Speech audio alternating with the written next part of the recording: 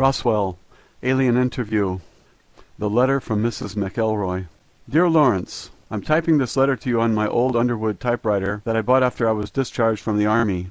Somehow it seems like a fitting contrast to the subject of this letter and the documents you will find enclosed in this envelope. The last time I spoke to you was about 8 years ago. During your brief telephone interview with me, you asked me to assist you with the research for the Oz Factors book you were writing, because you suspected that I might know something that would help your investigation into the possibility that extraterrestrial beings may have influenced the history of Earth. When we spoke, I told you that I did not have any information that I could share with you about anything. Since then, I have read your book and found it very interesting and compelling.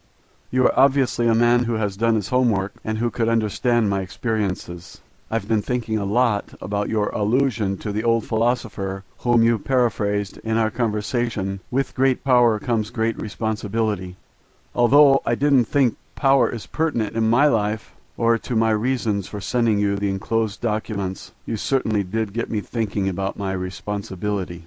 I have reconsidered my position for a variety of reasons, not the least of which is my realization that you are right. I do have a responsibility to myself at least. I cannot possibly tell you all the personal hell of ethical irresolution and spiritual ambivalence I have endured since 1947. I do not want to keep playing the game of maybe I should have or maybe I shouldn't have through the rest of eternity. Many men have been killed to extinguish the possibility of revealing the knowledge I have helped to withhold from society until now. Only a small handful of people on earth have seen and heard what I have had the burden of keeping secret for 60 years. All those years I thought that I had been entrusted with a great deal of confidence by the powers that be in our government. Although I have often felt that power is greatly misguided to protect mankind from certain knowledge that not only do intelligent extraterrestrial life forms exist, but they have and continue to aggressively monitor and invade the lives of everyone on Earth every day.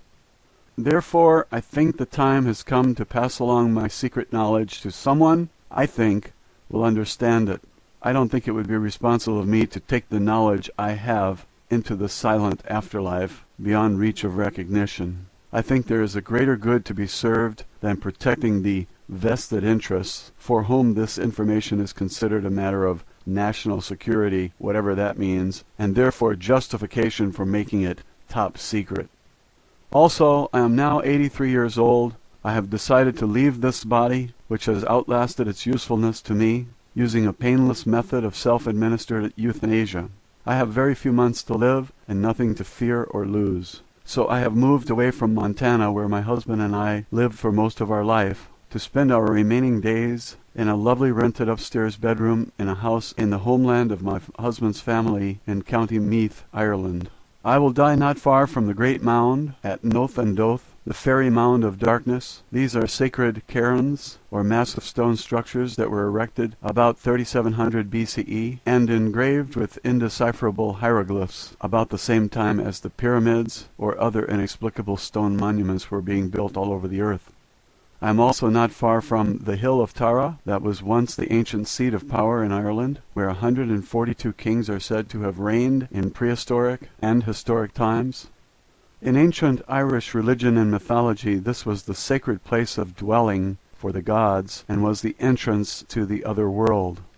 St. Patrick came to Tara to conquer the ancient religions of the pagans. He may have suppressed the religious practices in the area, but he certainly did not have any impact on the gods who brought these civilizations to Earth, as you will discover when you read the documents enclosed.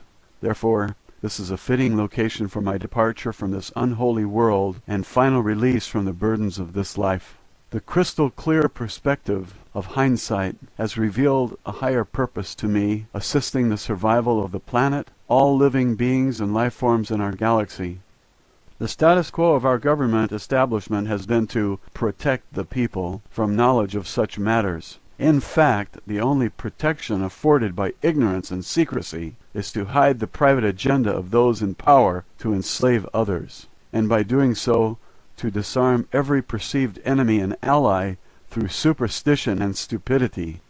Therefore, I have enclosed the original and only existing copies of my personal notes and reflections on a matter which I have kept hidden from everyone, even my own family. I have also enclosed my copies of typed transcripts created by the stenographer who transcribed all of my interviews with the alien saucer pilot after each interview was finished. I do not have any copies of the tape recordings that were made of my interview reports. No one until now knows that I was able to secretly retain copies of the official interview transcripts. Now I'm entrusting these documents to your discretion to impart to the world in any form or manner you see fit. My only request is that you do so in a way that will not threaten your life or well-being, if possible. If you were to incorporate these notes of my experiences into a work of fiction, such as a novel, the factual nature of the material could be easily dismissed or discredited by any agency for whom the national security is used as a personal shield against scrutiny and justice. In doing so, you could disavow any knowledge of their true origin and claim that it is a fictitious work of your imagination. Whoever said that truth is stranger than fiction was right as rain. For most people, all of this will be unbelievable. Unfortunately, beliefs are not a reliable criteria for reality. Also, I'm sure that if you were to show these notes to anyone that would prefer physical, economic, or spiritual slavery over freedom, the subject matter contained in them would seem quite objectionable. If you attempted to publish the documents as a matter of factual reporting in a newspaper or on the evening TV news, they would be rejected out of hand as the work of a kook. The very nature of these documents make them unbelievable and therefore discreditable. Conversely, the release of this information is potentially catastrophic for certain political, religious, and economic vested interests. These documents contain information which is quite relevant to your interest and investigations into alien encounters and paranormal experience. To use your analogy in the Oz Factors book, I can honestly say that the few factual reports that have been made by others about alien influences are only a gentle breeze in the eye of the apocalyptic hurricane swirling around Earth. There really are wizards and wicked witches and flying monkeys in this universe. This information, which has been suspected and or speculated upon by so many for so long, has been constantly denied by mainstream media, academia, and the military-industrial complex that President Eisenhower warned us about in his farewell address.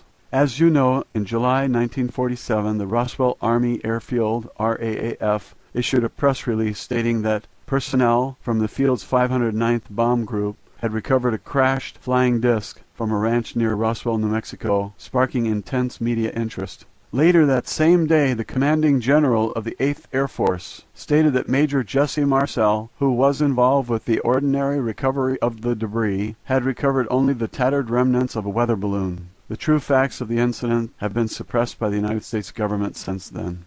You may not know that I was enlisted in the U.S. Women's Army Air Force, WAC, Medical Corps, which was a part of the U.S. Army back then. I was assigned to the 509th Bomb Group as a flight nurse at the time of the incident. When the news that there had been a crash was received at the base, I was asked to accompany Mr. Cavett, the county intelligence officer, to the crash site as the driver of his vehicle and to render any needed emergency medical assistance to any survivors, if necessary. Therefore, I briefly witnessed the wreckage of an alien spacecraft as well as the remains of the several alien personnel aboard the craft who were already dead. When we arrived, I learned that one of the personnel on board the craft had survived the crash and was conscious and apparently uninjured. The conscious alien was similar in appearance but not the same as the others. None of the other personnel present could communicate with the survivor, as the being did not communicate verbally or by any recognizable signs. However, while I examined the patient for injuries, I immediately detected and understood that the alien being was attempting to communicate with me by mental images or telepathic thought, which projected directly from the mind of the being. I immediately reported this phenomenon to Mr. Cavett, as no other person present could perceive these thoughts and the alien seemed able and willing to communicate with me. It was decided after a brief consultation with a senior officer that I would accompany the surviving alien back to the base. This was partly due to the fact that I was a nurse and could attend to the physical needs of the alien, as well as serve as a non-threatening communicator and companion. After all, I was the only woman at the site and the only one who was not armed. I was thereafter assigned permanently to serve as a companion of the alien at all times. My duty was to communicate with and interview the alien and to make a complete report of all that I had discovered to command authorities. Subsequently, I was supplied with specific lists of questions provided to me by military and non-military personnel, which I was to interpret for the alien and record the responses to the questions provided. I also accompanied the alien at times during medical testing and the many other examinations to which the alien was subjected by staff from numerous government agencies. I was given a promotion in rank to Senior Master Sergeant to improve my security rating and to increase my pay grade from $54 a month to $138 per month for this very unusual assignment. I performed these duties from July 7 through August 1947, at which time the alien died or departed the body, as you will read about in my notes. Although I was never left entirely alone with the alien, as there were always military personnel, intelligence agency people, and a variety of other officials present from time to time, I did have uninterrupted access to and communication with the alien being for nearly 6 weeks. Hereinafter is an overview and summary of my personal recollections of conversations with the alien craft pilot, whom I came to know by the identity of Errol. I feel that it is my duty at this time, in the best interest of the citizens of Earth, to reveal what I have learned from my interaction with Errol during those 6 weeks, on the anniversary of her death or departure 60 years ago. Although I served as a nurse in the Army Air Force, I am not a pilot or technician. Further, I did not have any direct contact with the spacecraft or other materials recovered from the crash site at that time or thereafter. To that degree, it must be taken into consideration that my understanding of the communications I had with Errol are based on my own subjective ability to interpret the meaning of the thoughts and mental images I was able to perceive. Our communication did not consist of spoken language in the conventional sense. Indeed, the body of the alien had no mouth through which to speak. Our communication was by telepathy. At first I could not understand Errol very clearly. I could perceive images, emotions, and impressions, but it was difficult for me to express these verbally. Once Errol learned the English language, she was able to focus her thoughts more precisely using symbols and meanings of words I could understand. Learning the English language was done as a favor to me. It was more for my own benefit than hers. By the end of our interview sessions, and increasingly since then, I have become more comfortable with telepathic communication. I have become more adept at understanding Errol's thoughts as though they are my own. Somehow her thoughts became my thoughts. Her emotions are my emotions. However, this is limited by her willingness and intention to share her own personal universe with me. She is able to be selective about what communication I am allowed to receive from her. Likewise, her experience, training, education, relationships, and purposes are uniquely her own. This is the symbol of the domain. The domain is a race or civilization of which Errol, the alien I interviewed, is an officer, pilot, and engineer serving in the Domain Expeditionary Force. The symbol represents the origin and unlimited boundary of the known universe, united and integrated into a vast civilization under the control of the domain. Errol is currently stationed at a base in the asteroid belt, which she refers as a space station in the solar system of Earth. First and foremost, Errol is herself. Secondarily, she voluntarily serves as an officer, pilot, and engineer in the Domain Expeditionary Force. In that capacity, she has duties and responsibilities, but she is at leave to come and go as she pleases also. Please accept this material and make it known to as many people as possible. I repeat that it is not my intention to endanger your life with the possession of this material, nor do I really expect you to believe any of it either. However, I do sense that you can appreciate the value that such knowledge may have to those who are willing and able to face the reality of it. Mankind needs to know the answers to questions which are contained in these documents. Who are we? Where did we come from? What is our purpose on Earth? Is mankind alone in the universe? If there is intelligent life elsewhere, why have they not contacted us? It is vital that people understand the devastating consequences to our spiritual and physical survival if we fail to take effective action to undo the long-standing and pervasive effects of alien intervention on Earth. Perhaps the information in these documents will serve as a stepping stone to a better future for mankind. I hope that you can be more clever, creative, and courageous in the distribution of this information than I have been. May the gods bless you and keep you. Mrs. Matilda O'Donnell McElroy, Senior Master Sergeant, Women's Army Air Force Medical Corps, Retired. 100 Troytown Heights, Nevenmeath County, Meath, Ireland. Chapter 1. My first interview with the alien. Matilda O'Donnell McElroy personal note. By the time the alien had been returned to the base, I had already spent several hours with her. As I mentioned, Mr. Cavett told me to stay with the alien since I was the only person among us who could understand her communication. I could not understand my ability to communicate with the being. I had never before that time experienced telepathic communication with anyone. The non-verbal communication I experienced was like the understanding you might have when a child or dog is trying to get you to understand something, but much, much more direct and powerful. Even though there were no words spoken or signs made, the intention of the thoughts were unmistakable to me. I realized later that although I received the thought, I did not necessarily interpret its meaning exactly. I think that the alien being was not willing to discuss technical matters due to the nature of her position as an officer and pilot with the duty to maintain the security and confidentiality required by her own unit or organization. Any soldier who is captured by the enemy in the line of duty has a responsibility to withhold vital information, even in the face of interrogation or torture, of course. But in spite of that, I have always felt that the alien being was not really trying to hide anything from me. I just never got that feeling. Her communication always seemed honest and sincere to me, but I suppose you can never know for sure. I definitely feel that I shared a unique bond with the alien. It was a kind of trust or empathy that you have with a patient or a child. I think it was because the alien could understand that I was really interested in her and had no harmful intention. Nor would I allow any harm to come to her if I could prevent it. This was true too.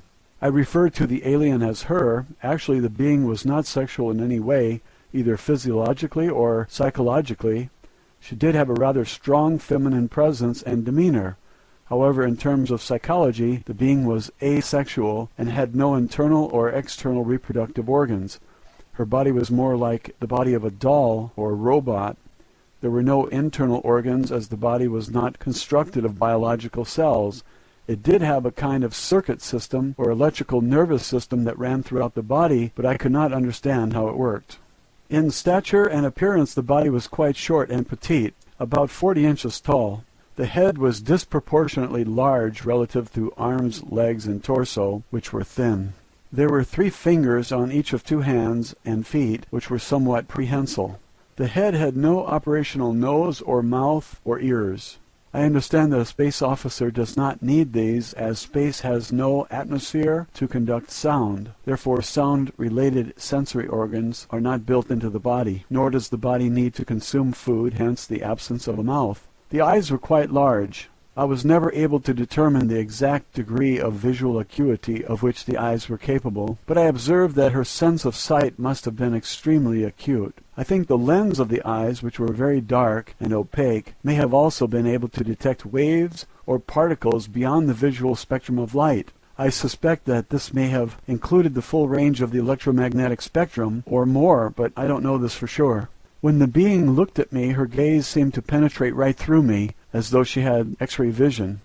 I found this a little embarrassing at first, until I realized she had no sexual intentions. In fact, I don't even think she ever even had the thought that I was male or female. It became very obvious after a short time with the being that her body did not require oxygen, food, or water, or any other external source of nutrition or energy. As I learned later, this being supplied her own energy, which animated and operated the body. It seemed a little bit eerie at first, but I got used to the idea. It's really a very simple body. There's not much to it compared to our own bodies. Errol explained to me that it was not mechanical, like a robot, nor was it biological. It is animated directly by her as a spiritual being. Technically, from a medical standpoint, I would not say that Errol's body could not be called alive. Her dull body is not a biological life form, with cells and so forth. It had a smooth skin or covering which was gray in color. The body was highly tolerant to changes in temperature, atmospheric conditions, and pressure. The limbs were quite frail, without musculature. In space there is no gravity, so very little muscle strength is needed. The body was used almost entirely on a spacecraft or in low or no gravity environments. Since Earth has a heavy gravity, the body was not able to walk around very well, as the legs were not really suited to that purpose. The feet and hands were quite flexible and agile, however. Overnight before my first interview with the alien, the area had been transformed into a buzzing hive of activity. There were a dozen men working on setting up lights and camera equipment. A motion picture camera and microphone and tape recorder was there, also set up in the interview room. I don't know why a microphone was needed, since there were no verbal communications possible with the alien. There was also a stenographer and several people busy typing on typewriters. I was informed that an expert foreign language interpreter and a code-breaking team had been flown to the base during the night to assist with my efforts to communicate with the alien. There were also several medical personnel, specialists in various fields, to examine the alien. And a professor of psychology was there to help formulate questions and interpret the answers. As I was just a nurse, I was not considered to be a qualified interpreter, even though I was the only one there who could understand anything the alien was thinking. There were many subsequent conversations between us. Each interview resulted in an exponential increase in the understanding between us, as I will discuss later on in my notes. This is the first transcript, with the answers to a list of questions provided to me by the intelligence officer at the base, which I debriefed to the stenographer immediately following the interview. Official transcript of interview, top secret. Official transcript of the U.S. Army, Air Force Roswell Army Airfield, 509th Bomb Group. Subject, alien interview, July 9th, 1947. Question, are you injured? Answer, no. Question, what medical assistance do you require? Answer, none. Question, do you need food or water or other sustenance? Answer, no. Question, do you have any special environmental needs such as air temperature, atmospheric chemical content, air pressure, or waste elimination? Answer, no, I am not a biological being. Question, does your body or spacecraft carry any germs or contamination that might be harmful to humans or other Earth life forms? Answer, no germs in space. Question, does your government know you are here? Answer, not at this time. Question, are others of your kind going to come looking for you? Answer, yes. Question, what is the weapons capability of your people? Answer, very destructive. I did not understand the exact nature of the kind of arms or weapons that they might have, but I did not feel that there was any malevolent intention in her reply, just a statement of fact. Question, why did your spacecraft crash? Answer, it was struck by an electrical discharge from the atmosphere, which caused us to lose control. Question, why was your spacecraft in this area? Answer, investigation of burning clouds. Radiation, explosions. Question, how does your spacecraft fly? Answer, it is controlled through mind, responds to thought commands. Mind or thought command are the only English language words I can think of to describe the thought. Their bodies, and I think the spacecraft, are connected directly to them through some kind of electrical nervous system that they control with their own thoughts. Question, how do your people communicate with each other? Answer, through mind, thought. The words mind and thought combined together are the closest English language words I can think of to describe the idea at this time. However, it is very obvious to me that they communicate directly from the mind, just as she is communicating with me. Question, do you have a written language or symbols for communication? Answer, yes. Question, what planet are you from? Answer, the home, birthplace world of the domain. Since I am not an astronomer, I have no way of thinking in terms of stars, galaxies, constellations, and directions in space. The impression I received was of a planet in the center of a huge cluster of galaxies that is to her like home or birthplace. The word domain is the closest word I can think of to describe her concept, images, and thoughts about where she is from. It could as easily be called the territory or the realm. However, I'm sure that it was not just a planet or a solar system or a cluster of stars, but an enormous number of galaxies. Question, will your government send representatives to meet with our leaders? Answer, no. Question, what are your intentions concerning Earth? Answer, preserve, protect property of the domain. Question, what have you learned about Earth governments and military installations? Answer, poor, small, destroy planet. Question, why haven't your people made your existence known to the people of Earth? Answer, watch, observe, no contact. I got the impression that contact with people on Earth was not permitted, but I could not think of a word or idea that communicated the impression I got exactly. They are just observing us. Question: have your people visited Earth previously? Answer: periodic, repeating observations. Question: how long have you known about Earth? Answer: long before humans. I'm not sure if the word prehistoric would be more accurate, but it was definitely a very long period of time before human beings evolved. Question: what do you know about the history of civilization on Earth? Answer: small interest, attention, small time. The answer to this question seemed very vague to me. However, I perceived that her interest in Earth history is not very strong, or that she did not pay much attention to it. Or maybe, I don't know, I really didn't get an answer to the question. Question: can you describe your home world to us? Answer: place of civilization, culture, history, large planet, wealth, resources always, order, power, knowledge, wisdom, 2 stars, 3 moons. Question: what is the state of development of your civilization? Answer: ancient, trillions of years, always, above all others, plan, schedule, progress, win, high goals, ideas. I use the number trillions because I am sure that the meaning was a number larger than many billions. The idea of the length of time she communicated is beyond me. It's really closer to the idea of infinity in terms of Earth years. Question: do you believe in God? Answer: we think. It is. Make it continue. Always. I am sure that the alien being does not understand the concept of God or worship as we do. I assume that the people in her civilization were all atheists. My impression was that they think very highly of themselves and are very prideful indeed. Question: what type of society do you have? Answer: order, power, future always, control, grow. These are the closest words I can use to describe the idea she had about her own society or civilization. Her emotion when communicating her response to this question became very intense, very bright and emphatic. Her thought was filled with an emotion that gave me a feeling of jubilation or joy, but it made me very nervous also. Question: are there other intelligent life forms besides yourself in the universe? Answer: everywhere. We are greatest, highest of all. Due to her small stature, I'm sure that she did not mean tallest or biggest. Again, her prideful nature showed through in the feeling that I received from her. Matilda O'Donnell McElroy, personal note. This was the conclusion of the first interview. When the answers to the first list of questions were typed and given to the people who were waiting for them, they were very excited that I was able to get the alien to say anything. However, after they finished reading my answers, they were disappointed that I could not understand more clearly. Now they had a lot of new questions because of the answers I received to the first list of questions. An officer told me to await further instructions. I waited several hours in the adjoining office.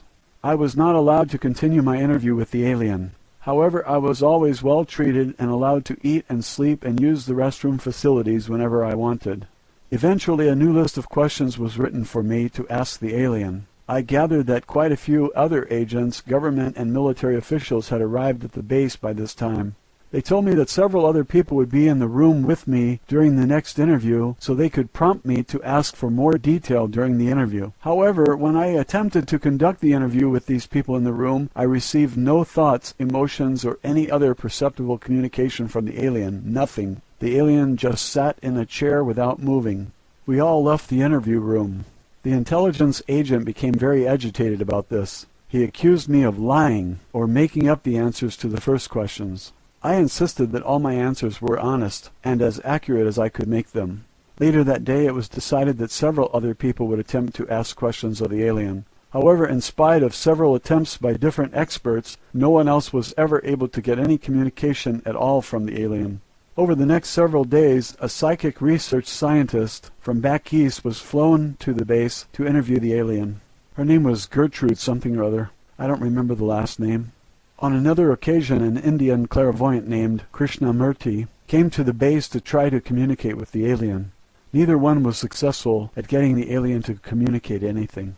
I was personally not able to communicate telepathically with either of these people either, although I did not think that Mr. Krishnamurti was a very kind and intelligent gentleman. Finally, it was decided that I should be left with the alien by myself to see if I could get any answers. Chapter 2, my second interview. In the next interview, I was told to ask the alien only one question. Official transcript of interview. Top secret. Official transcript of the U.S. Army Air Force, Roswell Army Airfield, 509th Bomb Group. Subject, alien interview, July 10th, 1947. Question. Why have you stopped communicating? Answer. No stop. Others. Hidden. Covered. Secret fear. The alien cannot communicate with them because they were afraid of her or did not trust her. And it is clear to me that the alien is not aware that some people have secret intentions toward her and are hiding their real thoughts. It is equally obvious to me that the alien does not have even a tiny bit of fear of us, or anything else for that matter. Matilda O'Donnell McElroy, personal note. I pondered the words I chose to convey the meaning of the alien's thoughts very carefully before reporting to the stenographer and the people who were waiting anxiously in the other room. Personally, I never suffered any fear or misapprehension about the alien whatsoever. I was very, very curious and excited to learn anything and everything I could about her and from her. However, like the aliens, I did not have much trust or confidence in the agents or authorities who were controlling my interviews. I had no idea what their intentions toward her might be. However, I am sure that the military officers were very, very nervous about having an alien spacecraft and pilot on their hands. At that moment, my greatest worry was how to more clearly understand the thoughts and ideas of the alien. I think that I was doing pretty well as a telepathic receiver, but not as good as a telepathic sender. I wanted desperately to figure out a better way to communicate with the alien, in a way that would enable the growing legion of government officials to understand her more directly, without having to rely on my interpretation of her thoughts. I did not feel very well qualified to act as an interpreter, yet I was the only person with whom the alien would communicate, so it was up to me to get the job done. I was also becoming acutely aware that this was probably the biggest news event in the history of the Earth, and that I should be proud to have had any part in it. Of course, by that time the entire incident had been officially denied in the press, and a cover-up of immense proportions by the military and the powers that be had already begun. However, I was beginning to feel the pressure of the responsibility for being the first person on Earth, as far as I knew, to communicate with an extraterrestrial life form. I think I know how Columbus must have felt when he discovered a new world the size of a continent on one small planet, but I was able to discover an entirely new unexplored universe. While I waited for my next instructions from my superiors, I went to my quarters under escort of several heavily armed MPs. Several other men dressed in black suits and ties accompanied me also. They were still there when I got up in the morning.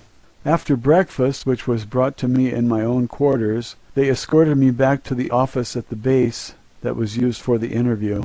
Roswell, Alien Interview, Chapter 3, My Third Interview, Matilda O'Donnell McElroy, Personal Note. The third interview and all subsequent interviews that I had with the alien were observed and recorded, as I mentioned above, by dozens of other people. Although they were not physically present, a special room had been constructed with a window of one-way glass through which the interview could be observed from an adjoining room without intruding on the alien.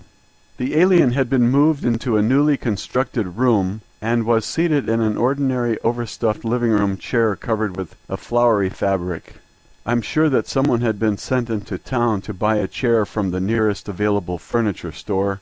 The alien's body was about the same size as a very thin 5-year-old child, so she was dwarfed by the chair. Since her body was not biological, it didn't need any food, air, or heat, and apparently she didn't sleep either. There were no eyelids or eyebrows above her eyes, so the eyes didn't close. I don't think anyone could tell whether she was sleeping or awake as long as she was sitting upright in the chair. Unless she moved her body or gestured with her hand, it would be hard to tell whether she was even alive or not unless you could perceive her thoughts. Eventually, I learned that the alien was not identified by her body, but by her personality, so to speak. She was known by her fellow aliens as Errol. This is the closest word I can use to describe the name using the English alphabet. I sensed that she preferred the feminine gender. I think we shared a natural female empathy and nurturing attitude toward life and each other. I am sure she did not feel comfortable with the combative, aggressive, domineering attitude of the male officers and agents, each of whom was more concerned with their own personal self-importance and power than with discovering the secrets of the universe. When I entered the room, she was very pleased to see me. I felt a very genuine sense of recognition, relief, and a warm feeling from her. It was like the eager excitement and unconditional platonic affection one feels from a dog or a child, yet with a calm and reserved control. I must say that I was surprised that I felt the same sort of affection for the alien being, especially since we had spent so little time with each other. I was pleased that I was able to continue my interviews with her in spite of all the attention it was getting from the stream of government and military people arriving at the base.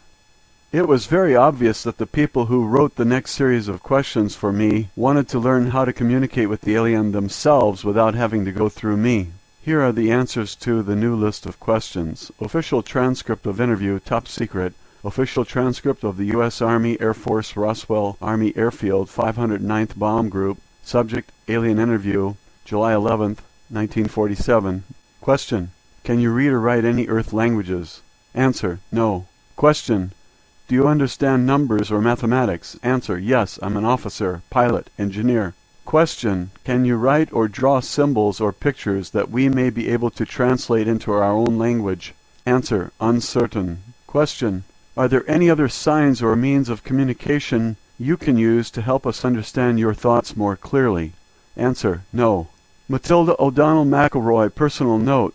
I was very sure that this was not true, but I understand clearly that Errol was not willing to communicate in writing or drawing or sign language. My feeling was that she was following orders like any soldier who had been captured, not to reveal any information that might be useful to an enemy, even under torture.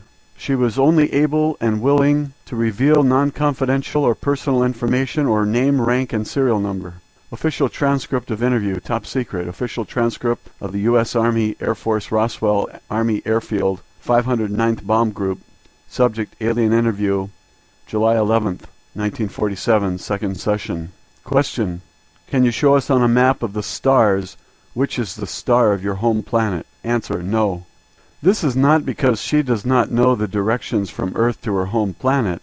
She was unwilling to reveal the location.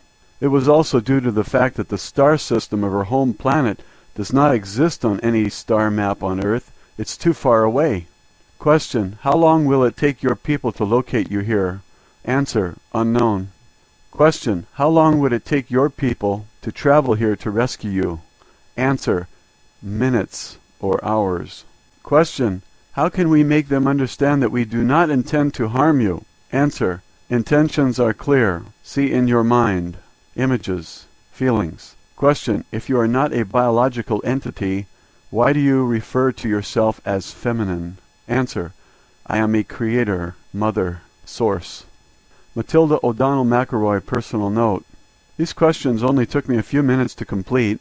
I realized then that we may be in for some serious trouble if the alien was not willing to cooperate or reveal any information that the military or intelligence agencies or scientists consider to be useful to them. I was also sure that the alien was very certain of the actual intentions of the people who wrote these questions, as she could read their minds just as easily as she could read my thoughts and communicate with me telepathically. Because of these intentions, she was unwilling and unable to cooperate with any of them in any way under any circumstances. And I am equally sure that since she is not a biological life form, that there was no kind of torture or coercion that would change her mind. Roswell, Alien Interview, Chapter 4. The Language Barrier. Matilda O'Donnell McElroy, personal note. After I explained what I thought were the reasons for the no answer to the intelligence agents. There was a great deal of upset and turmoil. A very heated discussion took place between some of the intelligence officers, military officials, psychologists, and the language interpreters. This lasted for several hours. It was finally decided that I should be allowed to continue to interview the alien, provided I could get a satisfactory answer from her to the following question. Official transcript of interview, top secret. Official transcript of the U.S. Army Air Force, Roswell Army Airfield, 509th Bomb Group. Subject, alien interview, July 11th, 1947, third session.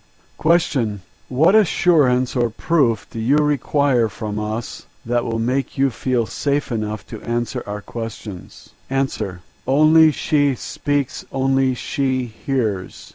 Only she questions, no others. Must learn, know, understand. Matilda O'Donnell McElroy, personal note. When I returned to the interview room to report the alien response to this question, I received a grim and skeptical reception from the assembled intelligence agents and military personnel. They could not understand what the alien meant by this.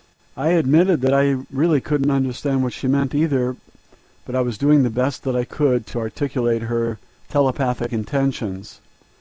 I told the officials that perhaps the communication problem had to do with my inability to understand the telepathic language of the alien clearly enough to be satisfactory. I was so discouraged at that point I almost felt like giving up. And now there was even more arguments than before. I was sure I was going to be removed from my position in spite of the fact that the alien refused to communicate with anyone else, or that no one else had been found who could communicate with her.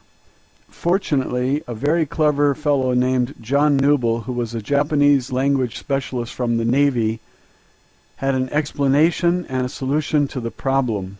He explained that first, the problem had very little to do with the inability of the alien to communicate. It had more to do with her unwillingness to communicate with anyone other than myself. Second, in order for any clear, comprehensive communication to happen, both parties needed to understand and communicate through a common language. Words and symbols in language convey very precise concepts and meanings. He said that the Japanese people have a lot of homonyms in their language which cause a lot of confusion in day-to-day communication. They solve this problem by using standard Chinese characters to write down the exact meaning of the word they are using. This clears up the matter for them. Without a defined nomenclature, communication was not possible beyond the rudimentary understanding between men and dogs or between two small children. The lack of a common vocabulary of clearly defined words that all parties can use fluently was the limiting factor in communication between all people, groups, or nations. Therefore, he suggested that there were only two choices. I had to learn to speak the language of the alien, or the alien had to learn to speak English.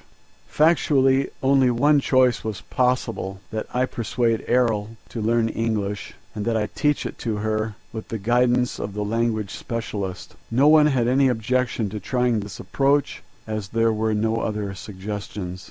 The language specialists suggested that I take several children's books and a basic reading primer and grammar text with me into the interview room. The plan was that I would sit next to the alien and read aloud to her from the books, while pointing to the text I was reading with my finger so that she could follow along. The theory was that the alien could eventually be taught to read just as a child is taught to read, by word and sound association with the written word, as well as instruction in fundamental grammar. They also assumed, I think, that if the alien was intelligent enough to communicate with me telepathically and fly a spacecraft across the galaxy, that she could probably learn to speak a language as quickly as a 5-year-old or faster. I returned to the interview room and proposed this idea to Errol. She did not object to learning the language, although she did not make any commitment to answer questions either. No one else had a better idea, so we went ahead. Roswell, Alien Interview, Chapter 5, Reading Lessons, Matilda O'Donnell McElroy, Personal Note. I began the reading lessons with the first pages of a book that had been used to teach pioneer children in the 1800s on the frontiers of America. It is called McGuffey's Eclectic Reader. primer through 6th. Since I am a nurse and not a teacher, the language expert who gave me the books also gave me an extensive briefing, a course that took an entire day, on how to use the books to teach the alien. He said the reason he chose these particular books was because the original 1836 version of these books were used for 3/4 of a century to teach about 4/5 of all American school children how to read. No other books ever had so much influence over American children for so long. McGuffey's educational course begins in the primer by presenting the letters of the alphabet to be memorized in sequence. Children were then taught step by step to use the building blocks of the language to form and pronounce words using the phonics method, which involves teaching children to connect sounds with letters. Each lesson begins with a study of the words used in the reading exercise and with markings to show the correct pronunciation for each word. I discovered that the stories in the first and second readers picture children in their relationship with family members, teachers, friends, and animals. The third, fourth, fifth, and sixth readers expanded on those ideas. One of the stories I remember was The Widow and the Merchant. It's kind of a morality tale about a merchant who befriends a widow in need. Later, when the widow proves herself to be honest, the merchant gives her a nice gift. The books do not necessarily teach you to believe that charity is expected only of wealthy, though. We all know that generosity is a virtue that should be practiced by everyone. All of the stories were very wholesome, and they gave very good explanations to illustrate virtues like honesty, charity, thrift, hard work, courage, patriotism, reverence for God, and respect for parents. Personally, I would recommend this book to anyone. I also discovered that the vocabulary used in the book was very advanced compared to the relatively limited number of words people use commonly in our modern age. I think that we have lost a lot of our own language since our founding fathers wrote the Declaration of Independence over 200 years ago. As instructed, I sat next to Errol in the interview room, reading aloud to her from each successive book in the series of the McGuffey Readers. Each of the books had excellent, simple illustrations of the stories and subjects being taught, although they are very outdated by today's standards. Nonetheless, Errol seemed to understand and absorb every word, sound, syllable, and meaning as we progressed. We continued this process for 14 hours a day for 3 consecutive days without interruption, except for a few meals and rest breaks on my part. Errol did not take breaks for anything. She did not sleep. Instead, she remained sitting in the overstuffed chair in the interview room, reviewing the lessons we already covered. When I returned each morning to begin where we'd left off, she had already memorized the previous lessons and was well into the next pages.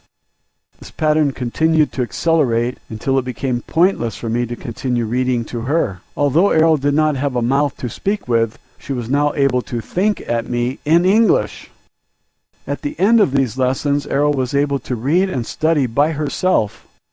I showed her how to use a dictionary to look up new words she encountered. Errol consulted the dictionary continually after that.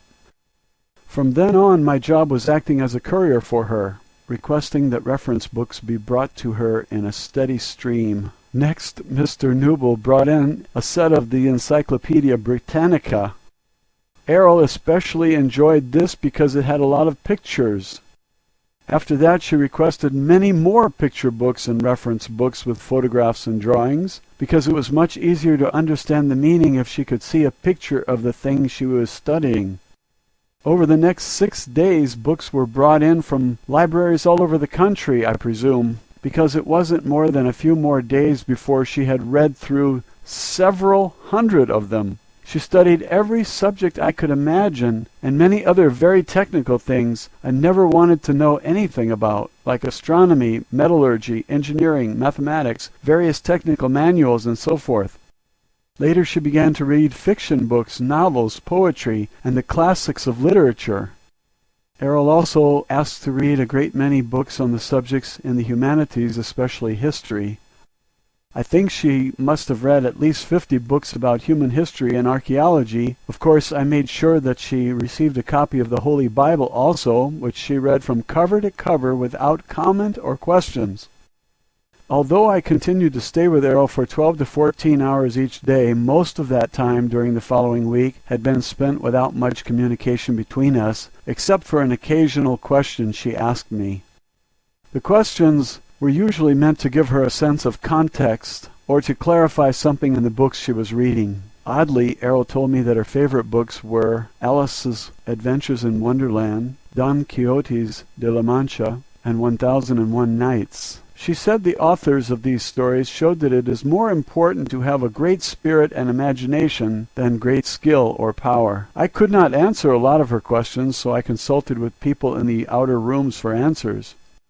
Most of these had to do with technical and scientific things. A few of her questions were about the humanities. The depth of complex understanding and subtlety of her questions showed that she had a very penetrating intellect. Personally, I think she had already known a lot more about the culture and history of Earth than she was willing to admit when we started. I would soon discover how much more.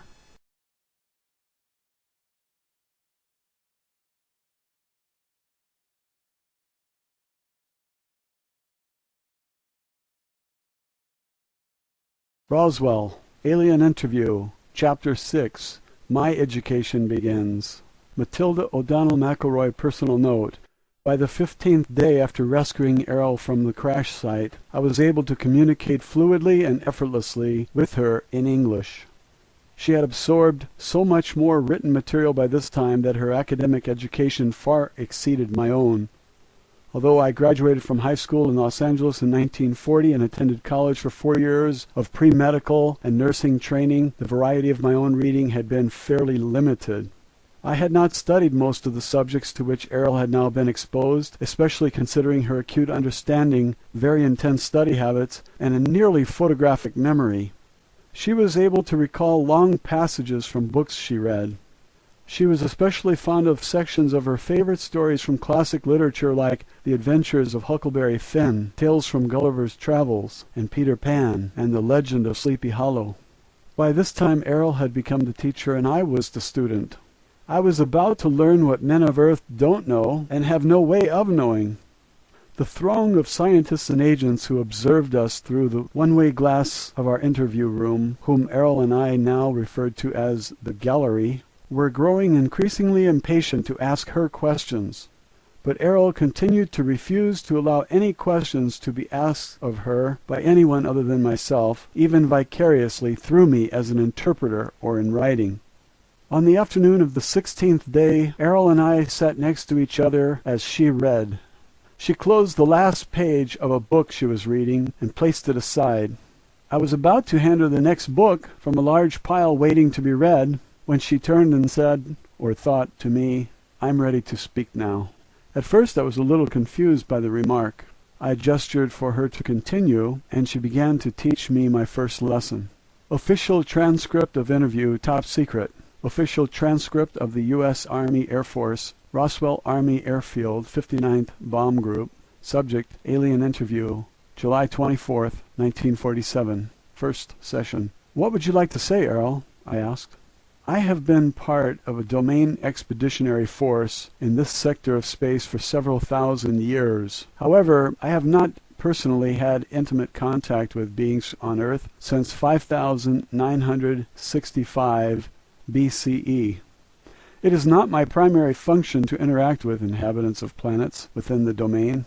I am an officer, pilot, and engineer, with many duties to perform. Nonetheless, although I'm fluent in 347 other languages within the domain, I have not been exposed to your English language. The last Earth language with which I was conversant was the Sanskrit language of the Vedic hymns. At that time I was a member of a mission sent to investigate the loss of a domain base located in the Himalaya Mountains. An entire battalion of officers, pilots, communications, and administrative personnel disappeared and the base destroyed. Several million years ago, I was trained and served as an investigation, data evaluation, and program development officer for the domain. Because I was experienced in that technology, I was sent to Earth as part of a search team. One of my duties involved interrogation of the human population that inhabited the adjoining area at that time. Many of the people in that region reported sighting Vimanas, or spacecraft, in the area. Following the logical extension of evidence, testimony, observation, as well as the absence of certain evidence, I led my team to the discovery that there were still old Empire ships and well-hidden old Empire installations in this solar system of which we had been completely unaware. You and I were unable to communicate in your language because I personally have not been exposed to your language. However, now that I have scanned the books and the material you provided me, this data has been relayed to our space station in this region and processed by our communications officer through our computers. It has been translated into my own language and relayed back to me in a context that I can think with. I have also received additional information from the files stored in our computers about the English language and domain records concerning Earth civilization. Now I'm prepared to give you certain information that I feel will be of great value to you. I will tell you the truth. Although truth is relative to all other truth, I wish to share with you, as honestly and accurately as possible, truth as I see it, within the boundaries of my integrity to myself, to my race, and without violating my obligations to the organization I serve and have sworn to uphold and protect.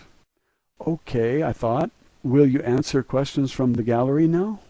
No, I will not answer questions. I will provide information to you that I think will be beneficial to the well-being of the immortal spiritual beings who comprise humanity, and that will foster the survival of all the myriad life forms and the environment of Earth, as it is a part of my mission to ensure the preservation of Earth. Personally, it is my conviction that all sentient beings are immortal spiritual beings. This includes human beings. For the sake of accuracy and simplicity, I will use a made-up word, is-be, because the primary nature of an immortal being is that we live in a timeless state of is, and the only reason for their existence is that they decide to be. No matter how lowly their station in a society, every is-be deserves the respect and treatment that I myself would like to receive from others. Each person on Earth continues to be an is-be, whether they are aware of the fact or not. Matilda O'Donnell McElroy, personal note. I will never forget this conversation. Her tone was very matter-of-fact and emotionless. However, for the first time I sensed the presence of a warm and real personality in Errol. Her reference to immortal spiritual beings struck me like a flash of light in a dark room. I had never before considered that a human being could be an immortal being. I thought that status or power was reserved solely for the Father, the Son, and the Holy Ghost. And because I am a devout Catholic and subject to the word of the Lord Jesus and the Holy Father, I have never thought of a woman as an immortal spiritual being either, not even the Holy Mother Mary. Yet when Errol thought that thought, I became vividly aware for the first time that she personally was an immortal spiritual being, and so are we all. Errol said that she sensed that I was confused about the idea. She said she would demonstrate to me that I am also an immortal spiritual being. She said, "Be above your body." Immediately I realized that I was outside of my body, looking down from the ceiling at the top of my body's head. I was also able to see the room around me, including Errol's body, sitting in the chair next to my own body. After a moment I realized the simple but shocking reality that I am not a body. In that moment a black veil lifted, and for the first time in my life, and for a very long time into the past, I realized that I am not my soul, but that I am me, a spiritual being. This was an unexplainable epiphany, but one that fills me with joy and relief I cannot recall having experienced ever before. As for the immortal part, I do not understand her meaning, as I have always been taught that I am not immortal, a spirit perhaps, but certainly not immortal. After a moment, I'm not sure how long, Errol asked me if I had a better understanding of the idea. Suddenly, I was back inside my body again and said out loud, "Yes, I see what you mean." I was so taken aback by the experience that I had to get up from my chair and walk around the room for a few minutes. I made an excuse that I needed to get a drink of water and go to the restroom, which I did. In the restroom, I looked at myself in the mirror. I used the toilet, refreshed my makeup, and straightened my uniform. After 10 or 15 minutes, I felt more normal again and returned to the interview room. After that, I felt as though I was no longer an interpreter for Errol. I felt as though I was a kindred spirit. I felt like I was safe at home with a trusted friend or a family member, as close as any I had ever had.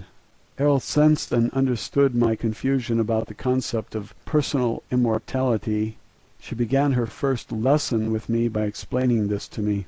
Official transcript of interview continued. Errol told me her reasons for coming to Earth and for being in the area of the 509th Bomber Squadron. She was sent by her superior officers to investigate the explosions of nuclear weapons, which have been tested in New Mexico.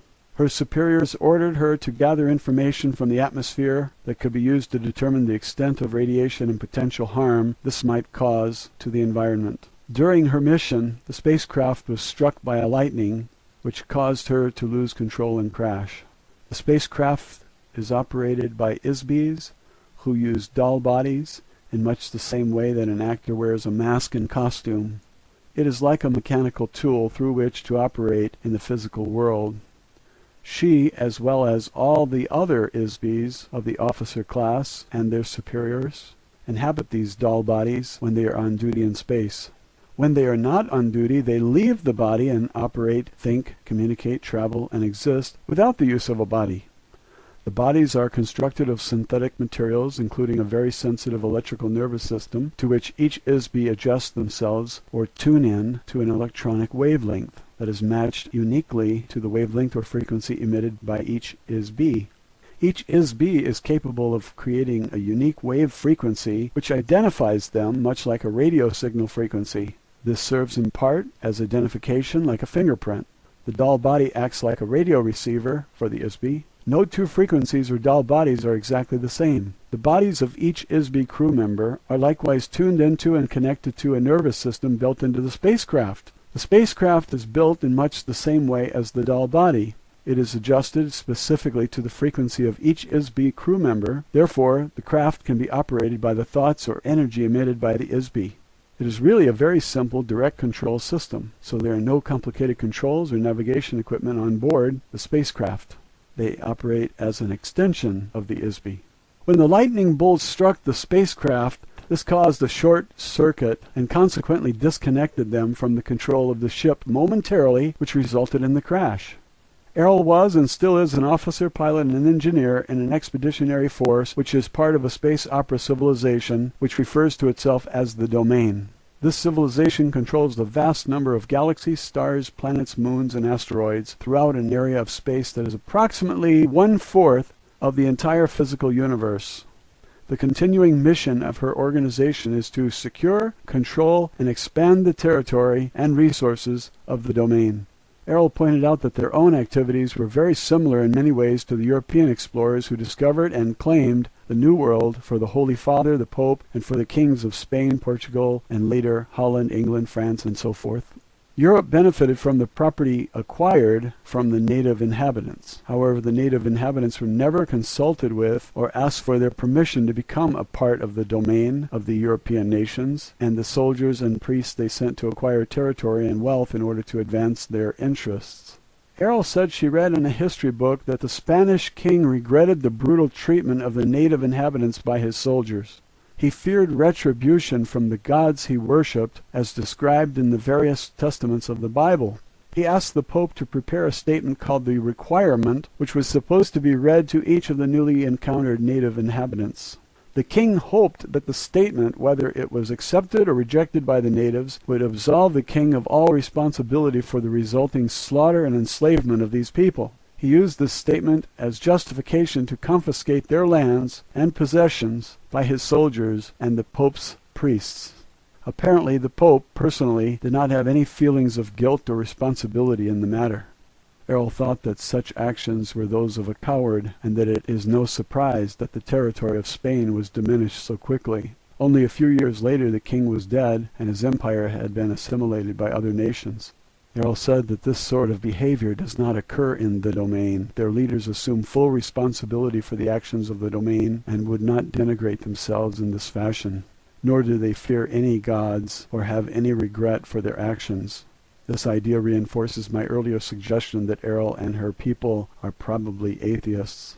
In the case of the acquisition of Earth by the domain, the rulers of the domain have chosen not to openly reveal this intention to their native inhabitants of Earth until a later time when it may or may not suit their interest to reveal themselves. For the present time, it is not strategically necessary to make the presence of the domain expeditionary force known to mankind. In fact, until now, it has been very aggressively hidden for reasons that will be revealed later.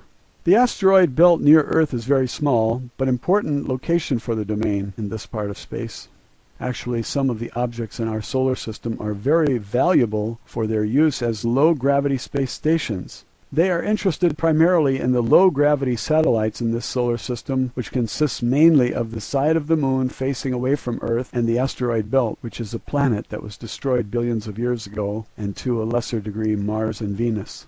Dome structures synthesized from gypsum or underground bases covered by electromagnetic force fields are easily constructed to house the domain forces. Once an area of space is acquired by the domain and becomes a part of the territory under its control, it is treated as the property of the domain.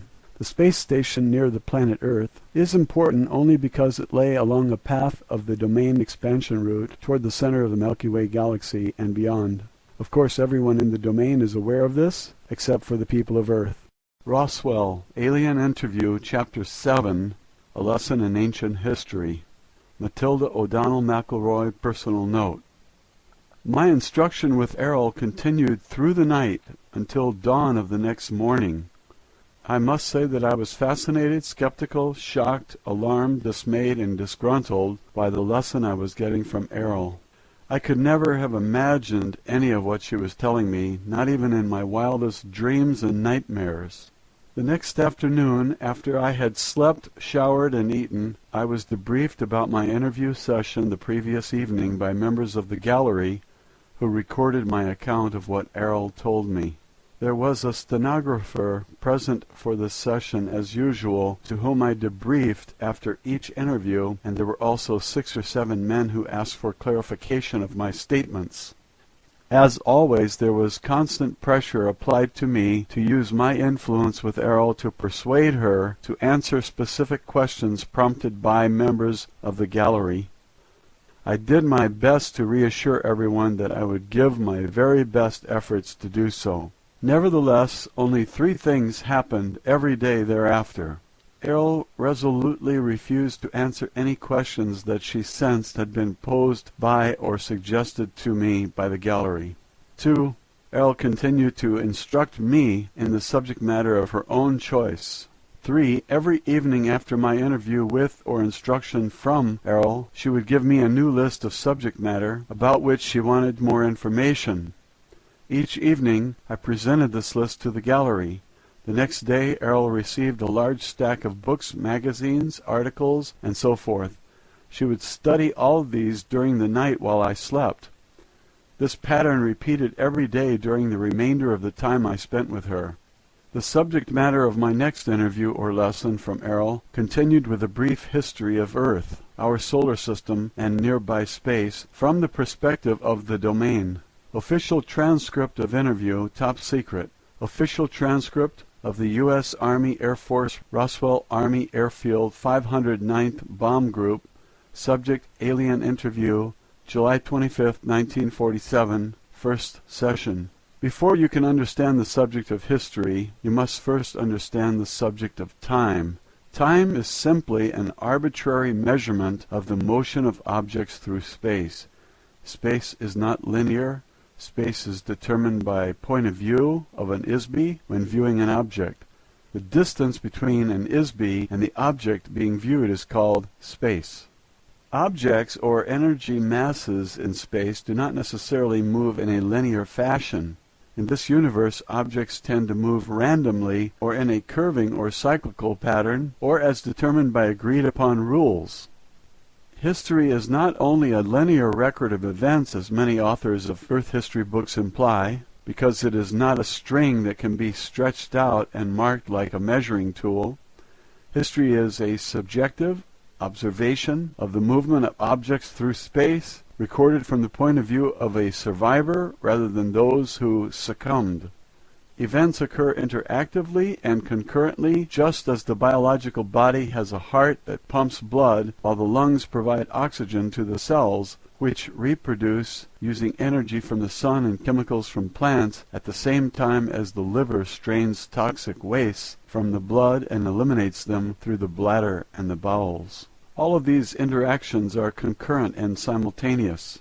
Although time runs consecutively, events do not happen in an independent linear stream. In order to view and understand the history or reality of the past, one must view all the events as part of an interactive whole. Time can also be sensed as a vibration, which is uniform throughout the entire physical universe. Errol explained that ISBs have been around since before the beginning of the universe. The reason that they are called immortal is because a spirit is not born and cannot die, but exists in a personally postulated perception of is, will be. She was careful to explain that every spirit is not the same.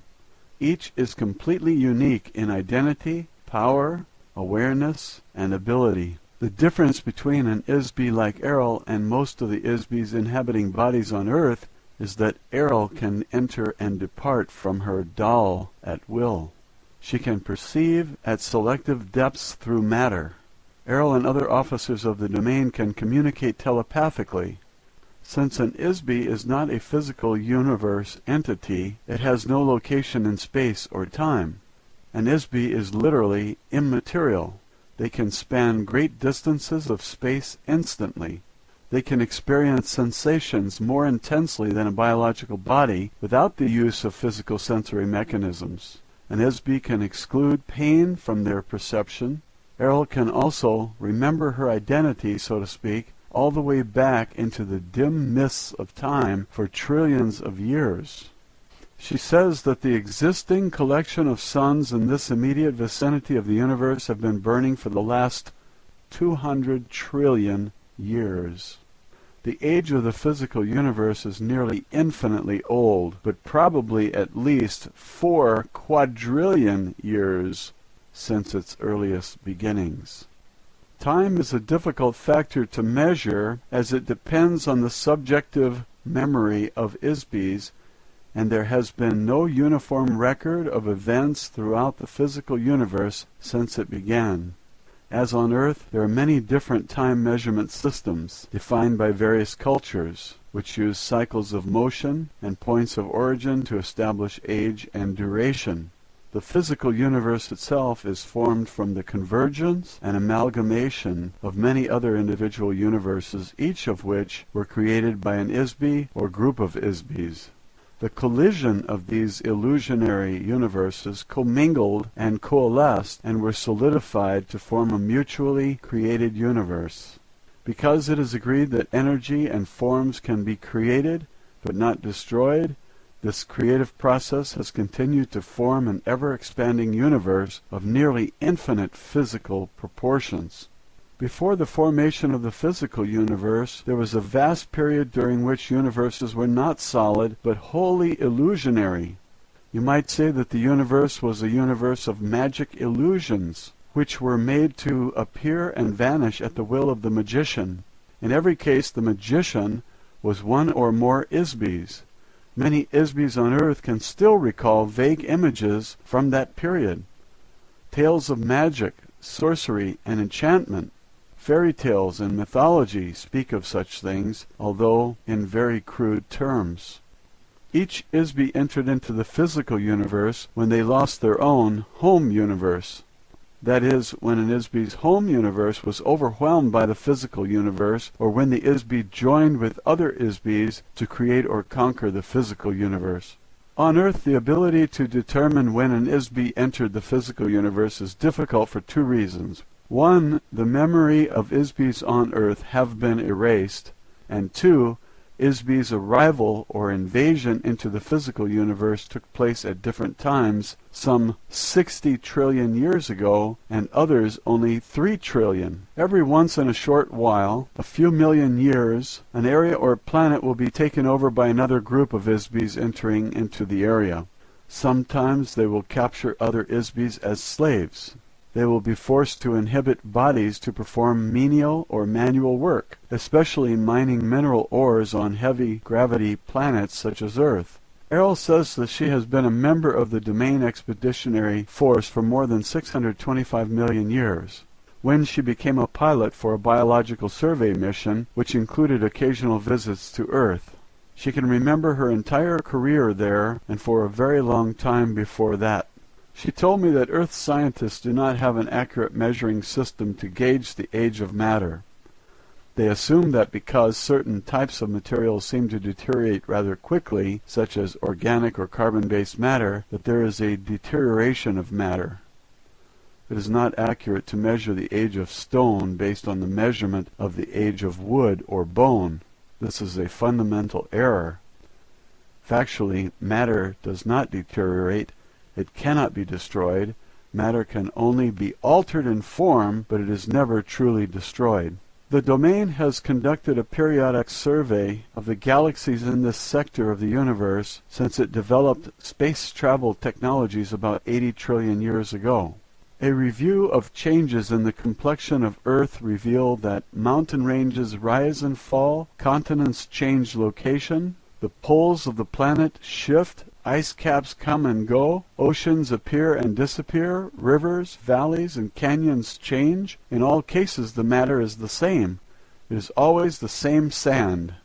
Every form and substance is made of the same basic materials which never deteriorates.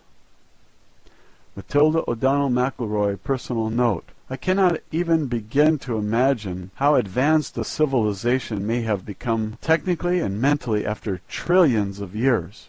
Just think of how advanced our own country has become compared to only 150 years ago. Only a few generations ago, transportation was on foot, horseback, or boat.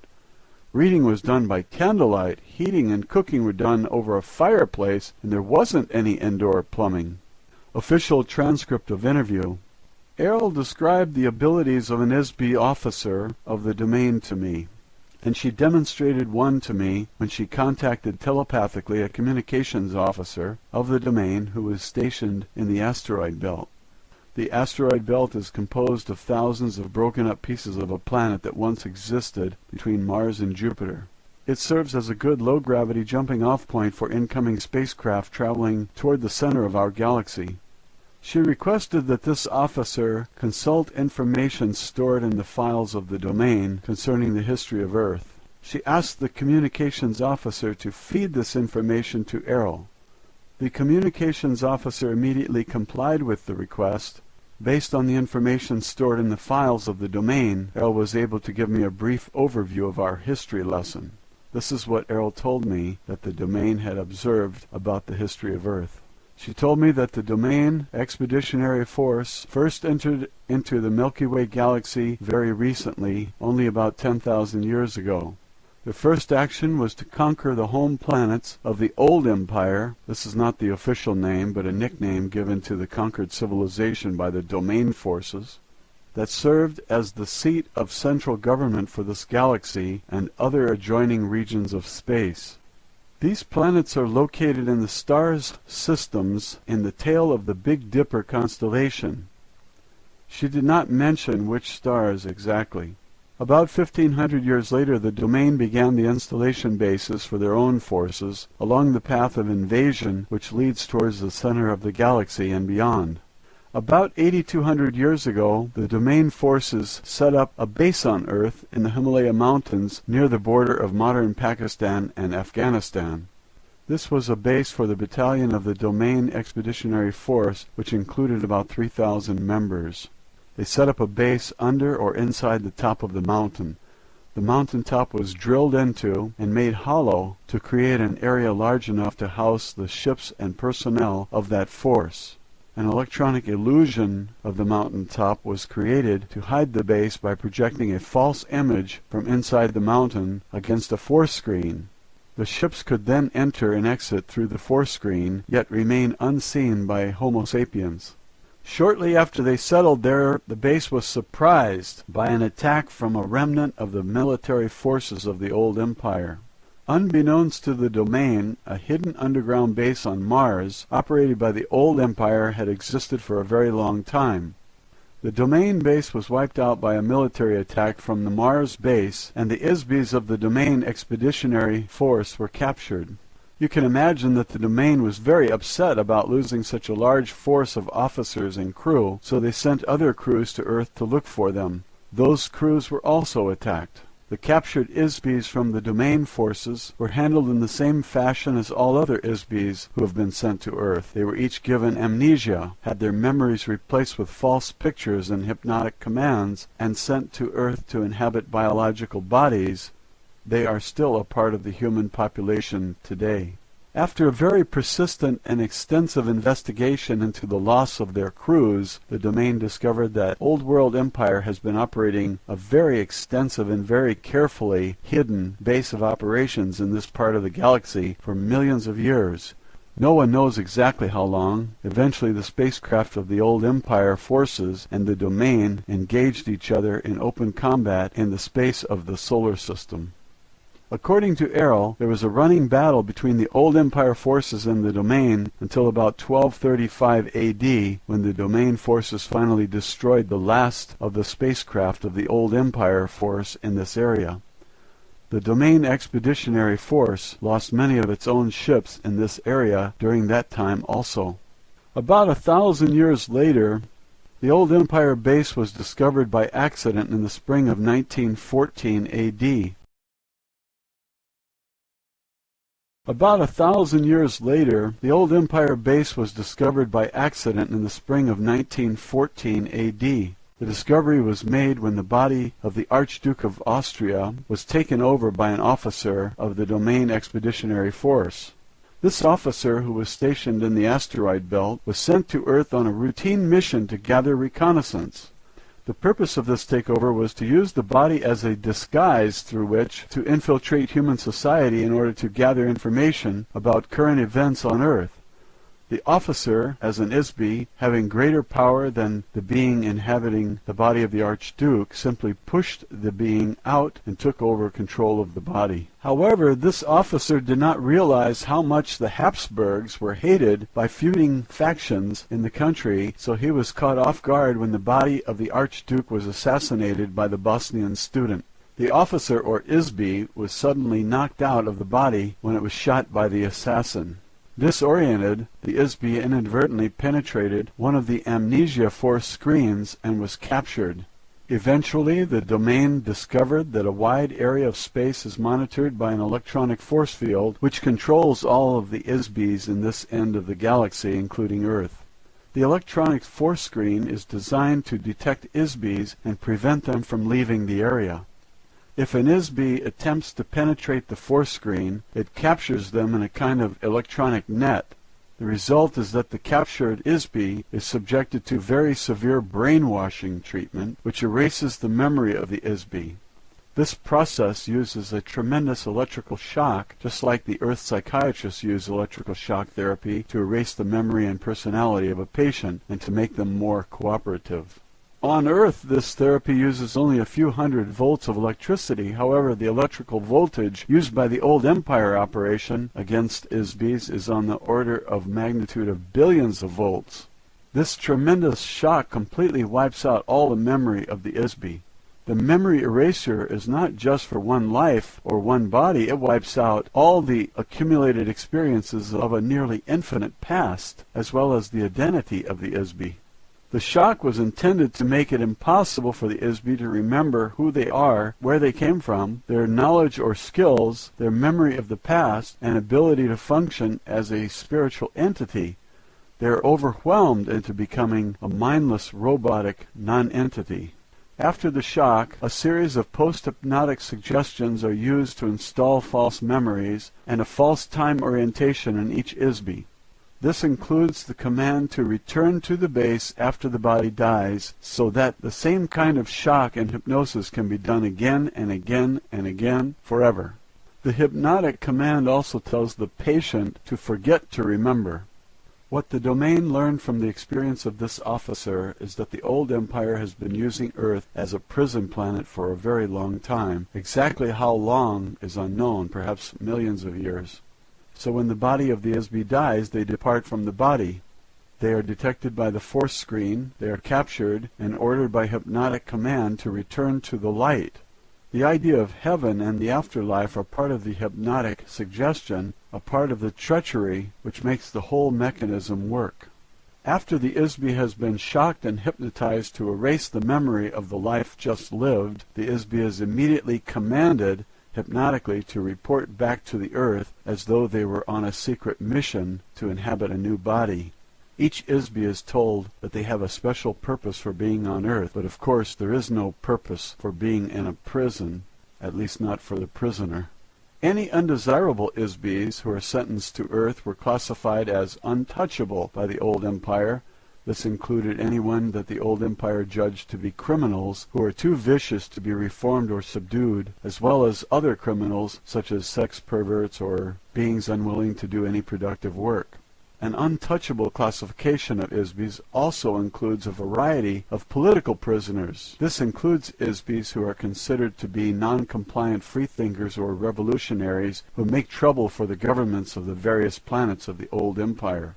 Of course, anyone with a previous military record against the old empire is also shipped off to Earth.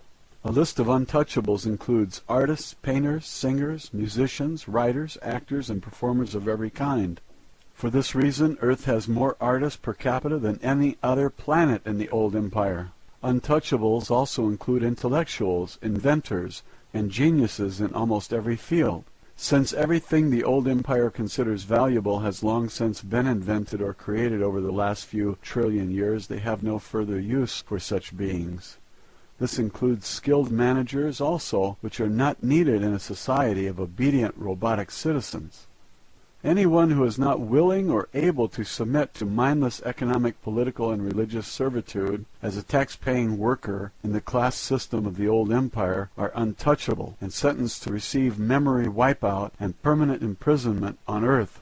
The next result is that an ISB is unable to escape because they can't remember who they are, where they came from, where they are. They have been hypnotized to think that they are someone, something, sometime, and somewhere other than where they really are. The domain officer who was assassinated while in the body of Archduke of Austria was likewise captured by the old empire force. Because this particular officer was a high-powered ISB compared to most, he was taken away to a secret old empire base under the surface of the planet Mars. They put him into a special electronic prison cell and held him there. Fortunately, this domain officer was able to escape from the underground base after 27 years in captivity. When he escaped from the old empire base, he returned immediately to his own base in the asteroid belt. His commanding officer ordered that a battle cruiser be dispatched to the coordinates of that base provided by this officer and to destroy that base completely.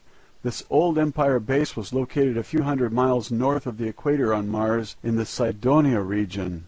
Although the military base of the old empire was destroyed, unfortunately much of the vast machinery of the ISB force screens, the electroshock, amnesia, hypnosis machinery, continues to function in other undiscovered locations right up to the present moment.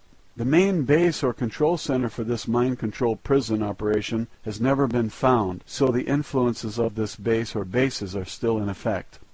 The domain has observed that since the old empire space forces were destroyed, there is no one left to actively prevent other planetary systems from bringing their own untouchable ISBs to Earth from all over this galaxy and from other galaxies nearby. Therefore, Earth has become a universal dumping ground for this entire region of space. This in part explains the very unusual mix of races, cultures, languages, moral codes, religious and political influences among the ISB population on Earth. The number and variety of heterogeneous societies on Earth are extremely unusual on a normal planet. Most Sun-type 12 Class 7 planets are inhabited by only one humanoid body type or race, if any. In addition, most of the ancient civilizations of Earth and many of the events of Earth have been heavily influenced by the hidden hypnotic operation of the old Empire base. So far, no one has figured out exactly where and how this operation is run, or by whom, because it is so heavily protected by screens and traps. Furthermore, there has been no operation undertaken to seek out, discover, and destroy the vast and ancient network of electronics machinery that create the ISB force screens at this end of the galaxy. Until this has been done, we are not able to prevent or interrupt the electric shock operation, hypnosis, and remote thought control of the old Empire prison planet. Of course, all the crew members of the Domain Expeditionary Force now remain aware of this phenomena at all times while operating in this solar system space, so as to prevent detection and the capture by old Empire traps. Roswell, Alien Interview, Chapter 8, A Lesson in Recent History. Matilda O'Donnell McElroy, personal note. This interview taught me a history lesson I will never read in any textbook written on Earth. The Domain has a much different view of events than we do. Official transcript of interview, top secret. Official transcript of the U.S. Army Air Force, Roswell Army Airfield, 509th Bomb Group. Subject, Alien Interview, July 26, 1947, first session. The Domain Expeditionary Force has observed the resurgence in science and culture of the Western world since 1150 AD, when the remaining remnants of the space fleet of the old empire in this solar system were destroyed. The influence of the remote control hypnosis operation diminished slightly after that time, but still remains largely in force. Apparently a small amount of damage was done to the old world remote mind control operation, which resulted in a small decrease in the power of this mechanism. As a result, some memory of technologies that ISBs already knew before they came to Earth started to be remembered. Thereafter, the oppression of knowledge that is called the Dark Ages in Europe began to diminish after that time. Since then, the knowledge of the basic laws of physics and electricity have revolutionized Earth culture virtually overnight. The ability to remember technology by many of the geniuses in the ISB population of Earth was partially restored, when not so actively suppressed as it was before 1150 AD. Sir Isaac Newton is one of the best examples of this. In only a few decades, he single-handedly reinvented several major and fundamental scientific and mathematic principles. The men who remembered these sciences already knew them before they were sent to Earth. Ordinarily, no one would ever observe or discover as much about science and mathematics in a single lifetime or even a few hundred lifetimes. These subjects have taken civilians billions and billions of years to create. ISBs on Earth have only just begun to remember small fragments of all the technologies that exist throughout the universe. Theoretically, if the amnesia mechanisms being used against Earth could be broken entirely, ISBs would regain all their memory. Unfortunately, similar advances have not been seen in the humanities, as the ISBs of Earth continue to behave very badly toward each other. This behavior, however, is heavily influenced by the hypnotic commands given to each ISB between lifetimes, and the very unusual combination of inmates on Earth, criminals, perverts, artists, revolutionaries, and geniuses, is the cause of a very restive and tumultuous environment. The purpose of the prison planet is to keep ISBs on Earth forever. Promoting ignorance, superstition, and war between ISBs helps keep the prison population crippled and trapped behind the wall of electronic force screens. ISBs have been dumped on Earth from all over the galaxy, adjoining galaxies, and from planetary systems all over the old empire, like Sirius, Aldebaran, the Pleiades, Orion, Draconis, and countless others. There are ISBs on Earth from unnamed races, civilizations, cultural backgrounds, and planetary environments. Each of the various ISB populations have their own language, belief systems, moral values, religious beliefs, training, and unknown and untold histories. These ISBs are mixed together with earlier inhabitants of Earth who came from another star system more than 400,000 years ago to establish the civilizations of Atlantis and Lemuria. Those civilizations vanished beneath the tidal waves caused by a planetary polar shift many thousands of years ago, before the current prison population started to arrive. Apparently, the Isbis from those star systems were the source of the original Oriental races of Earth, beginning in Australia. On the other hand, the civilizations set up on Earth by the old Empire prison system were very different from the civilization of the old Empire itself, which is an electronic space opera, atomic-powered conglomeration of earlier civilizations that were conquered with nuclear weapons and colonized by Isbis from another galaxy. The bureaucracy that controlled the former old empire was from an ancient space opera society run by a totalitarian confederation of planetary governments, regulated by a brutal social, economic, and political hierarchy, with a royal monarch as its figurehead. This type of government emerges with regularity on planets where the citizens abandon personal responsibility for autonomous self-regulation. They frequently lose their freedom to demented Isbis who suffer from an overwhelming paranoia that every other Isbi is their enemy who must be controlled or destroyed. Their closest friends and allies, whom they espouse to love and cherish, are literally loved to death by them. Because such Isbis exist, the domain has learned that freedom must be won and maintained through eternal vigilance and the ability to use defensive force to maintain it. As a result, the domain has already conquered the governing planet of the old empire. The civilization of the domain, although considerably younger and smaller in size, is already more powerful, better organized, and united by an egalitarian esprit de corps never known in the history of the old empire. The recently despoiled German totalitarian state on Earth was similar to the old empire, but not nearly as brutal, and about 10,000 times less powerful. Many of the Isbis on Earth are here because they are violently opposed to the totalitarian government, or because they were so psychotically vicious that they could not be controlled by the old empire government. Consequently, the population of Earth is disproportionately comprised of a very high percentage of such beings. The conflicting cultural and ethical moral codes of the Isbis on Earth is unusual in the extreme.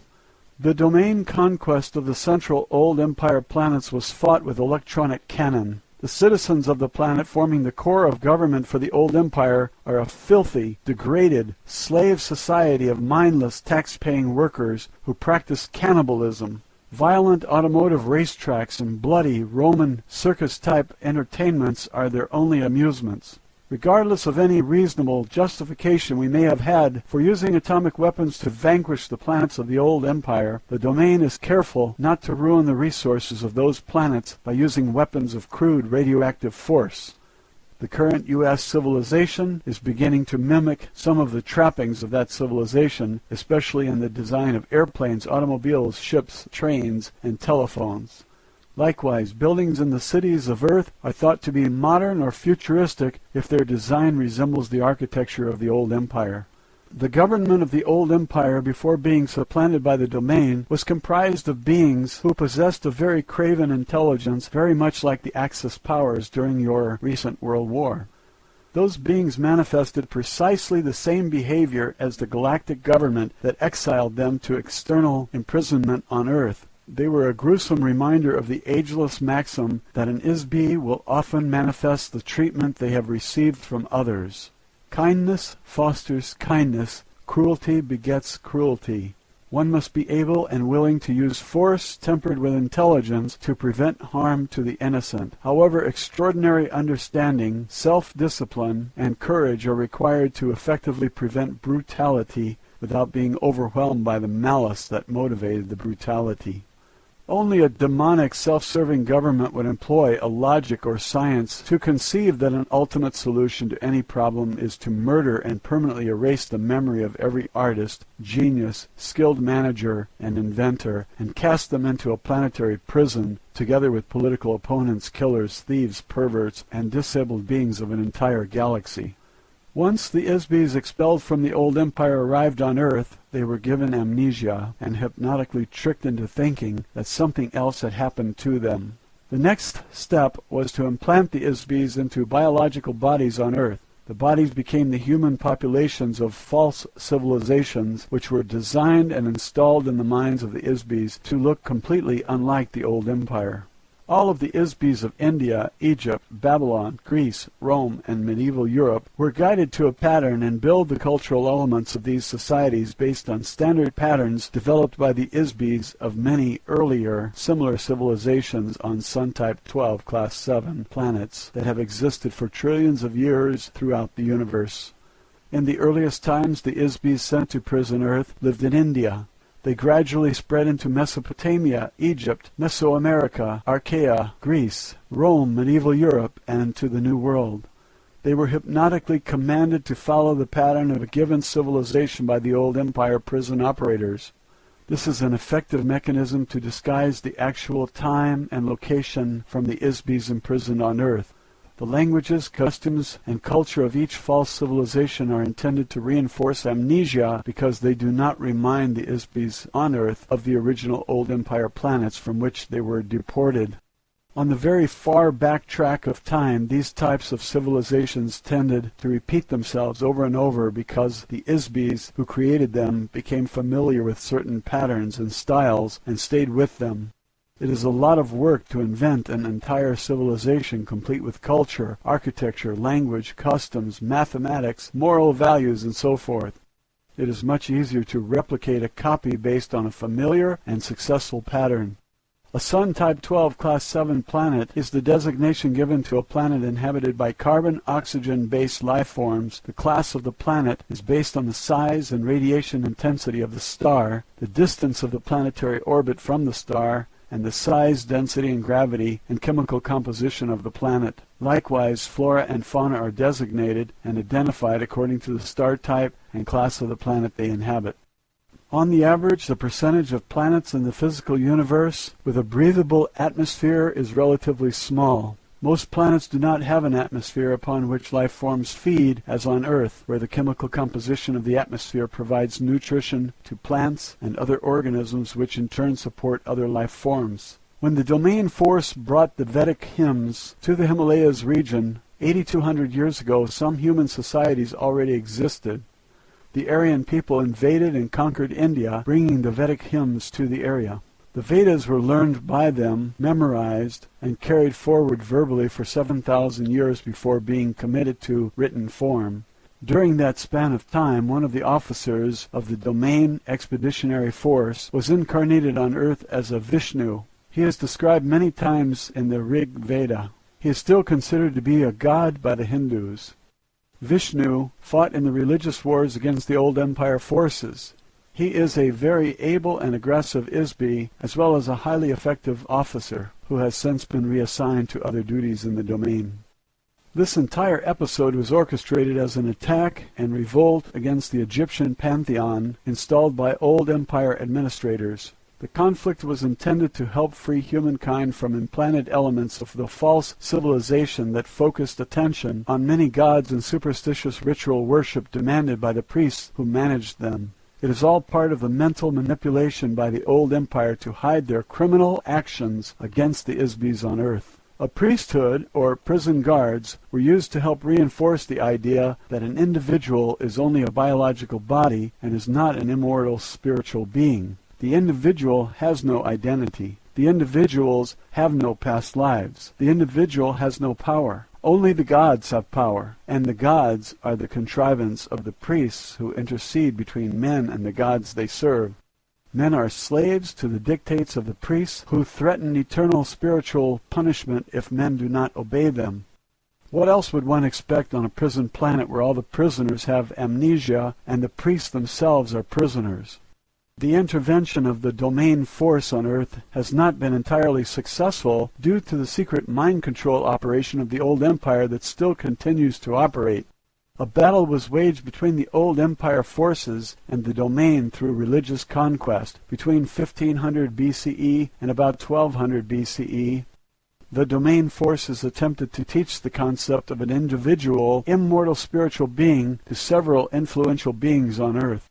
One such instance resulted in a very tragic misunderstanding, misinterpretation, and misapplication of the concept.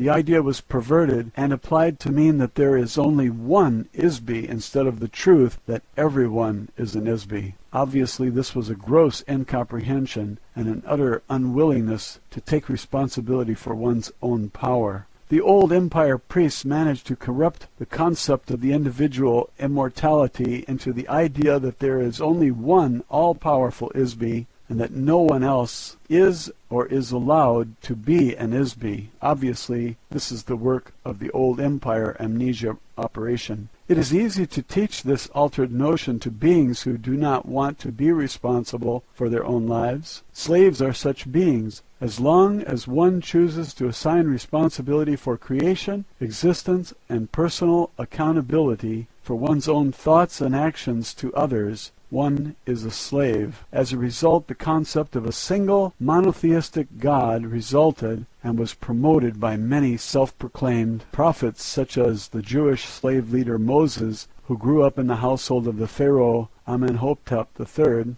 and his son Akhenaten, and his wife Nefertiti, as well as his son Tutankhamun.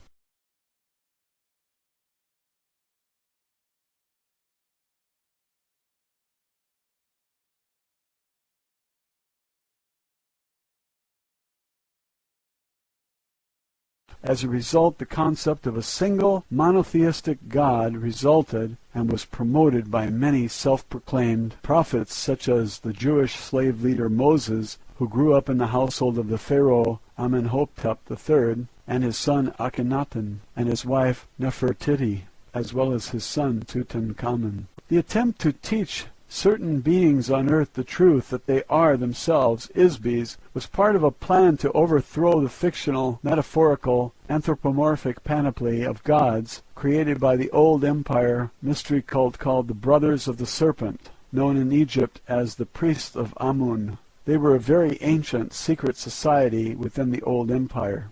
The pharaoh, Akhenaten, was not a very intelligent being and was heavily influenced by his personal ambition for self-glorification. He altered the concept of the individual spiritual being and embedded the concept in the sun god Aten. His pitiful existence was soon ended. He was assassinated by Maya and Paranefer, two of the priests of Amun, or Amen, which the Christians still say, who represented the interests of the old empire forces. The idea of one God was perpetuated by the Hebrew leader Moses while he was in Egypt. He left Egypt with his adopted people, the Jewish slaves. While they were crossing the desert, Moses was intercepted by an operative of the old empire near Mount Sinai. Moses was tricked into believing that this operative was the one God through the use of hypnotic commands, as well as technical and aesthetic tricks, which are commonly used by the old empire to trap Isbys. Thereafter, the Jewish slaves who trusted the world of Moses implicitly have worshipped a single God they call Yahweh. The name Yahweh means anonymous, as the Isby who worked with Moses could not use an actual name or anything that would identify himself or blow the cover of the amnesia prison operation. The last thing the covert amnesia hypnosis prison system wants to do is reveal themselves openly to the Isbys on Earth. They feel that this would restore the inmates' memories. This is the reason that all traces of physical encounters between operatives of space civilizations and humans is very carefully hidden, disguised, covered up, denied, or misdirected. This old empire operative contacted Moses on a desert mountaintop and delivered the 10 hypnotic commands to him. These commands are very forcefully worded and compel the Isby into utter subservience to the will of the operator. These hypnotic commands are still in effect and influence the thought patterns of millions of Isbys thousands of years later. Incidentally, we later discovered that the so-called Yahweh also wrote, programmed, and encoded the text of the Torah, which, when it is read literally or in its decoded form, will provide a great deal of more false information to those who read it. Ultimately, the Vedic hymns became the source of nearly all Eastern religions and were the philosophical source of the ideas common to Buddha, Laozi, Zoroaster, and other philosophers. The civilizing influences of these philosophies eventually replaced the brutal idolatry of the old empire religions and were the true genius of kindness and compassion. You asked me earlier why the domain and other space civilizations do not land on Earth or make their presence known. Land on Earth? Do you think we are crazy or want to be crazy? It takes a very brave ISB to come down through the atmosphere and land on Earth because this is a prison planet with a very uncontrolled psychotic population, and no ISB is entirely proof against the risk of entrapment, as with the members of the Domain Expeditionary Force who were captured in the Himalayas 8,200 years ago.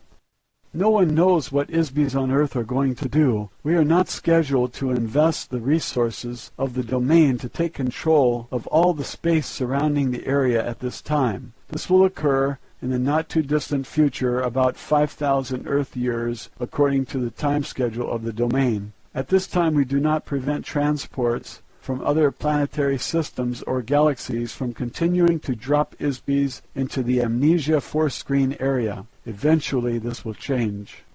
In addition, Earth inherently is a highly unstable planet. It is not suitable for settlement or permanent habitation for any sustainable civilization.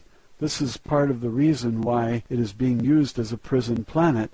No one else would seriously consider living here for a variety of simple and compelling reasons. 1. The continental landmasses of Earth are floating on a sea of molten lava beneath the surface, which causes the landmasses to crack, crumble, and drift continually. 2. Because of the liquid nature of the core, the planet is largely volcanic and subject to earthquakes and volcanic explosions. 3. The magnetic poles of the planet shift radically about once every 20,000 years. This causes a greater or lesser degree of devastation as a result of tidal waves and climate changes. 4. Earth is very distant from the center of the galaxy and from any other significant galactic civilization. This isolation makes it unsuitable for use except as a pit stop or jumping off point along the way between galaxies. The moon and asteroids are far more suitable for this purpose because they do not have any significant gravity. 5. Earth is a heavy gravity planet with heavy metallic soil and a dense atmosphere. This makes it treacherous for navigational purposes. The fact that I am in this room as a result of an in-flight accident, in spite of the technology of my craft and my extensive expertise as a pilot, are proof of these facts. 6. There are approximately 60 billion Earth-like Sun-type 12 Class 7 planets in the Milky Way galaxy alone, not to mention the vast expanses of the domain and the territories we claim in the future. It is difficult to stretch our resources to do much more than a periodic reconnaissance of Earth, especially when there are no immediate advantages to invest resources here. On Earth, most beings are not aware that they are ISBs, or that there are spirits of any kind. Many other beings are aware of this, but nearly everyone has very limited understanding of themselves as an ISB. One of the reasons for this is that ISBs have been waging war against each other since the beginning of time. The purpose of these wars has always been to establish domination by one ISB or group of ISBs over another. Since an ISB cannot be killed, the objective has been to capture and immobilize ISBs. This has been done in a nearly unlimited variety of ways.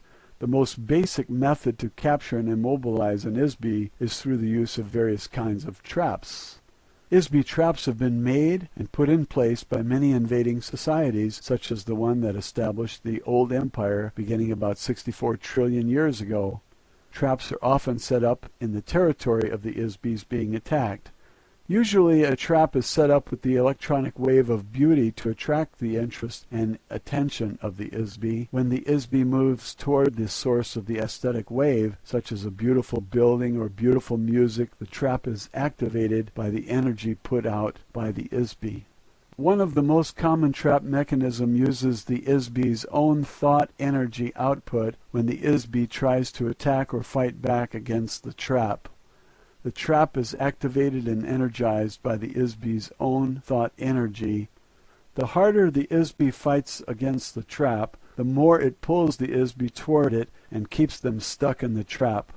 Throughout the entire history of this physical universe, vast areas of space have been taken over and colonized by ISB societies who invade and take over new areas of space in this fashion. In the past, these invasions have always shared common elements. 1. the overwhelming use of force of arms, usually with nuclear or electronic weapons. 2. Mind control of the ISBs in the invaded area through the use of electroshock, drugs, hypnosis, erasure of memory, and the implantation of false memory or false information intended to subjugate and enslave the local ISB population. 3. Takeover of natural resources by the invading ISBs. 4. Political, economic, and social slavery of the local population. These activities continue in present time. All of the ISBs on Earth have been members of one or more of these activities in the past, both as an invader or as part of the population being invaded. There are no saints in this universe. Very few have avoided or been exempted from warfare between ISBs. ISBs on Earth are still the victims of this activity at this very moment. The between lives amnesia administered to ISBs is one of the mechanisms of an elaborate system of old world ISB traps that prevent an ISB from escaping.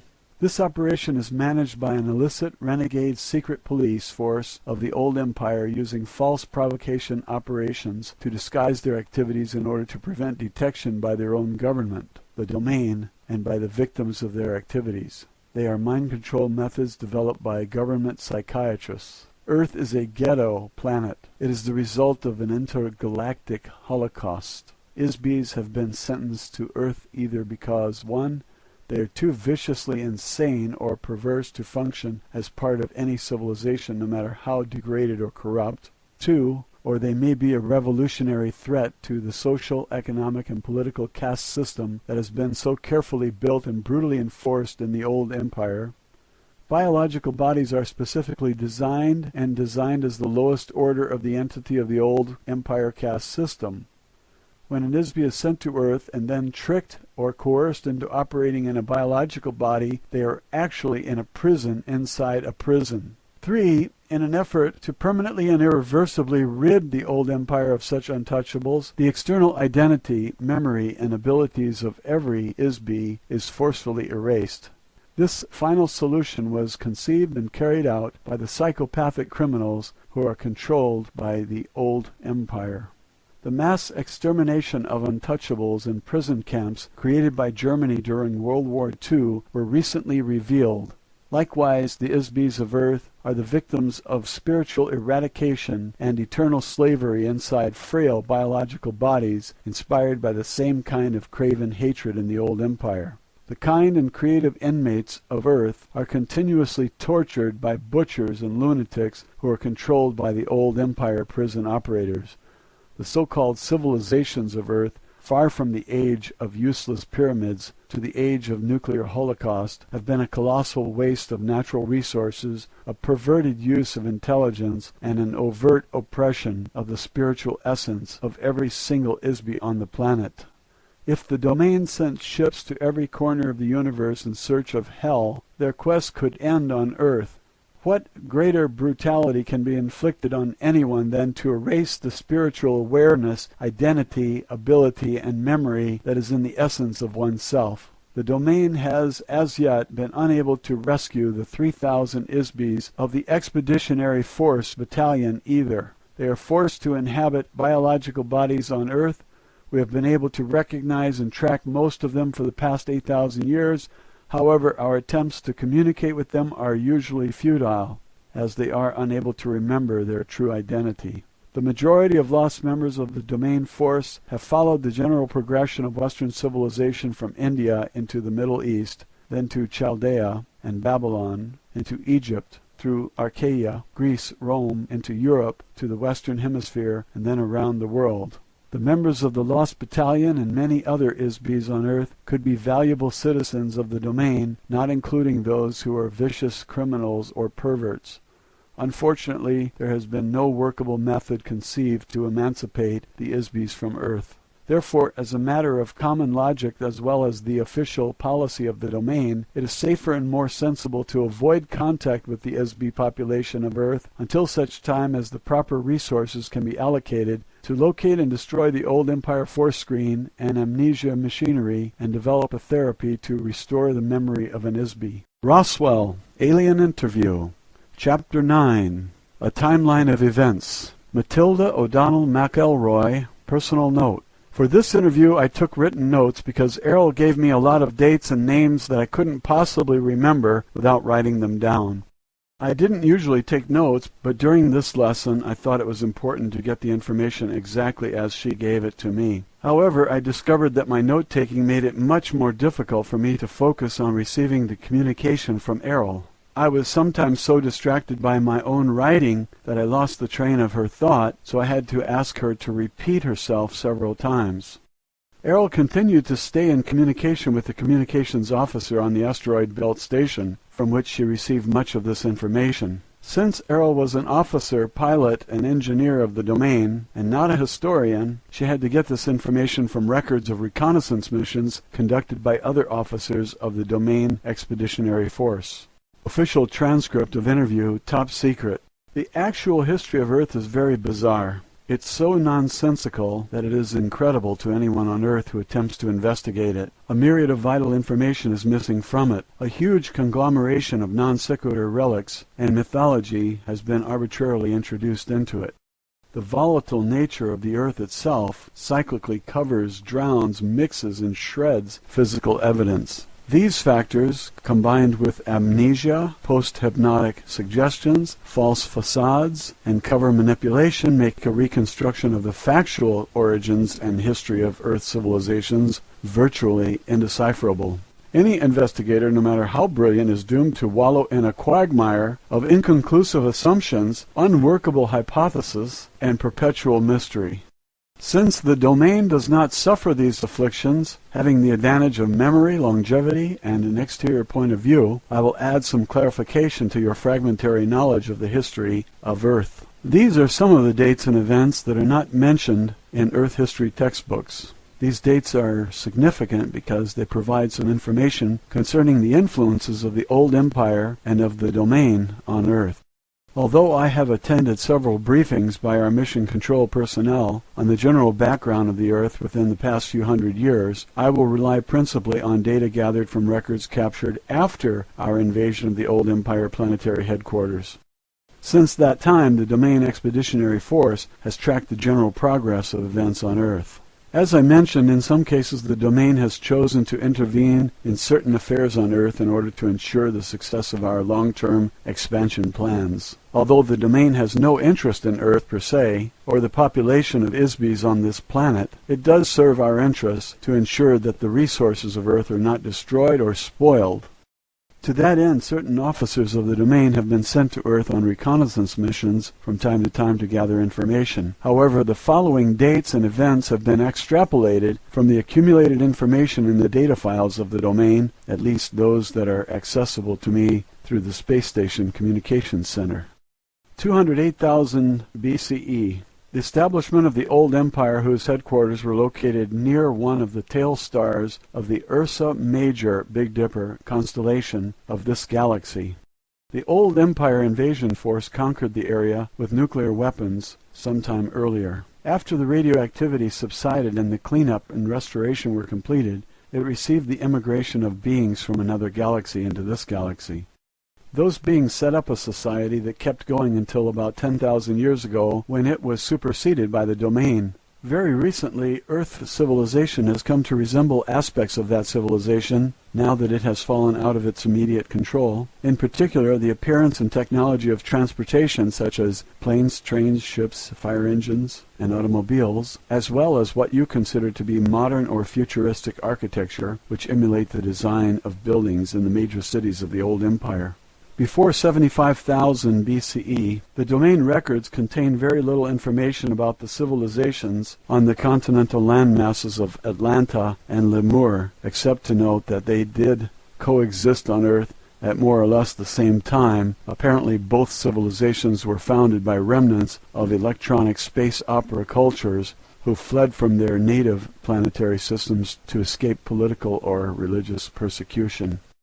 The domain knows that a long-standing edict of the old empire prohibits unauthorized colonization of planets. Therefore, it is possible that their destruction was caused by police or military forces who pursued the colonists as criminals and destroyed them. Although this seems a likely supposition, no conclusive evidence exists that explains the complete destruction and disappearance of two entire electronic civilizations.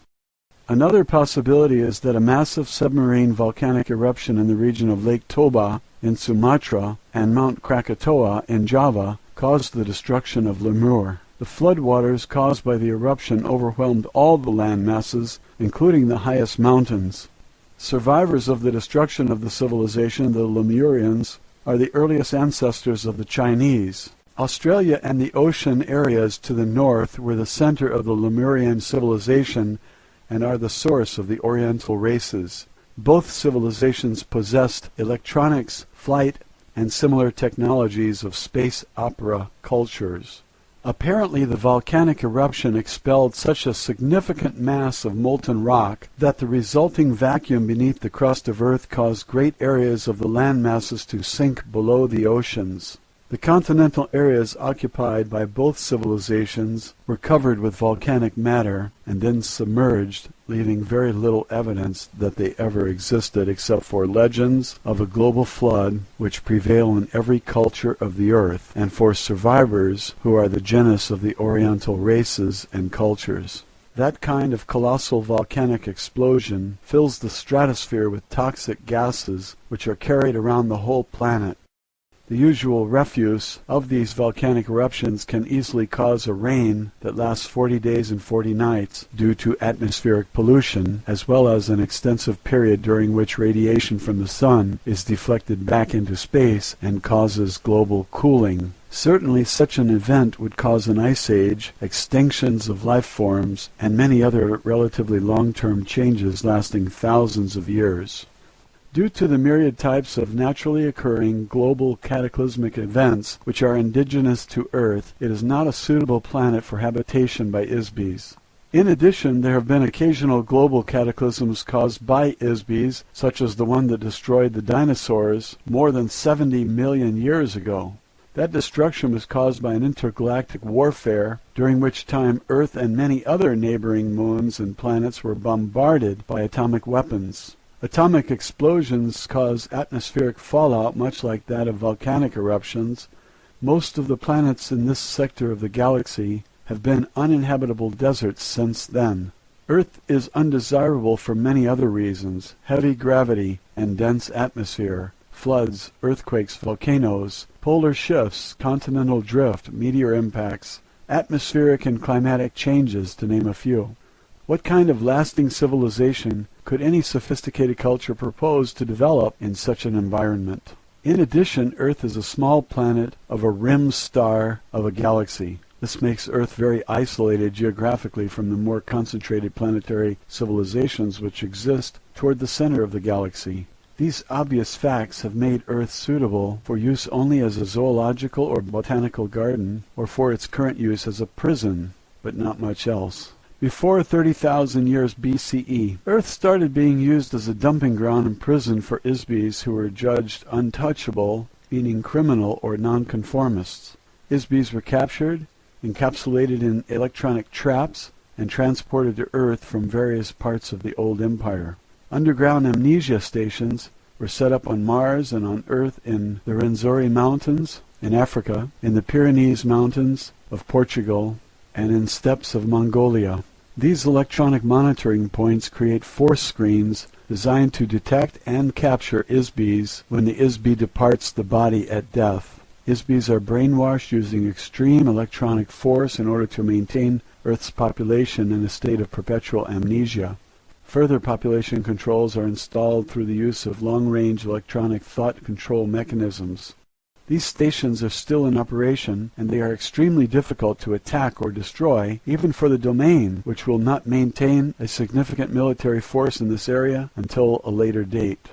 The pyramid civilizations were intentionally created as a part of the ISB prison system on Earth. The pyramid is alleged to be the symbol for wisdom. However, the wisdom of the old empire on planet Earth is intended to operate as part of the elaborate amnesia trap consisting of mass, meaning, and mystery.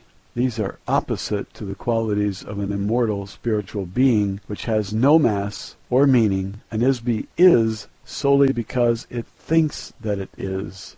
Mass represents the physical universe, including objects such as stars, planets, gases, liquids, energy particles, and teacups. The pyramids were very, very solid objects, as were all the structures created by the old empire. Heavy, massive, dense, solid objects create the illusion of eternity. Dead bodies wrapped in linen, soaked in resin, placed inside engraved golden coffins, and entombed with earthly possessions amid cryptic symbols create an illusion of eternal life. However, dense, heavy physical universe symbols are the exact opposite of an ISBE. An ISBE has no mass or time. Objects do not endure forever. An ISBE is forever.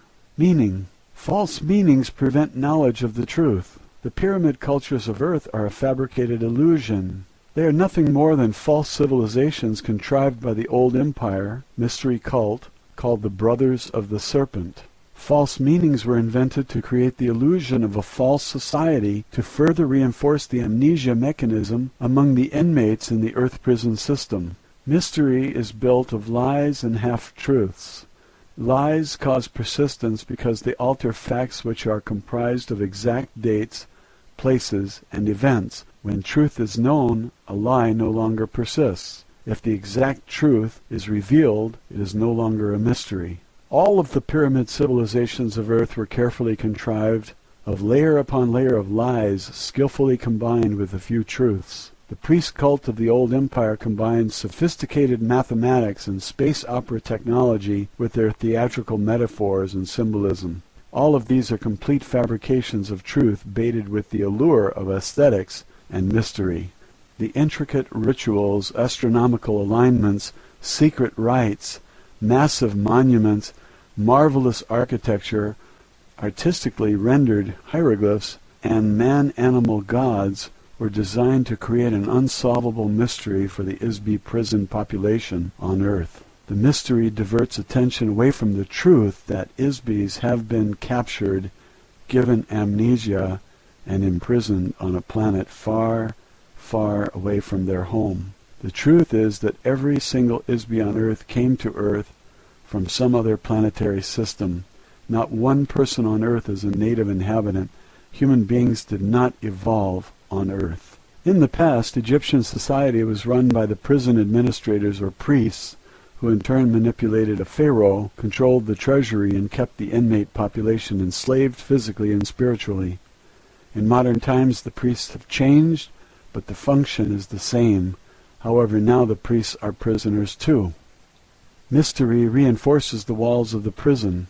The old empire feared that the ISBEs on Earth might regain their memory. Therefore, one of the primary functions of the old empire priesthood is to prevent ISBEs on Earth from remembering who they really are, how they came to Earth, where they came from. The old empire operators of the prison system and their superiors do not want ISBEs to remember who murdered them, captured them, stole all of their possessions, sent them to Earth, gave them amnesia, and condemned them to eternal imprisonment.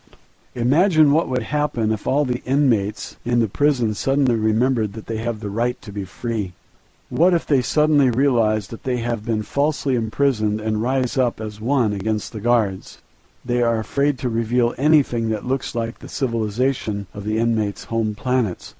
A body, a piece of clothing, a symbol, a spaceship, an advanced electronics device, or any other remnant of civilization from a home planet could remind a being and rekindle his memory. Sophisticated technologies of entrapment and enslavement, which were developed over millions of years in the old empire, have been applied to the ISBEs on Earth with the intention to create a false facade for the prison. These facades were installed on Earth in totality all at once. Every piece is a fully integrated part of the prison system. This includes a religion of mumbo-jumbo doublespeak. Every pyramid civilization uses this as part of a control mechanism to keep the population enslaved by force, by fear, and by ignorance.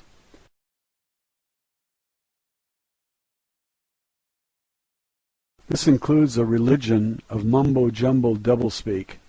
Every pyramid civilization uses this as part of a control mechanism to keep the population enslaved by force, by fear, and by ignorance. The indecipherable muddle of irrelevant information, geometric designs, mathematical calculation, astronomical alignments are part of the false spirituality based on solid objects rather than immortal spirits, in order to confuse and disorient the Isbis on earth. When the body of a person died, they were buried with their earthly possessions, including their former body wrapped in linen, to sustain their soul, or ka, after death. An Isbi does not have a soul. An Isbi is a soul.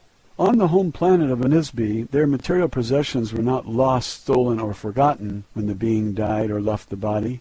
An Isbi could return and claim the possessions. However, if the Isbi has amnesia, they will not remember that they had any possession. So governments, insurance companies, bankers, family members, and other vultures can pick their possessions clean without fear of retribution from the deceased. The only reason for these false meanings is to instill the idea that an Isbi is not a spirit but a physical object. This is a lie. This is a trap for an Isbi. Countless people have spent endless hours attempting to solve the jigsaw puzzle of Egypt and other old empire civilizations. They are puzzles made of pieces that do not fit. A question states its own answer. What is the mystery of Egypt and other pyramid cultures? Mystery. Circa 15,000 BCE. The old empire forces supervised the construction of hydraulic mining operations in the Andes Mountains in present-day Bolivia near Lake Titicaca, Lake of 10 Stones, at Tiwanaku, including construction of the massive stone complex of carved stone buildings known as Kalasasaya and its Gate of the Sun at the elevation of nearly 14,000 feet. 11,600 BCE. The polar axis of Earth shifted. The polar axis of Earth shifted to a sea area. The last ice age came to an end abruptly as the polar ice caps melted and the level of the ocean rose to submerge large sections of the land masses of Earth. The last remaining vestiges of Atlantis and Lemuria were covered by water. Massive extinctions of animals occurred in the Americas, Australia, and the Arctic regions due to the shift of the poles. 10,450 BCE. Plans were made by the old empire Isbi called Thoth for construction of a great pyramid of Giza. The 4 air shafts of the pyramid point precisely to key stars in the old empire as seen from Giza this year. The alignment of the pyramids of Giza on the ground matches perfectly the alignment of the constellation of Orion as seen in the sky from Giza relative to the Nile as the earthly representation of the Milky Way in the sky. 10,400 BCE. According to the Earth historian Herodotus, records from the ruined civilizations of Atlantis containing electronic technology and other technology of that society were buried in a vault beneath the paws of the Sphinx. The Greek historian wrote that he was told about this by some of his friends who were priests of Anu, the Sumerian god, at the Egyptian city of Heliopolis. However, it is highly unlikely that any traces of an electronic civilization would be allowed to be left intact on Earth by the old empire prison system administrators. 8,212 BCE. The Veda or Vedic hymns are a set of religious hymns that were introduced to the societies of Earth. They came forward in spoken tradition, memorized from generation to generation. The hymn to the dawn child includes an idea called the cycle of the physical universe, the creation, growth, conservation, decay, and death, or destruction of energy and matter in a space.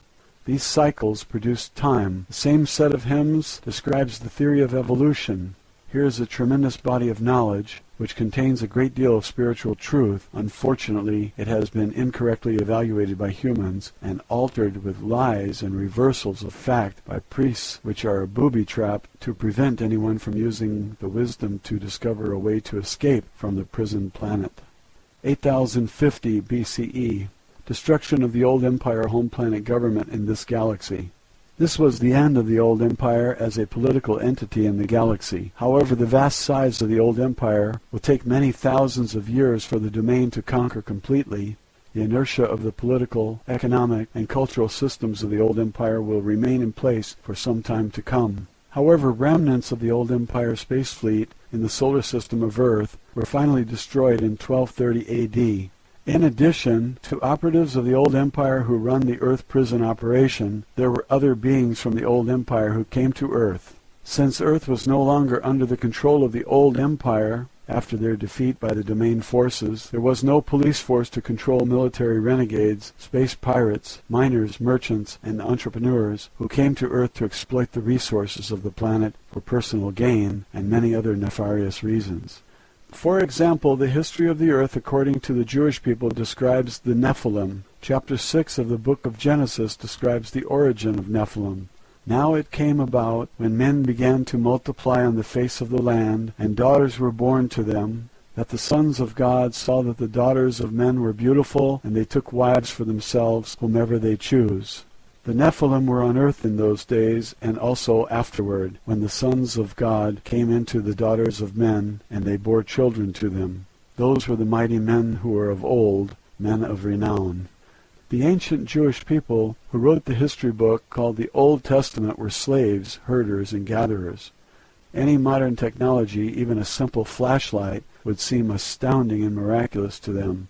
They attributed any unexplainable phenomenon to technology of the workings of a god. Unfortunately, this behavior is universal among all ISBs who have been given amnesia and cannot remember their own experiences, training, technology, personality, or identity. Obviously, if these were men and they mated with earth women, they were not sons of God.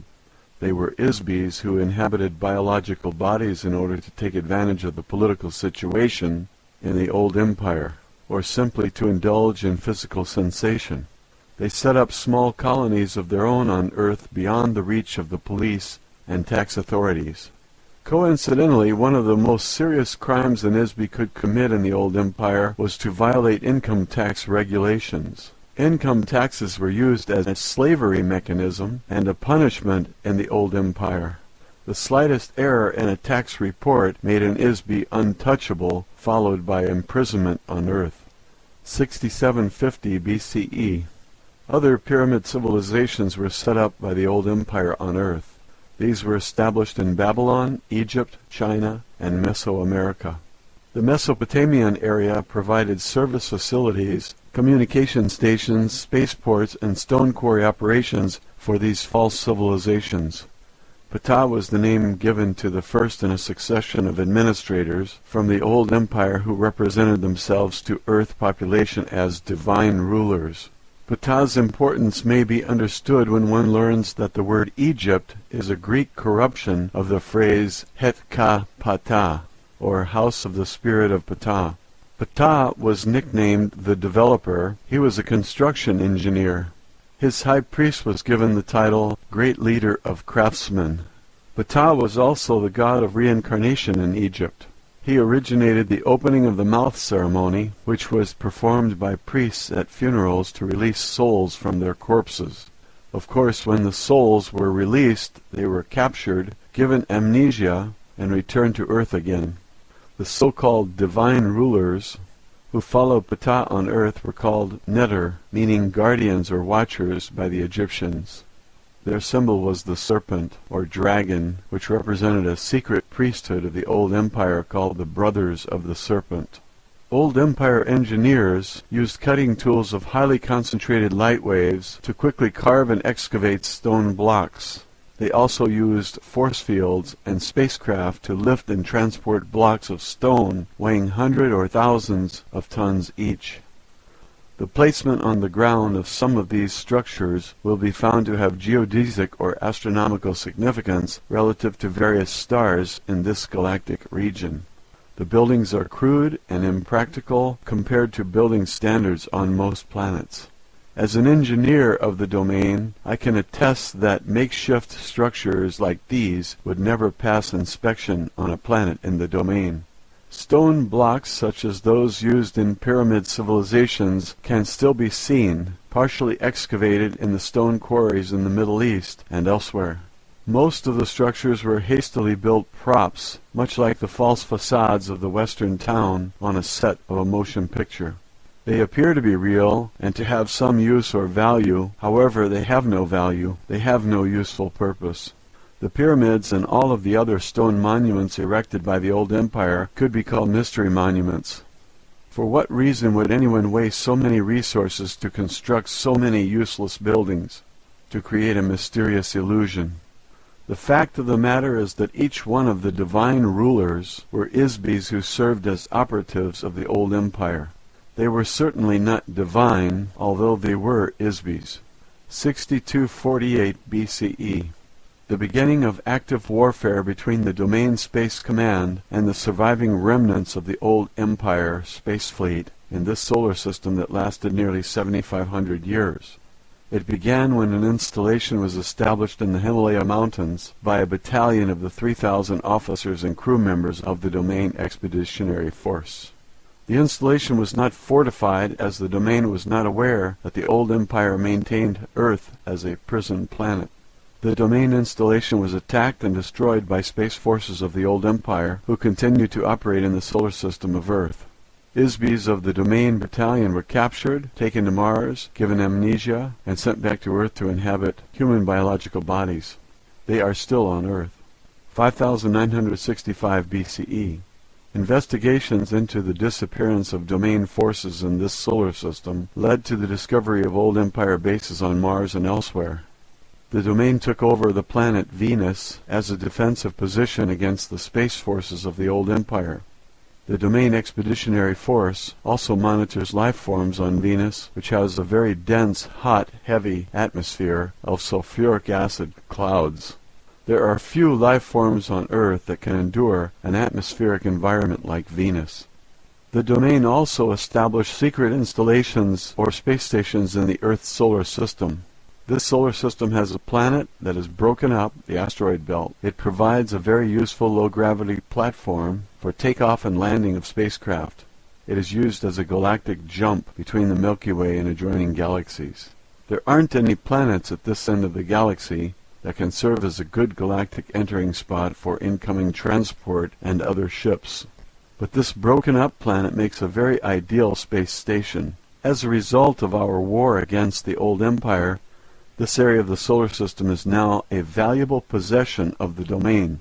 3450 to 3100 BCE. The intervention into the affairs of Earth by the old Empire operatives, or divine gods, was disrupted at this time by the Domain forces. They were forced to replace themselves with human rulers. The first dynasty of human pharaohs, who united Upper and Lower Egypt, began with the rule of a pharaoh who coincidentally was named Men. He established the capital city called Men-Nefer, the beauty of men, in Egypt. This started the first succession of 10 human pharaohs and a period of 350 years of chaos that followed in the administrative ranks of the old empire. 3200 BCE. As I mentioned earlier, Earth was under attack between the Domain and the old empire forces during this period. Of course, this does not make any sense to archaeologists or historians on Earth, because the Egyptian period is a space opera era period. Since Earth historians have amnesia, they assume that this was only a religious period. Further, because the technology and civilizations installed on Earth during this period were pre-packaged, they did not evolve on Earth. Of course, there is no evidence anywhere on Earth of an evolutionary transition which resulted in sophisticated mathematics, language, writing, religion, architecture, cultural traditions in Egypt, or any of the pyramid civilizations. These cultures, complete with all the details of racial body types, hairstyles, facial makeup, rituals, moral codes, and so forth, just appeared as complete integrated packages. The physical evidence suggests that all evidence of the intervention of the Domain or the old empire forces or any other extraterrestrial activity has been carefully cleaned up so as not to create suspicion. The old empire force does not want the Isbis of Earth to suspect that they have been captured, transplanted to Earth, and brainwashed. So Earth historians continue to assume that Egyptian priests were not supposed to have ray guns or other technology of the old empire, and they suppose that there was nothing going on Earth except some priests walking around saying Amen, which the Christians still say.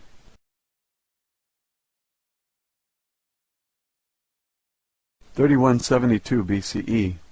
Layout of the astronomical grid that joins the key mining sites and astronomical buildings of the gods in the Andes Mountains, such as Tiwanaku, Cusco, Quito, the cities of Ollantaytambo, Machu Picchu, and Pachacamac for the mining of rare metals, including tin for use in making bronze. Metals were the property of the gods, of course. A great variety of entrepreneurial mining was done on Earth at that time, due to the war between the old Empire force and the Domain. These miners did carve a few sculptures of themselves. They were seen wearing mining helmets. The Ponce Stela sculpture in the sunken courtyard of the Kalasasaya temple is a crude rendering of a stone worker using an electronic light wave emitting stone cutter and carving tools held in a holster. The old empire has also maintained mining operations on planets throughout the galaxy for a very long time. The mineral resources of Earth are now a property of the Domain. 2450 BCE. The Great Pyramid and complex of Pyramid near Cairo were completed. An inscription created by the old empire administrators can be seen in the so-called pyramid texts. The texts say that the pyramid was built under the direction of Thoth, son of Ptah. Of course, there was never a king buried in the chamber, since the pyramids were never intended to be used as a burial chamber. The Great Pyramid was located precisely at the exact center of all land masses of Earth, as viewed from space. Obviously, such precise measurements require aerial perspective and a view of the land masses of Earth from space. Purely mathematical calculations of the geodetic center of the continents of Earth could not be made otherwise. Shafts were constructed inside the pyramid to align the configuration of stars in the constellation of Orion, Canis Majora, and specifically Sirius. The shafts are also aligned to the Big Dipper, where the home planet of the old empire existed. Also Aenatak, Alpha Draconis, and Beta Ursa Minor. These stars are each one of the key systems in the old empire from which Isbis were brought to Earth and dumped as unwanted merchandise. The configuration of all the pyramids of the Giza Plateau was intended to create a mirror image on Earth of the solar system and certain constellations within the old empire. 2181 BCE. Min became the god of fertility in Egypt. The Isbi, also known as Pan, was also a Greek god. Min, or Pan, was an Isbi who somehow managed to escape from the old empire amnesia system. 2160 to 2040 BCE. One of the results of the intensifying battle between the Domain forces and the old empire forces was that the control of the divine rulers was broken at this time. They finally left Egypt and returned to the heavens, so to speak, in defeat. Human beings took over the ruling role as pharaohs. The first human pharaoh moved the capital city of Egypt from Memphis to Heracleopolis, 1500 BCE. This is the date for the destruction of Atlantis, given by the Egyptian high priests Synopsis of Heliopolis and Sonchus of Sais to the Greek sage Solon. The priests of Anu recorded that the Mediterranean area was invaded by Atlantean people about this time. Of course, these people were not from the ancient continent of Atlanta and the Atlantic Ocean, which existed more than 70,000 years earlier. These were refugees from the Minoan civilization on Crete, escaping from the volcanic eruption and tidal waves of Mount Thera that destroyed their civilization. Plato's references to Atlantis were borrowed from the writings of the Greek philosopher Solon, who was given the information by the Egyptian priest who called Atlantis Kepchu, which also happens to be the Egyptian name for the people of Crete. Some of the survivors of the Minoan volcanic disaster asked Egypt for help, since they were the only other civilization with high culture in the Mediterranean area at the time. 1351 BCE to 1337 BCE. The Domain Expeditionary Force actively waged a war of religious conquest against the Egyptian mystery cult called the Priest of Amun, also known as the Old Empire Brothers of the Serpent. During this time, the pharaoh Akhenaten abolished the priesthood of Amun and moved the capital of Egypt from Thebes to the new location at Amarna, at the exact geodetic center of Egypt. However, this plot to overthrow the old empire religious control was quickly spoiled. 1193 BCE. In the Near East, Achaea, the Greeks and Trojans fought for supremacy, which ended in the destruction of Troy as the finale of the Trojan War. During this same time, war was being fought out in the space of the solar system between two forces for control of the space stations surrounding Earth. That period of 300 years was a very violent resistance to the domain forces by the remnants of the old empire forces. It did not last long, however, as it is futile to resist the domain. 850 BCE.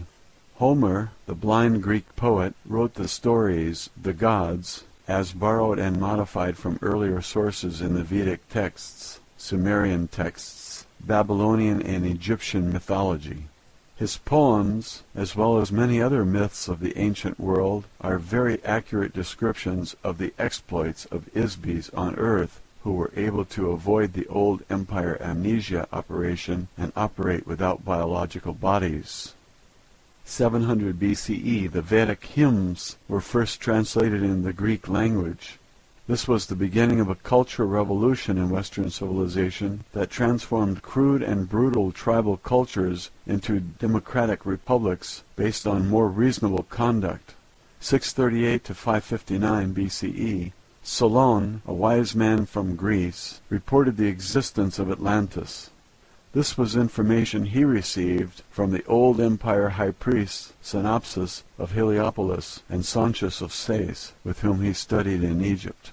630 BCE, Zoroaster created religious practices in Persia around an Isbi called Ahura Mazda. This was yet another of the growing number of monotheistic gods put in place by operatives of the domain to displace a panoply of old empire gods. 604 BCE, Lao Ji, a philosopher who wrote a small book called The Way, was an Isbi of great wisdom who overcame the effects of the old empire amnesia, hypnosis machinery, and escaped from Earth. His understanding of the nature of an Isbi must have been very good to accomplish this. According to the common legend, his last lifetime as a human was lived in a small village in China. He contemplated the existence of his own life. Like Gautama Siddhartha, he confronted his own thoughts and past lives. In doing so, he recovered some of his own memory, ability, and immortality.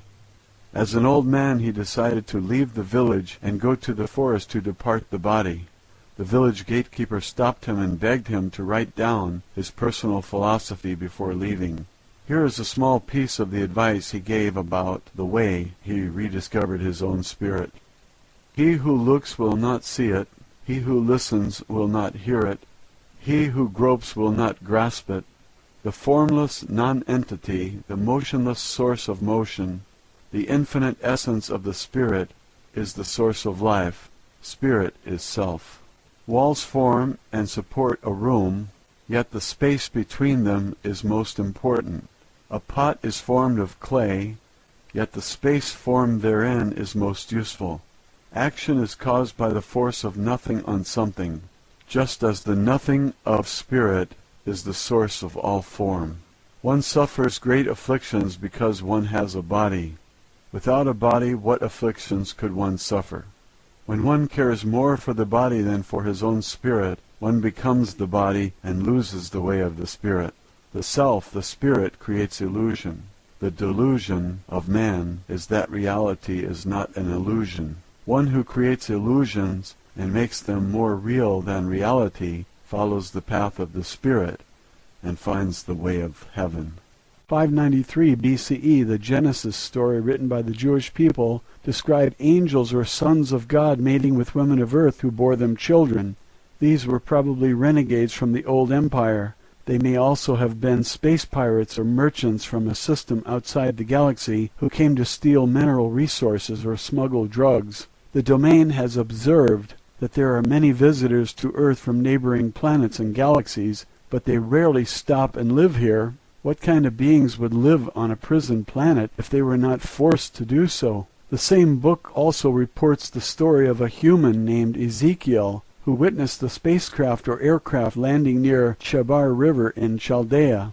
His description of the craft uses very archaic language, technically, but is nevertheless quite an accurate description of an old empire saucer or scout craft. It is similar to the sightings of Vimanas by the people in the foothills of the Himalayas. Their Genesis story also mentions that Yahweh designed biological bodies to live for 120 years on Earth. Biological bodies on most Sun-type 12 Class 7 planets are usually engineered to last for an average of about 150 years. Human bodies on Earth last only about one-half as long. We suspect this is because the prison administrators have altered the biological material of human bodies on Earth to die more frequently so that the Isbis who inhabit them will recycle through the amnesia mechanism more frequently. It should be noted that much of the Old Testament was written during the captivity of the Jews who were enslaved in Babylon, which was very heavily controlled by priests of the Old Empire. The book introduces a false sense of time and a false concept of the origin of the creation. The serpent is the symbol of the Old Empire. It appears in the beginning of their creation story, or as the Greeks say, Genesis, and causes the spiritual destruction of the first human beings, who are metaphorically represented by Adam and Eve. The Old Testament, clearly influenced by the Old Empire forces, gives a detailed description of the Isbis being induced into biological bodies on Earth. This book also describes many of the Old Empire brainwashing activities, including the installation of false memories, lies, superstitions, commands to forget, and all manner of tricks and traps designed to keep Isbis on Earth. Most importantly, it destroys the awareness that humans are immortal spiritual beings. 580 BCE.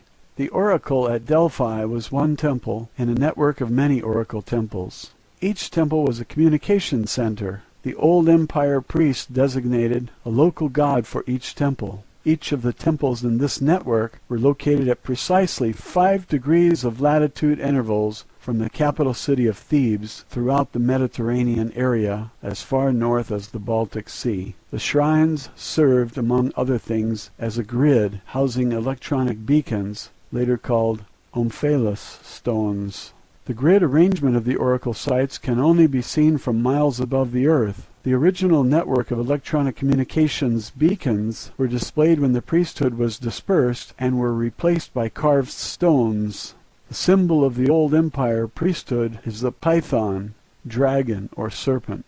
It was called the earth dragon at Delphi, which is always represented in sculpture and vase paintings as a serpent. In Greek mythology, the guardian of the omphalos stone at the temple at Delphi was an oracle whose name was Python, the serpent. She was an Isbi, who was conquered by a god named Apollo. He buried her under the omphalos stone. This is a case of one god setting up his temple on the grave of another. This is a very accurate euphemism for the domain force that detected and disabled the Old Empire temple network on Earth.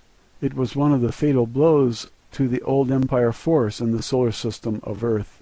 559 BCE, the commanding officer of the Domain Battalion, who was lost in 5965 BCE, was detected and located by a search party sent to Earth from the Domain Expeditionary Force. He was incarnated as Cyrus II of Persia during this time. A unique system of organization was used by Cyrus II and the members of that battalion who followed him from India through his progression of human lives on Earth. In part, it enabled them to build the largest empire in the history of the Earth to that date. The Domain search party who located him traveled around the Earth searching for the lost battalion for several thousand years. The party consisted of 900 officers of the Domain, divided into teams of 300 each. One team searched the land, another team searched the oceans, and the third team searched the space surrounding Earth.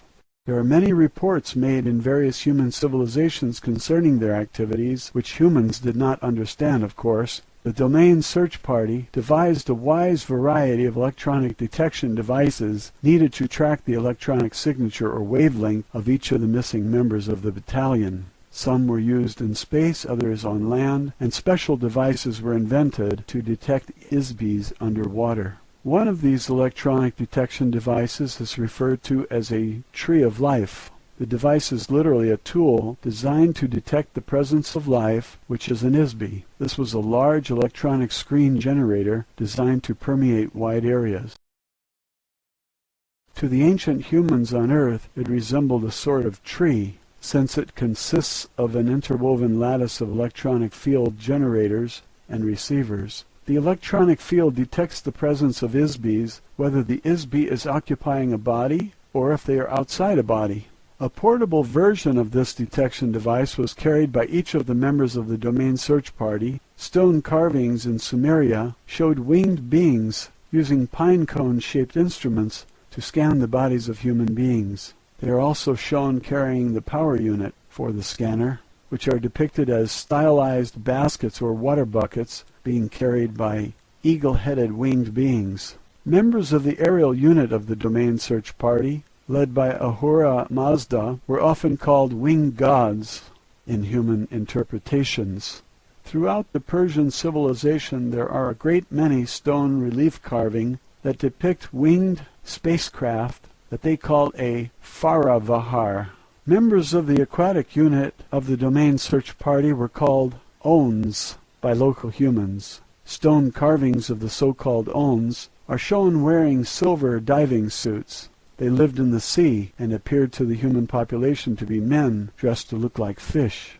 Some members of the Lost Battalion were found in the oceans inhabiting the bodies of dolphins or whales. On land, the domain search party members were referred to as Anunnaki by the Sumerians and Nephilim in the Bible. Of course, their true mission and activities were never disclosed to Homo sapiens. Their activities have been purposely disguised. Therefore, the human stories and legends about the Anunnaki and the other members of the domain search party have not been understood and were badly misinterpreted. In the absence of complete and accurate data, anyone observing a phenomenon will assume or hypothesize explanations in an attempt to make sense of the data.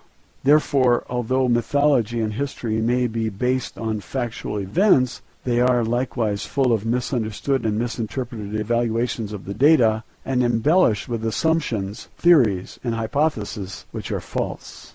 The space unit of the Domain Expeditionary Force are shown flying in a winged disk. This is an allusion to the spiritual power of the ISBs as well as to the spacecraft used by the Domain Search Party. The commander of the Lost Battalion, as Cyrus II, was an ISB who was regarded as a messiah on Earth by both the Jews and the Muslims. In less than 50 years he established a highly ethical and humanitarian philosophy which pervaded all of Western civilization. His territorial conquests, organization of people, and monumental building projects were unprecedented before or since. Such sweeping accomplishments in a short period of time could only have been achieved by a leader and a team of trained officers, pilots, engineers, and crew members of a unit of the domain acting as a team who had been trained and worked together for thousands of years. Although we have discovered the location of many of the ISBs in the Lost Battalion, the domain has been unable to restore their memory and return them to active duty as yet. Of course, we cannot transport ISBs who are inhabiting biological bodies to the space stations of the domain since there is no oxygen in our spacecraft. Also, we do not maintain life support facilities for biological entities there. Our only hope has been to locate and rekindle the awareness, memory, and identity of the ISBs of the Lost Battalion. One day they will be capable of rejoining us. 200 BCE. The last remnant of the old empire, pyramid civilization, is at Teotihuacan. The Aztec name means place of the gods, or where the men were transformed into gods. Like the astronomical configuration of the Giza pyramids in Egypt, the entire complex is a precise scale model of the solar system that accurately reflects the orbital distances of the inner planets, the asteroid belt, Jupiter, Saturn, Uranus, Neptune, and Pluto. Since the planet Uranus had only been discovered with the modern Earth telescopes in 1787, and Pluto not until 1930, it is apparent that the builders had information from other sources. A common element of the pyramid civilizations around the Earth is the constant use of the image of the snake, dragon, or serpent.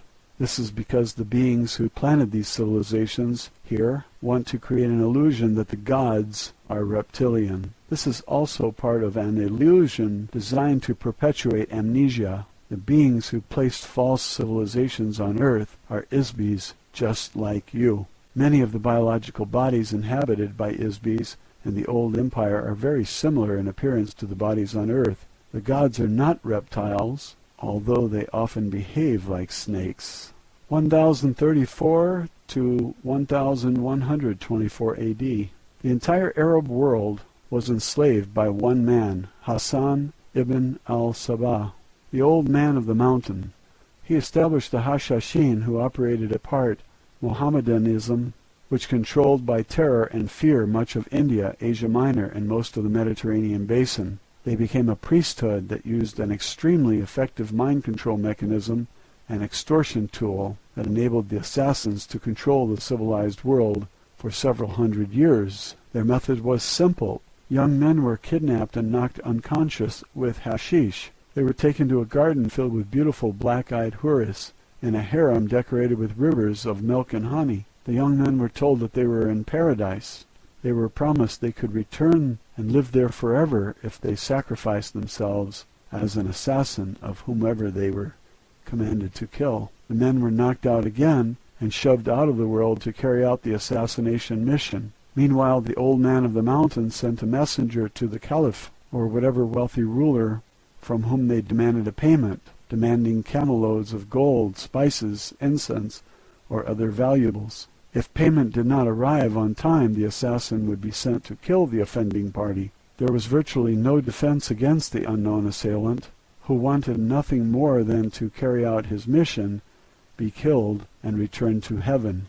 This is a very crude example of how simple and effective a brainwashing and mind control operation can be when it is used skillfully and forcefully. It is a small-scale demonstration of how the amnesia mind control operation is used against the entire Isbi population of Earth by the Old Empire. 1119 AD, the Knights Templar was established as a Christian military unit after the First Crusade, but quickly transformed into the basis for the international banking system to accumulate money to conduct the agenda of operatives for vestiges of the Old Empire on Earth. 1135 to 1230 AD, the Domain Expeditionary Force completed the annihilation of the remaining remnants of the Old Empire space fleet operating in the solar system around Earth. Unfortunately, their long-established thought control operation remains largely intact.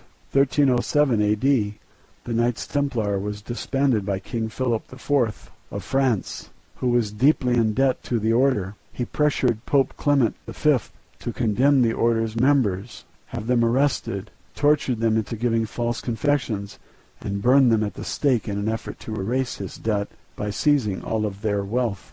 The majority of the Templars fled to Switzerland, where they established an international banking system which secretly controls the economy of Earth. Old Empire operatives act as an unseen influence on international bankers.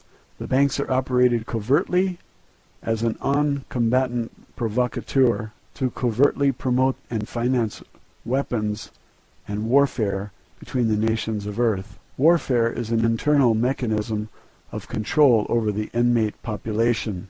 The purpose of the senseless genocide and carnage of wars financed by these international banks is to prevent the Isbis of Earth from sharing open communication, cooperate together in activities that might enable Isbis to prosper, become enlightened, and escape their imprisonment.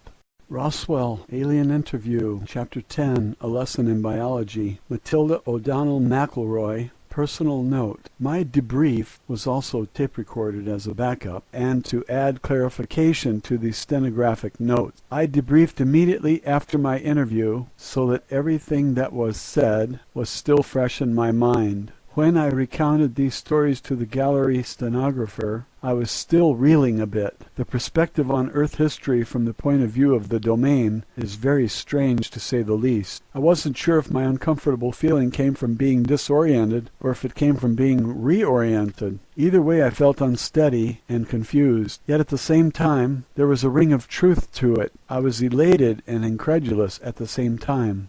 The stenographer looked askance at me more than a few times as she recorded the history lesson I passed on to her. I'm sure she thought I'd lost my mind. Maybe she was right. However, if my mind had been filled with hypnotic suggestions and false memories by the Old Empire, as Errol suggested, perhaps losing my mind would be a good idea.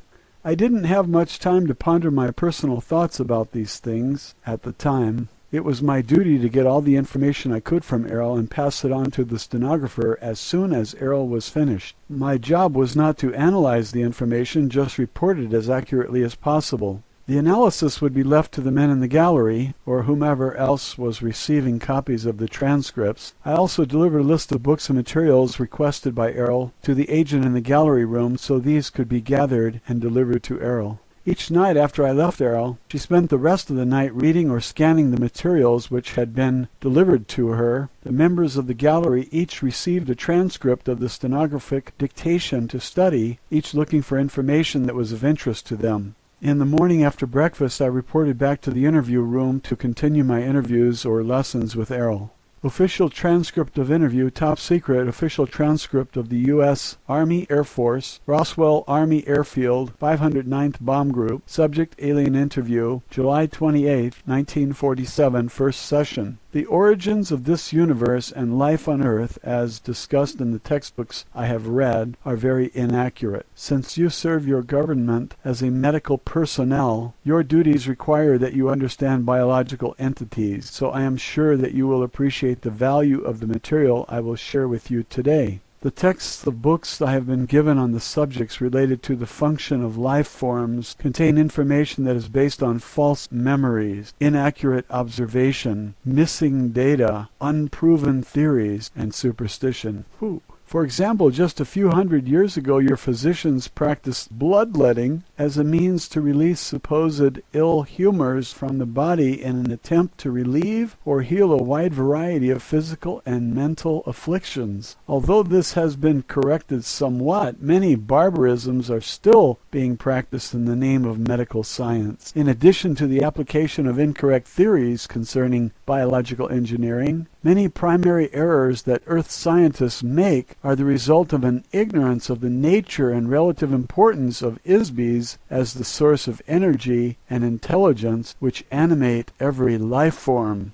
Although it is not a priority of the domain to intervene in the affairs of Earth, the Domain Communications Office has authorized me to provide you with some information in an effort to provide more accurate and complete understanding of these things, and thereby enable you to discover more effective solutions to the unique problems you face on Earth. The correct information about the origins of biological entities has been erased from your mind, as well as from the minds of your mentors. In order to help you regain your own memory, I will share with you some factual material concerning the origin of biological entities. I asked Errol if she was referring to the subject of evolution. Errol said, "No, not exactly. You will find evolution mentioned in the ancient Vedic hymns. The Vedic texts are like folk tales or common wisdoms and superstitions gathered throughout the systems of the domain. These were compiled into verses like a book of rhymes. For every statement of truth, the verses contain many half-truths, reversals of truth, and fanciful imaginings blended without qualification or distinction. The theory of evolution assumes that the motivational source of energy that animates every life form does not exist. It assumes that an inanimate object or chemical concoction can suddenly become alive or animate accidentally or spontaneously, or perhaps an electrical discharge into a pool of chemical ooze will magically spawn a self-animated entity. There is no evidence whatsoever that this is true, simply because it's not true. Dr. Frankenstein did not really resurrect the dead into a marauding monster, except in the imagination of the Isbys, who wrote a fictitious story one dark and stormy night. No Western scientist ever stopped to consider who, what, where, when, or how this animation happens. Complete ignorance, denial, or unawareness of the spirit as the source of life force required to animate inanimate objects or cellular tissue is the sole cause of failures in Western medicine. In addition, evolution does not occur accidentally. It requires a great deal of technology, which must be manipulated under the careful supervision of ISBs. Very simple examples are seen in the modification of farm animals or in the breeding of dogs. However, the notion that human biological organisms evolved naturally from earlier ape-like forms is incorrect. No physical evidence will ever be uncovered to substantiate the notion that modern humanoid bodies evolved on this planet. The reason is simple. The idea that human bodies evolved spontaneously from the primordial ooze of chemical interactivity in the dim mists of time is nothing more than a hypnotic lie instilled in the amnesia operation to prevent your recollection of the true origins of mankind. Factually, humanoid bodies have existed in various forms throughout the universe for trillions of years. This was compounded by the fact that the Vedic hymns were brought to Earth 8,200 years ago by the Domain Expeditionary Force. While they were based in the Himalaya mountains, the verses were taught to some of the local humans who memorized them. However, I should note that this was not an authorized activity for the crew of the Domain installation, although I am sure it seemed like an innocent diversion for them at the time. The verses were passed along verbally from one generation to the next for thousands of years in the foothills and eventually spread throughout India. No one in the domain credits any of the material in the Vedic hymns as factual material any more than you would use Grimm's fairy tales as a guide for rearing children. However, on a planet where all of the Isbis have had their memory erased, one can understand how these tales and fantasies could be taken seriously. Unfortunately, the humans who learned the Vedic verses passed them along to others, saying that they came from the gods. Eventually, the content of the verses were adopted verbatim as truth. The euphemistic and metaphorical content of the Veda were accepted and practiced as dogmatic fact. The philosophy of the verses were ignored, and the verses became the genesis of nearly every religion practiced on the planet except Hinduism. As an officer, pilot, and engineer of the domain, I must always assume a very pragmatic point of view. I could not be effective or accomplish my missions if I were to use philosophical dogma or rhetoric as my operations manual. Therefore, our discussion of history is based on actual events that occurred long before any Isbis arrived on Earth, and long before the old empire came into power. I can relate part of this history from my personal experience. Many billions of years ago, I was a member of a very large biological laboratory in a galaxy far from this one. It was called the Arcadia Regeneration Company. I was a biological engineer working with a large staff of technicians. It was our business to manufacture and supply new life forms to uninhabited planets. There were millions of star systems with millions of uninhabited planets in the region at that time. There were many other biological laboratory companies at that time also. Each of them specialized in producing different kinds of life forms depending on the class of the planet being populated. Over a long span of time, these laboratories developed a vast catalog of species throughout the galaxies. The majority of the basic genetic material is common to all species of life. Therefore, most of their work was concerned with manipulating alterations of the basic genetic pattern to produce variations of life forms that would be suitable inhabitants for various planetary classes.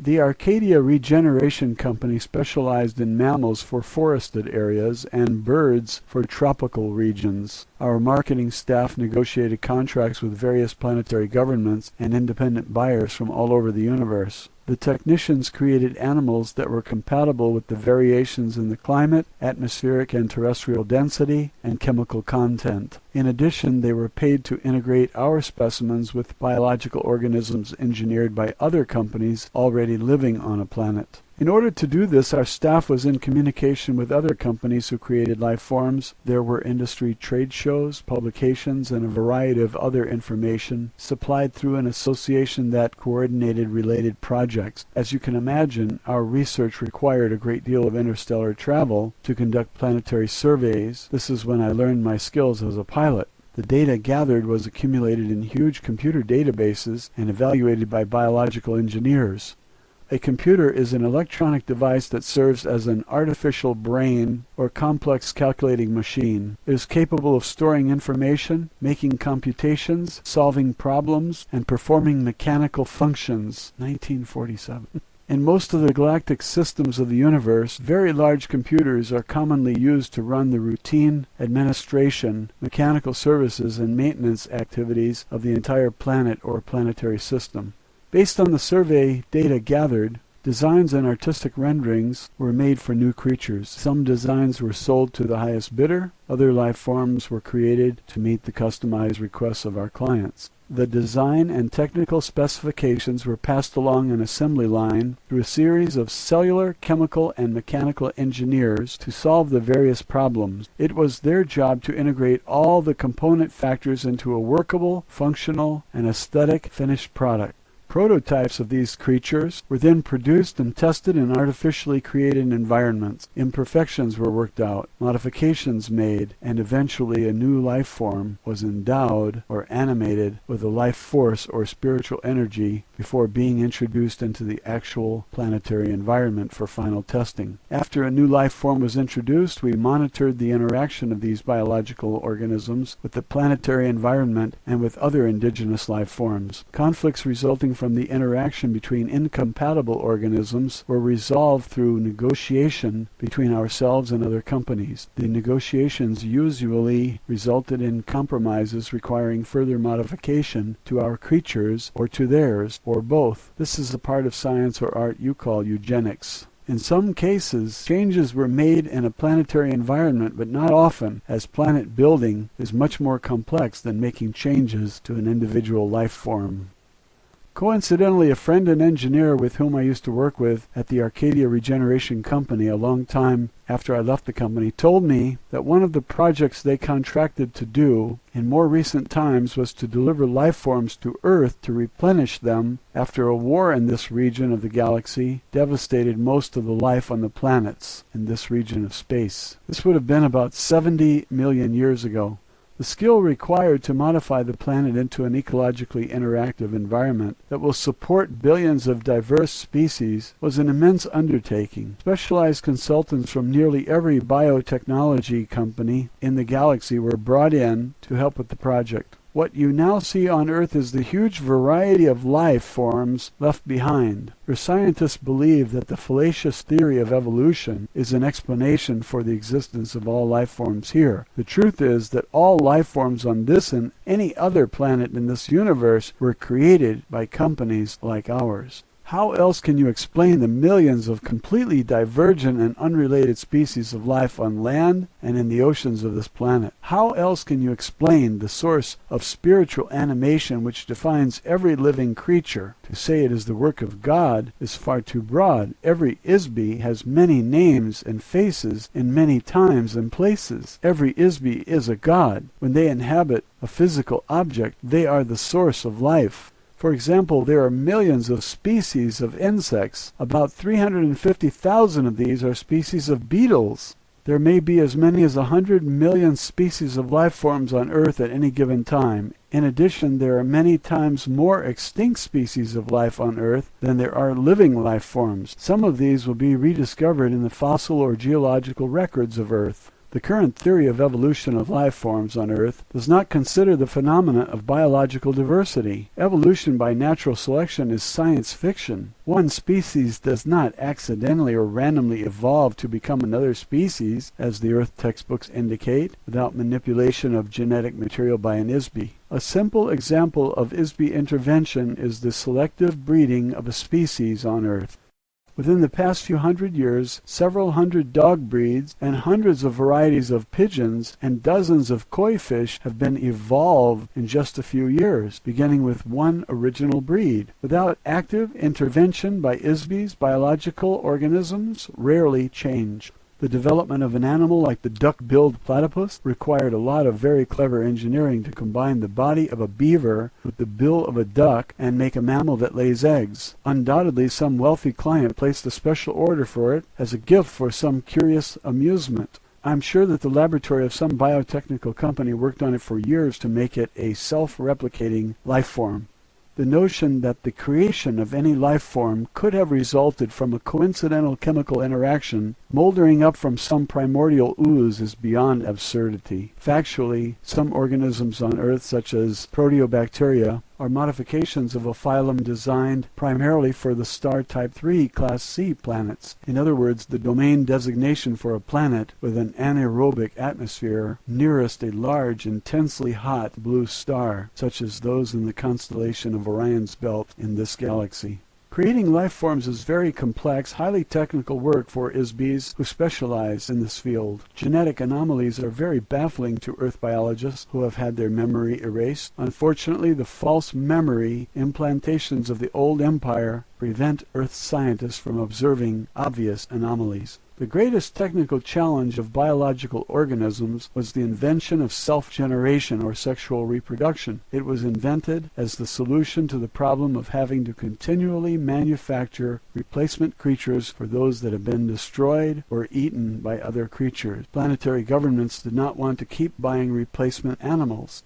The idea was contrived trillions of years ago as a result of a conference held to resolve arguments between disputing vested interests within the biotechnology industry. The infamous Council of Yumi Krum was responsible for coordinating creature production. A compromise was reached after certain members of the council were strategically bribed or murdered to author an agreement which resulted in the biological phenomenon which we now call the food chain. The idea that a creature would need to consume the body of another life form as an energy source was offered as a solution by one of the biggest companies in the biological engineering business. They specialized in creating insects and flowering plants. The connection between the two is obvious. Nearly every flowering plant requires a symbiotic relationship with an insect in order to propagate. The reason is obvious. Both the bugs and the flowers were created by the same company. Unfortunately, the same company also had a division which created parasites and bacteria.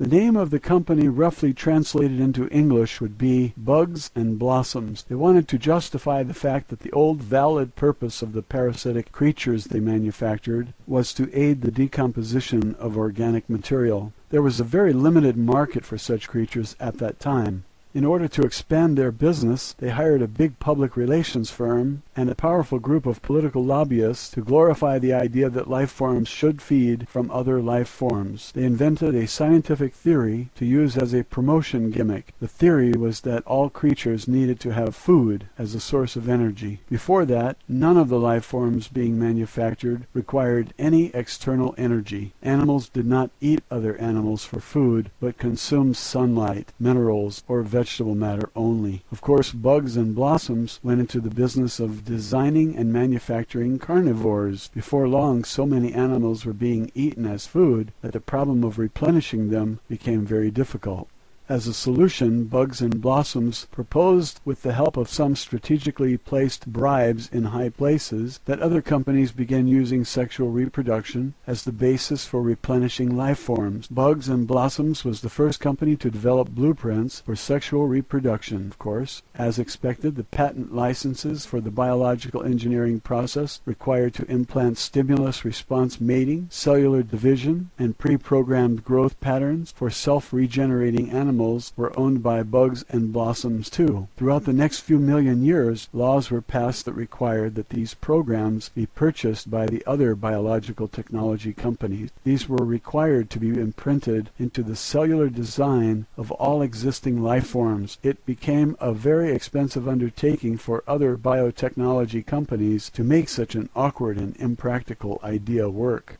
This led to the corruption and downfall of the entire industry. Ultimately, the food and sex idea completely ruined the biotechnology industry, including Bugs and Blossoms. The entire industry faded away as the market for manufactured life forms disappeared. Consequently, when a species became extinct, there is no way to replace them because the technology of creating new life forms has been lost. Obviously, none of this technology was ever known on Earth and probably never will be. There are still computer files on some planets far from here which record the procedures for biological engineering. Possibly the laboratories and computers still exist somewhere. However, there is no one around doing anything with them. Therefore, you can understand why it is so important for the domain to protect the dwindling number of creatures left on Earth.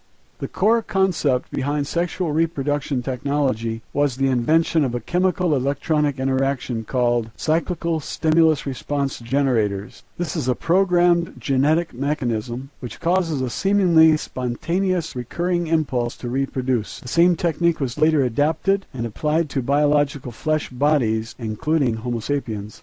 Another important mechanism used in the reproductive process, especially with Homo sapien-type bodies, is the implantation of a chemical-electrical trigger mechanism in the body. The trigger which attracts ISBs to inhabit a human body, or any kind of flesh body, is the use of an artificially imprinted electronic wave which uses aesthetic pain to attract the ISB. Every trap in the universe, including those used to capture ISBs who remain free, is baited with an aesthetic electronic wave. The sensations caused by the aesthetic wavelength are more attractive to an ISB than any other sensation. When the electronic waves of pain and beauty are combined together, this causes the ISB to get stuck in the body. The reproductive trigger for lesser life forms, such as cattle and other animals, is triggered by chemicals emitted from scent glands. The scent glands, combined with reproductive chemical electrical impulses stimulated by testosterone or estrogen.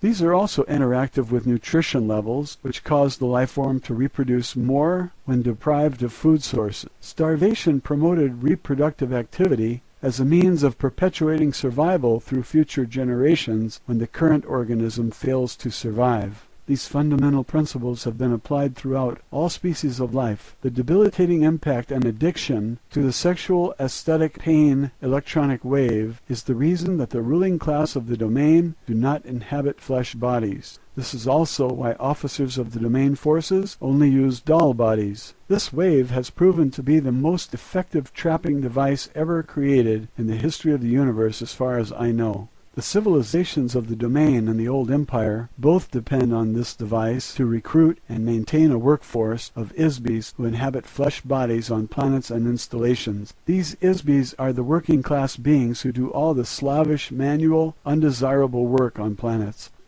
As I mentioned, there is a very highly regimented and fixed hierarchy or class system for all ISBs throughout the old empire and the domain as follows. The highest class are free ISBs, that is, they are not restricted to the use of any type of body and may come and go at will, provided that they do not destroy or interfere with the social, economic, or political structure.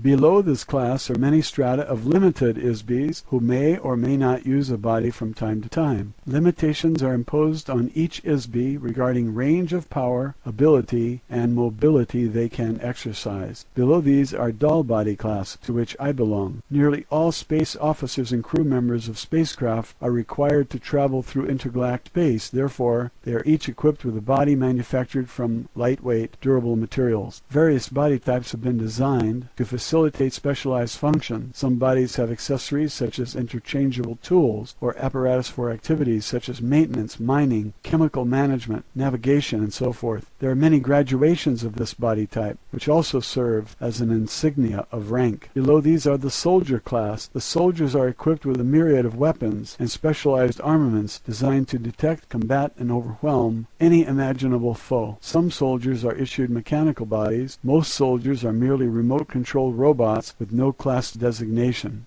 The lower classes are limited to flesh bodies. Of course, it is not possible for these to travel through space for obvious reasons. Fundamentally, flesh bodies are far too fragile to endure the stresses of gravity, temperature extremes, radiation exposure, atmospheric chemicals, and the vacuum of space. There are also the obvious logistical inconveniences of food, defecation, sleep, atmospheric elements, and air pressure required by flesh bodies that doll bodies do not require. Most flesh bodies will suffocate in only a few minutes without a specific combination of atmospheric chemicals. After 2 or 3 days, the bacteria which live internally and externally on the body cause severe odors to be emitted. Odors of any kind are not acceptable in a space vessel. Flesh can tolerate only a very limited spectrum of temperatures, whereas in space the contrast of temperatures may vary hundreds of degrees within seconds. Of course, flesh bodies are utterly useless for military duty. A single shot from a handheld electronic blast gun instantly turns a flesh body into a noxious vapor cloud. ISBs who inhabit flesh bodies have lost much of their native ability and power. Although it is theoretically possible to regain or rehabilitate these abilities, no practical means has been discovered or authorized by the domain. Even though spacecraft of the domain travel trillions of light years in a single day, the time required to traverse the space between galaxies is significant, not to mention the length of time to complete just one set of mission orders, which may require thousands of years. Biological flesh bodies live for only a very short time, only 60 to 150 years at most, whereas doll bodies can be reused and repaired almost indefinitely. The first development of biological bodies began in this universe about 74 trillion years ago. It rapidly became a fad for ISBs to create and inhabit various types of bodies for an assortment of nefarious reasons. Especially for amusement, this is to experience various physical sensations vicariously through the body. Since that time there has been a continuing de-evolution in the relationship of ISBs to bodies. As ISBs continue to play around with these bodies, certain tricks were introduced to cause ISBs to get trapped inside a body so they were unable to leave again. This was done primarily by making bodies that appeared sturdy but were actually very fragile. An ISB, using their natural power to create energy, accidentally injured a body when contacting it. The ISB was remorseful about having injured this fragile body. The next time they encountered a body, they began to be careful with them. In so doing, the ISB would withdraw or minimize their own power so as not to injure the body. A very long and treacherous history of this kind of trickery, combined with similar misadventures, eventually resulted in a large number of ISBs becoming permanently trapped in bodies. Of course, this became a profitable enterprise for some ISBs who took advantage of the situation to make slaves of others. The resulting enslavement progressed over trillions of years and continues today. Ultimately, the dwindling ability of ISBs to maintain a personal state of operational freedom and ability to create energy resulted in the vast and carefully guarded hierarchy or class system. Using bodies as a symbol of each class is used throughout the old empire as well as the domain. The vast majority of ISBs throughout the galaxies of this universe inhabit some form of flesh body. The structure, appearance, operation, and habitat of these bodies vary according to the gravity, atmosphere, and climatic conditions of the planet they inhabit. Body types are predetermined largely by the type and size of the star around which the planet revolves, the distance from the star, the geological as well as the atmospheric components of the planet.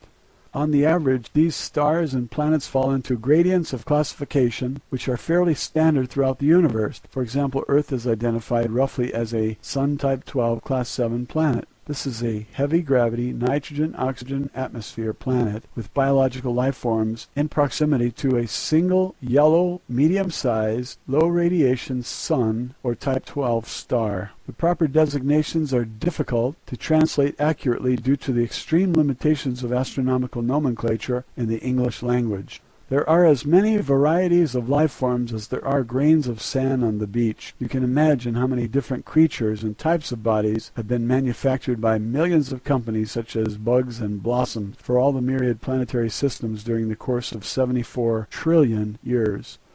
Matilda O'Donnell McElroy, personal note. When Errol finished telling me this story, there was a long, silent pause while I muddled through all this in my mind. Had Errol been reading science fiction books and fantasy stories during the night? Why would she tell me something so incredibly far-fetched? If there had not been a 40-inch tall alien with gray skin and 3 fingers on each hand and foot sitting directly across from me, I would not have believed a single word of it. In retrospect, over the 60 years since Errol gave me this information, Earth doctors have begun to develop some of the biological engineering technology that Errol told me about right here on Earth. Heart bypasses, cloning, test tube babies, organ transplants, plastic surgery, genes, chromosomes, and so on. One thing is for sure, I have never looked at a bug or flower in the same way since then, not to mention my religious belief in Genesis.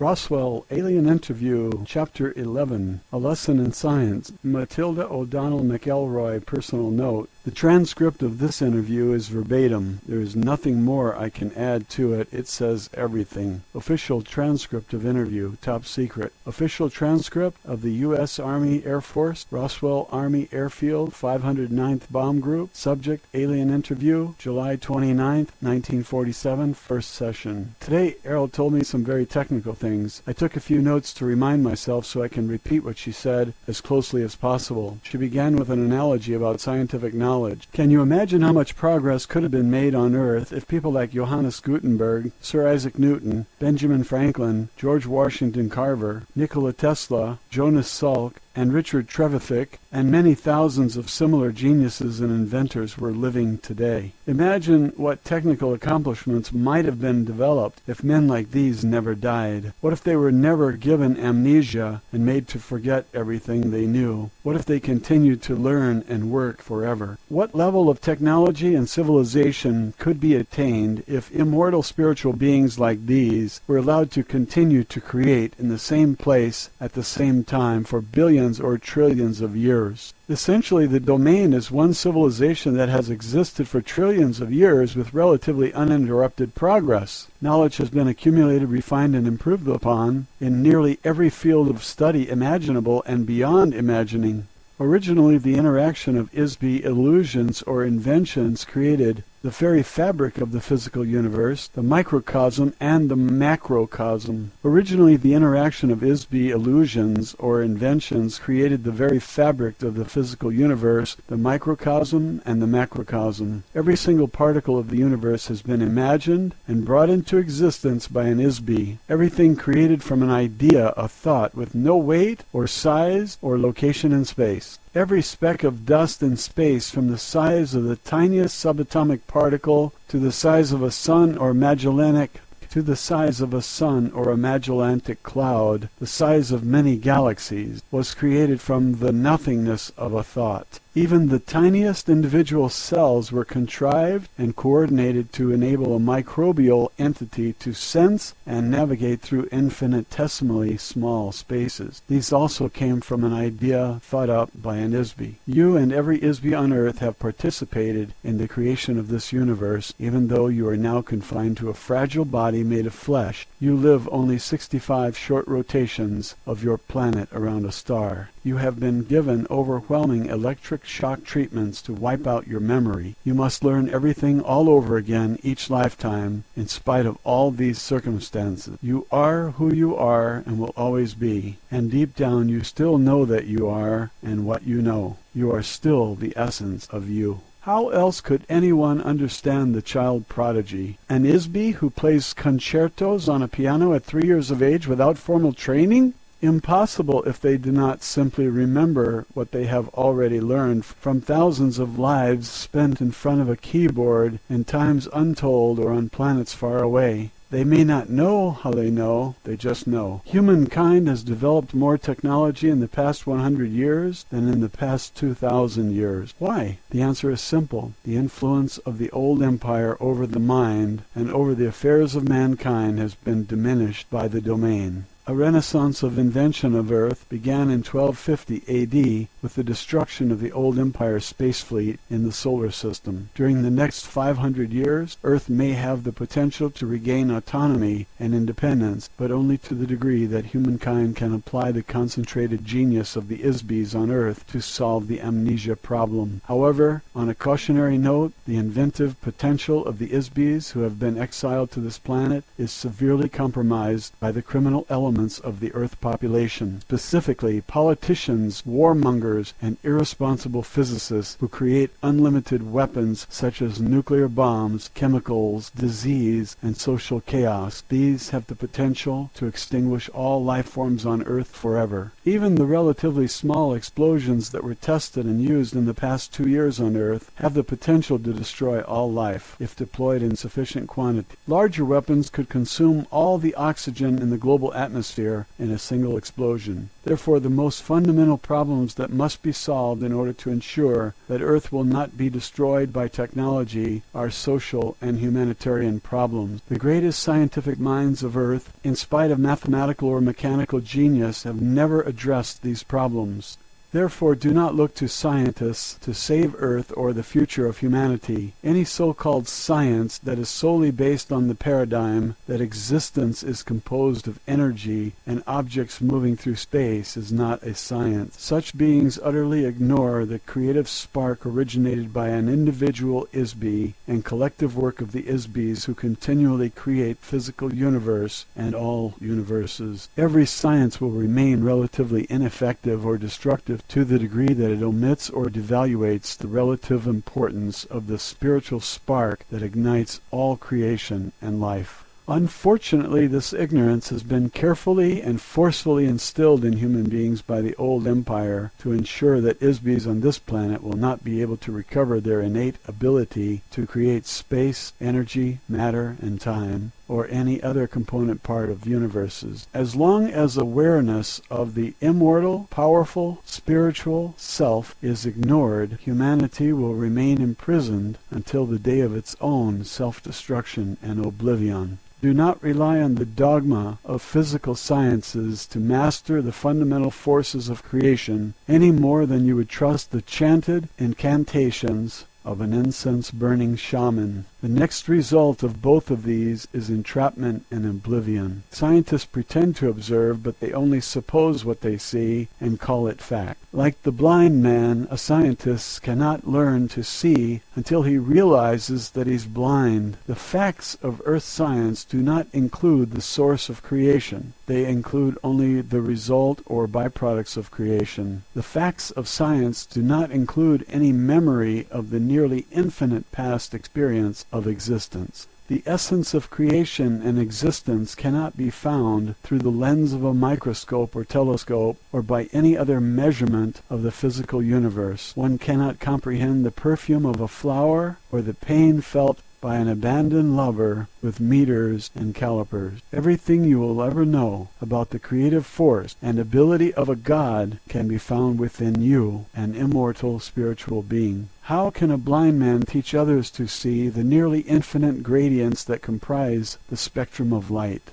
The notion that one can understand the universe without understanding the nature of an Isbi is as absurd as conceiving that an artist is a speck of paint on his own canvas, or that the lace on a ballet shoe is the choreographer's vision, or the grace of a dancer, or the electric excitement of opening night. Study of the spirit has been booby-trapped by the thought control operation through religious superstitions they instill in the minds of men. Conversely, the study of the spirit and the mind have been prohibited by science, which eliminates anything that is not measurable in the physical universe. Science is the religion of matter. It worships matter. The paradigm of science is that creation is all and the creator is nothing. Religion says the creator is all and the creation is nothing. These two extremes are the bars of a prison cell. They prevent observation of all phenomenon as an interactive whole. Study of creation without knowing the Isbi, the source of creation, is futile. When you sail to the edge of a universe conceived by science, you fall off the end into an abyss of dark, dispassionate space and lifeless, unrelenting force. On earth you have been convinced that the oceans of the mind and spirit are filled with gruesome, ghoulish monsters that will eat you alive if you dare to venture beyond the breakwater of superstition. The vested interest of the old empire prison system is to prevent you from looking at your own soul. They fear that you will see in your own memory the slave masters who kept you imprisoned. The prison is made of shadows in your mind. The shadows are made of lies and pain and loss and fear. The true geniuses of civilization are those Isbis who will enable other Isbis to recover their memory and regain self-realization and self-determination. This issue is not solved through enforcing moral regulation on behavior or through the control of beings through mystery, faith, drugs, guns, or other dogma of a slave society, and certainly not through the use of electric shock and hypnotic commands. The survival of Earth and every being on it depends on the ability to recover the memory of skills you have accrued through the trilenia, to recover the essence of yourself. Such an art, science, or technology has never been conceived in the old empire. Otherwise, they would not have restored to the solution that brought you to your current conditions on Earth. Neither has such technology ever been developed by the domain. Until recently, the necessity of rehabilitating an Isbi with amnesia has not been needed. Therefore, no one has ever worked on solving this problem. So far, unfortunately, the domain has no solution to offer. A few officers of the Domain Expeditionary Force have taken it upon themselves to provide technology to Earth during their off-duty time. These officers leave their doll at the space station and as an ISB assume or take over a biological body on Earth. In some cases, an officer can remain on duty while they inhabit and control other bodies at the same time. This is a very dangerous and adventurous undertaking. It requires a very able ISB to accomplish such a mission and return to the base successfully. One officer who did this recently while continuing to attend his official duties was known on Earth as the electronics inventor Nikola Tesla. It is my intention, although as not a part of my mission orders, to assist you in your efforts to advance scientific and humanitarian progress on Earth. My intention is to help other ISBs to help themselves. In order to solve the amnesia problem on Earth, you will need much more advanced technology, as well as social stability to allow enough time for research, and need much more advanced technology as well as social stability to allow enough time for research and development of techniques to free the ISB from the body and to free the mind of the ISB from amnesia. Although the domain has a long-term interest in maintaining Earth as a useful planet, it has no particular interest in the human population of Earth other than its own personnel here. We are interested in preventing the destruction as well as accelerating the development of technologies that will sustain the infrastructures of the global biosphere, hydrosphere, and atmosphere. To this end, you will discover on very careful and thorough examination that my spacecraft contains a wide assortment of technology that does not exist on your Earth. If you distribute pieces of this craft to various scientists for study, they will be able to reverse engineer some of the technology to the extent that Earth has the raw materials required to replicate these components. Some features will be indecipherable. Other features cannot be duplicated as Earth does not have the natural resources required to replicate them. This is especially true of the metals used to construct the craft. Not only do these metals not exist on Earth, the refining process required to produce these metals took billions of years to develop. It is also true of the navigation system, which requires an ISB whose own personal wavelength has been specifically attuned to the neural network of the craft. The pilot of the craft must possess a very high order of energy, volition, discipline, training, and intelligence to manipulate such a craft. ISBs on Earth are incapable of this expertise because it requires the use of an artificial body specifically created for this purpose. Certain individual Earth scientists, some of whom are among the most brilliant minds in the history of the universe, will have their memory of this technology jogged when they examine the craft components, just as some of the scientists and physicists on Earth have been able to remember how to recreate electronic generators, internal combustion, and steam locomotion, refrigeration, aircraft, antibiotics, and other tools of your civilization. They will also rediscover other vital technology in my craft. The following are the specific systems embodied in my craft that contain useful components. There is an assortment of microscopic wiring or fibers within the walls of the craft that control such things as communications, information storage, computer function, and automatic navigation. The same wiring is used for light, sublight, and ultralight spectrum detection and vision. The fabrics of the interior of the craft are far superior to any on Earth at this time and have hundreds of thousands of applications. You will also find mechanisms for creating, amplifying, and channeling light particles or waves as a form of energy. As an officer, pilot, and engineer of the domain forces, I am not at liberty to discuss or convey the detailed operation or construction of the craft in any way other than what I have just disclosed. However, I am confident that there are many competent engineers on Earth who will develop useful technology with these resources. I am providing these details to you in the hope that the greater good of the domain will be served. Roswell, Alien Interview, Chapter 12, A Lesson in Immortality. Matilda O'Donnell McElroy, Personal Note. I think the following transcript is pretty much self-explanatory. Official transcript of interview, top secret. Official transcript of the U.S. Army Air Force, Roswell Army Airfield, 509th Bomb Group. Subject, Alien Interview, July 30th, 1947, first session. Immortal spiritual beings, which I refer to as ISBs for the sake of convenience, are the source and creators of illusions. each one individually and collectively, in their original unfettered state of being, are an eternal, all-powerful, all-knowing entity. ISBs create space by imagining a location. The intervening distance between themselves and the imagined location is what we call space. An ISB can perceive the space and objects created by other ISBs. ISBs are not physical universe entities. They are a source of energy and illusion. ISBs are not located in space or time, but can create space, place particles in space, create energy, and shape particles into various forms, cause the motion of forms, and animate forms. Any form which is animated by an ISB is called life. An ISB can decide to agree that they are located in space or time, and that they themselves are an object, or any other manner of illusion created by themselves, or another, or other ISBs. The disadvantages of creating an illusion is that an illusion must be continually created. If not continually created, it disappears. Continual creation of an illusion requires incessant attention to every detail of the illusion in order to sustain it.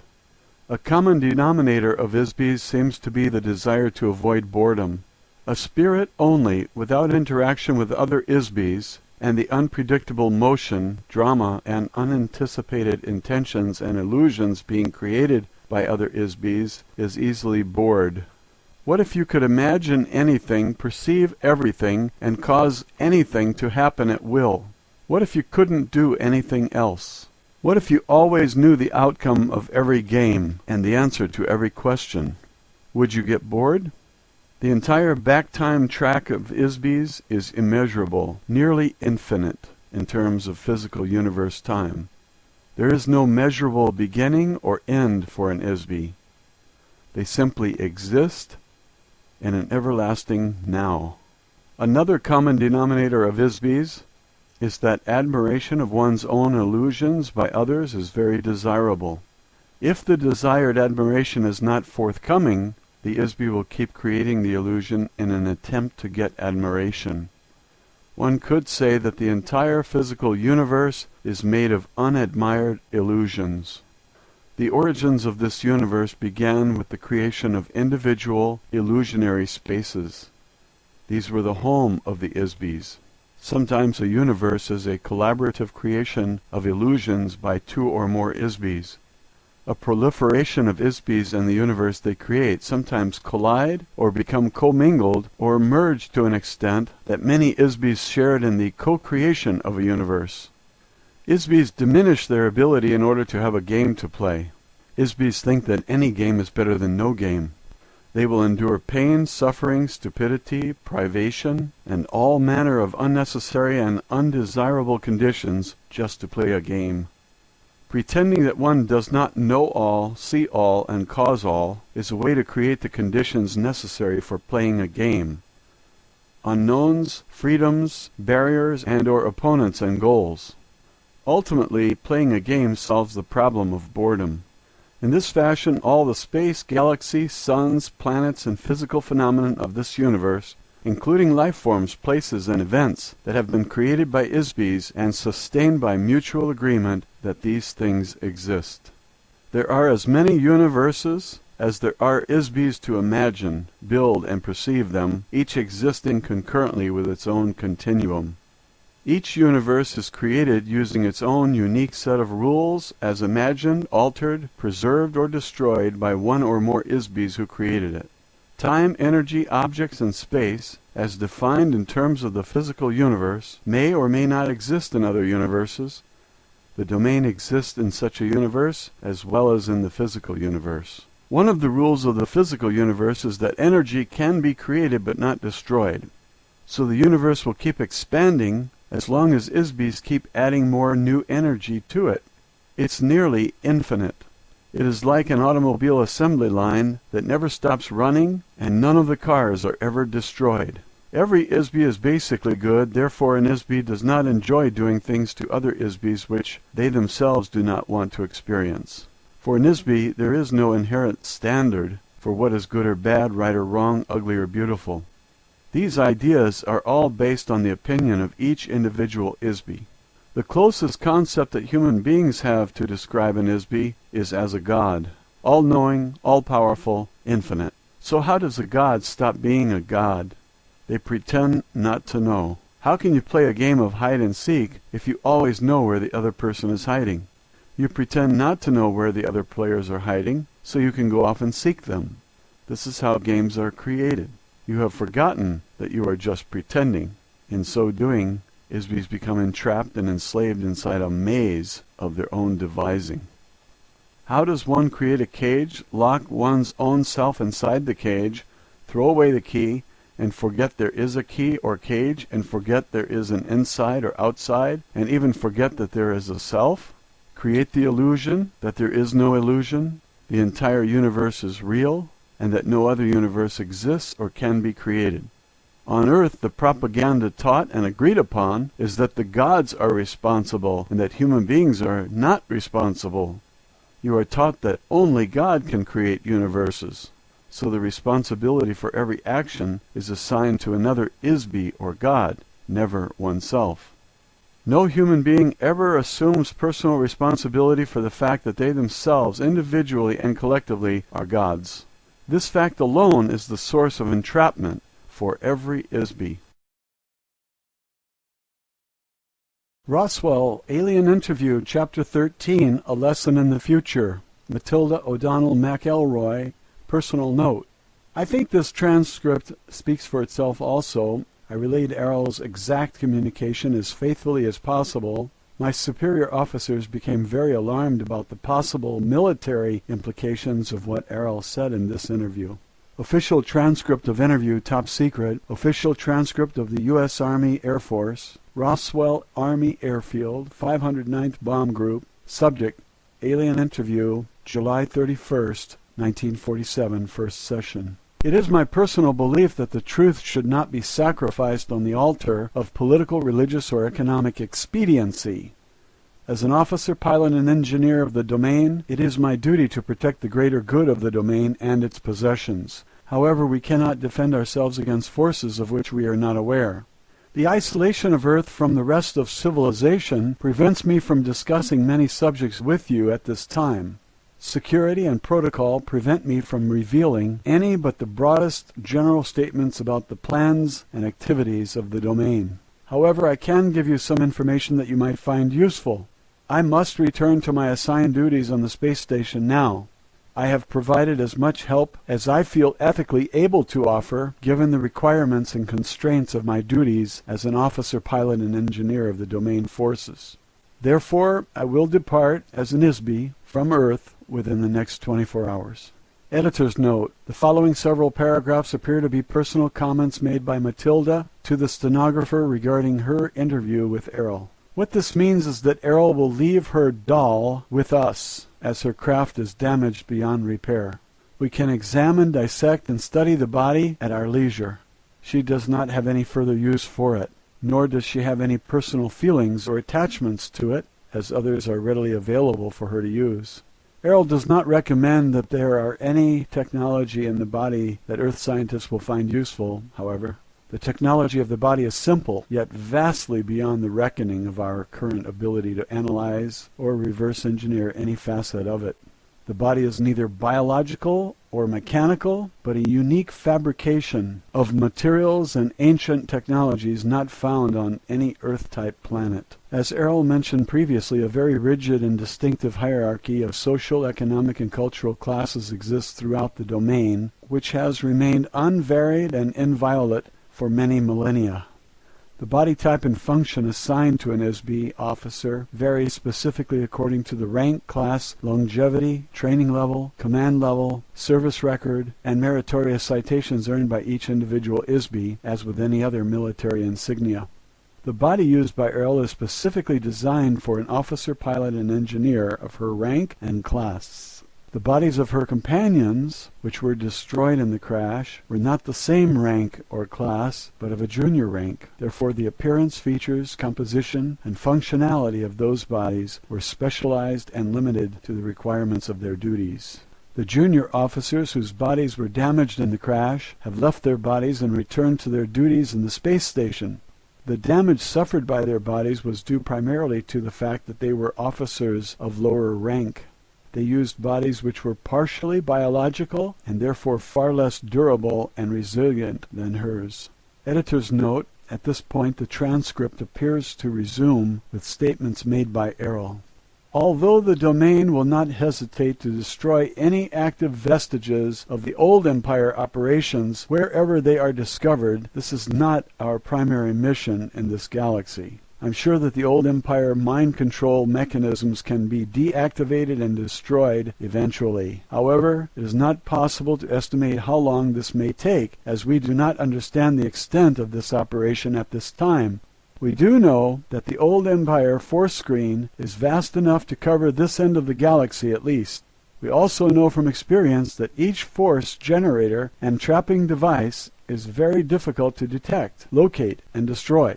Also, it is not the current mission of the Domain Expeditionary Force to commit resources to this endeavor. The eventual destruction of these devices may make it possible for your memory to be restored simply by virtue of not having it erased after each lifetime. Fortunately, the memory of an ISB cannot be permanently erased. There are many other active space civilizations who maintain various nefarious operations in this area, not the least of which is dumping unwanted ISBs on Earth. None of these craft are hostile or in violent opposition to the domain forces.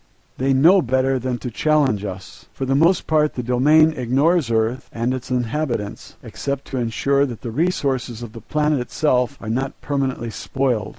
This sector of the galaxy was annexed by the domain and is the possession of the domain to do with or dispose of it as deems best.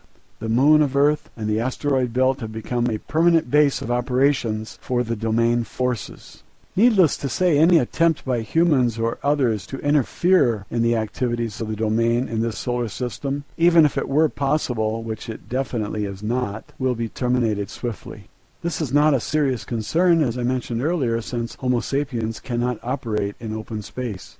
Of course, we will continue with the next steps of the domain expansion plan, which has remained on schedule for billions of years. Over the next 5,000 years, there will be increasing traffic and activity of the domain forces as we progress toward the center of this galaxy and beyond to spread our civilization through the universe. If humanity is to survive, it must cooperate to find effective solutions to the difficult conditions of your existence on Earth.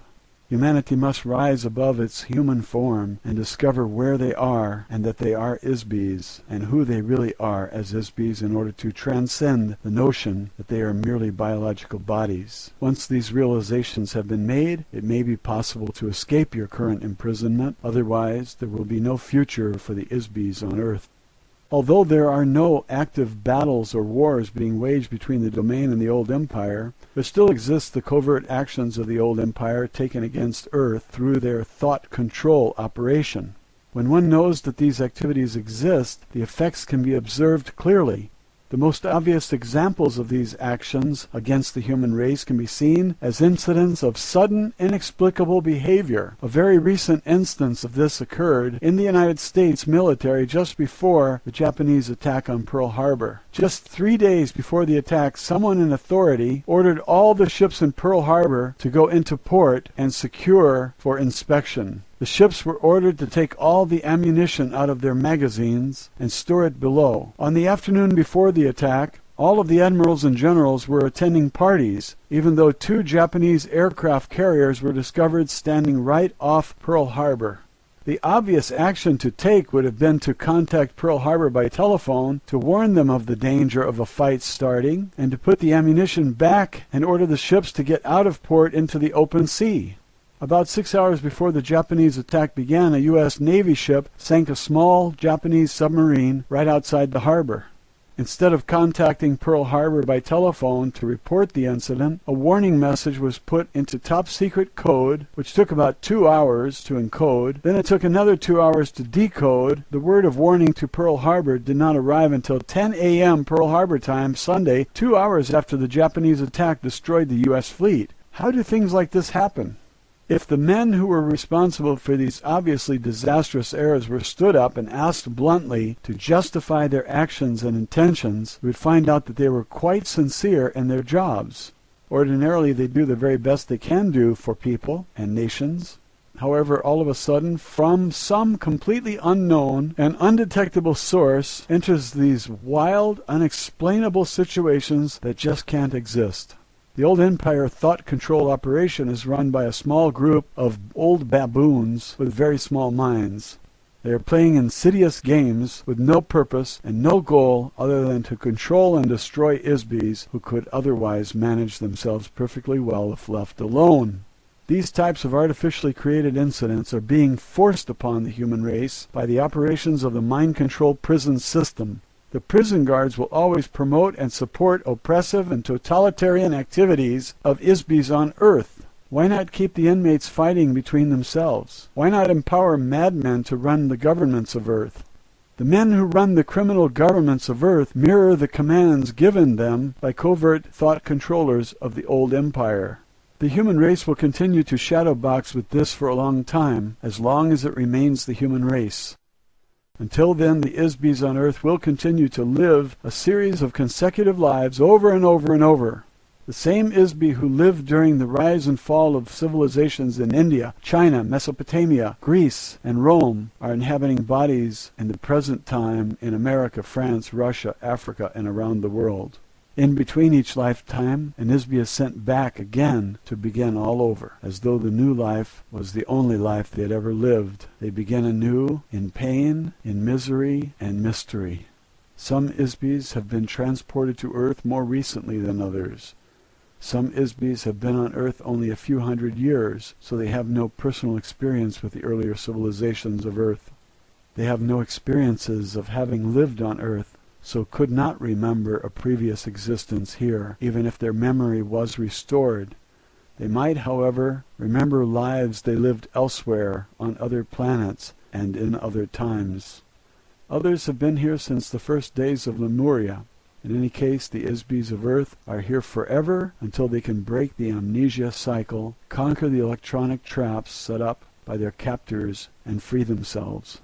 Because the domain has 3,000 of their own Isbys in captivity on Earth also, they have an interest in solving this problem.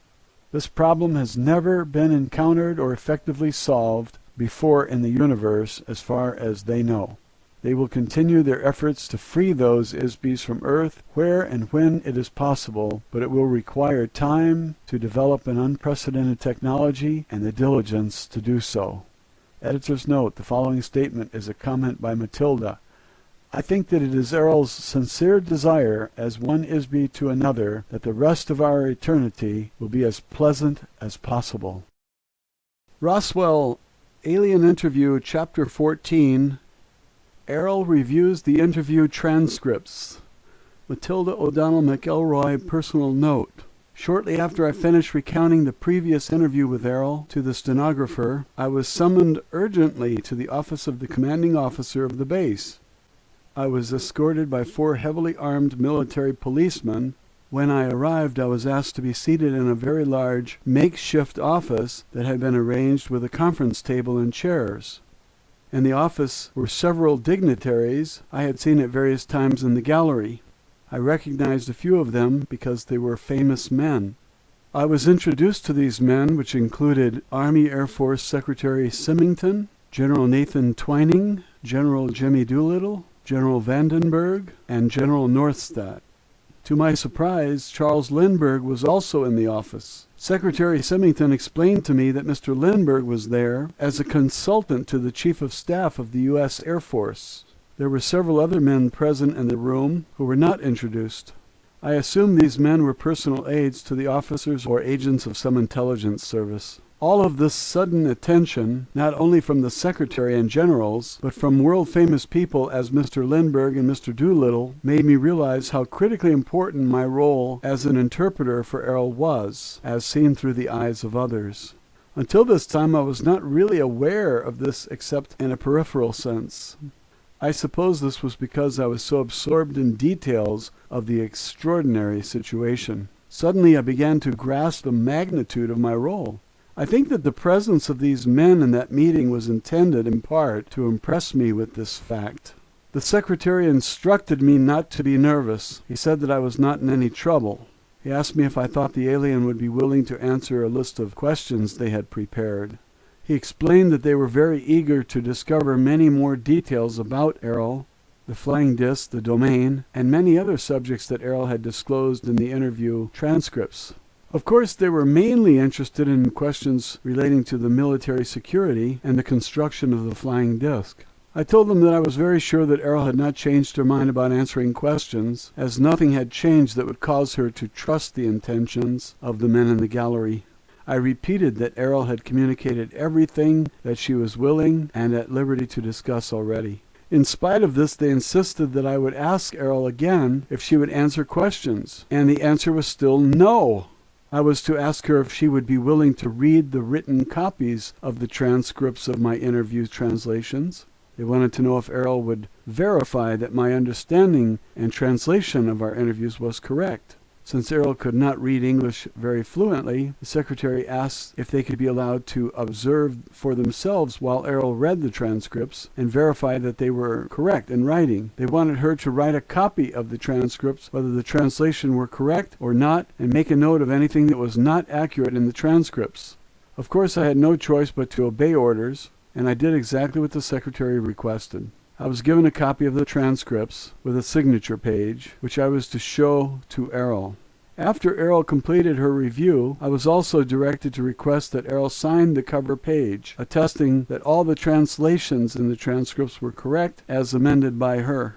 About an hour later, I entered the interview room, as instructed, with copies of the transcripts and signature page to deliver to Errol, as the members of the gallery, including the generals, and Mr. Lindbergh also, I presume, and others watched through the glass of the gallery room.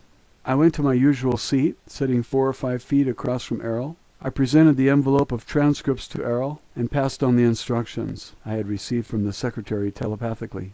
Errol looked at me and looked at the envelope without accepting it. Errol said, "If you have read them and they are accurate in your own estimation, there is no need for me to review them also.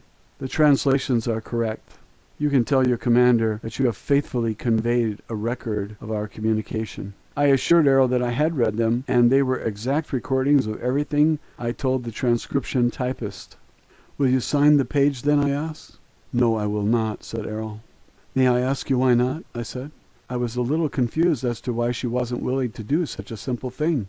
"If your commander does not trust his own staff to make an honest and accurate report to him, what confidence will my signature on the page give him? Why will he trust an ink mark on a page made by an officer of the domain if he does not trust his own loyal staff?" I didn't quite know what to say to that. I couldn't argue with Errol's logic, and I couldn't force her to sign the document either. I sat in my chair for a minute, wondering what to do next. I thanked Errol and told her I needed to go ask my superiors for further instructions. I placed the envelope of the transcripts in the inside breast pocket of my uniform jacket, and I began to rise from my chair. At that moment, the door from the gallery room slammed open. 5 heavily armed military police rushed into the room. A man in a white laboratory coat followed closely behind them.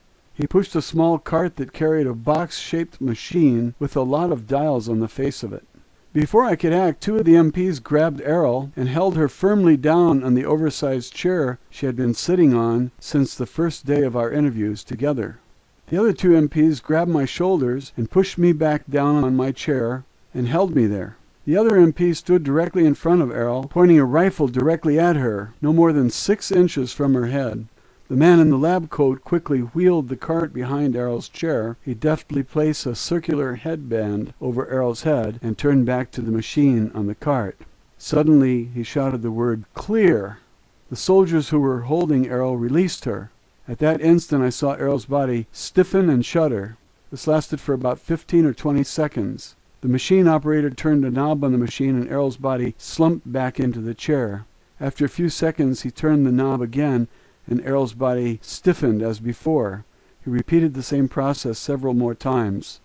I sat in my chair being held down all the while by the MPs, and I didn't understand what was going on. I was terrified and transfixed by what was happening. I couldn't believe it. After a few minutes, several other men wearing white lab coats entered the room. They briefly examined Errol, who was now slumped listlessly in the chair. They mumbled a few words to each other. One of the men waved to the gallery window. A gurney was immediately rolled into the room by 2 attendants.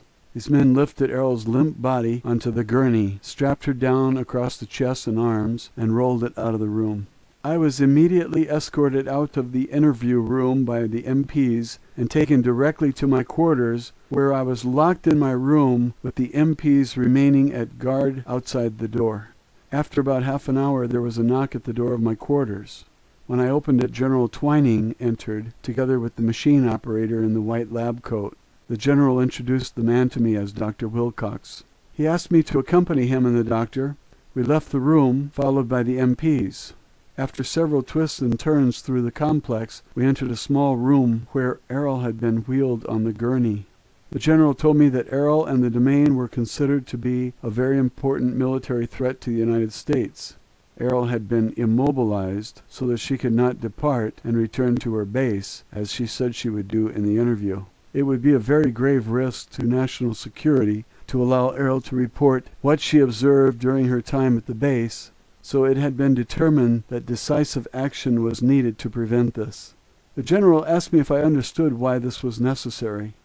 I said that I did, although I most certainly did not agree that it was the least bit necessary, and I certainly did not agree with the surprise attack on Errol and me in the interview room. However, I said nothing about this to the general because I was very afraid of what might happen to me and Errol if I protested.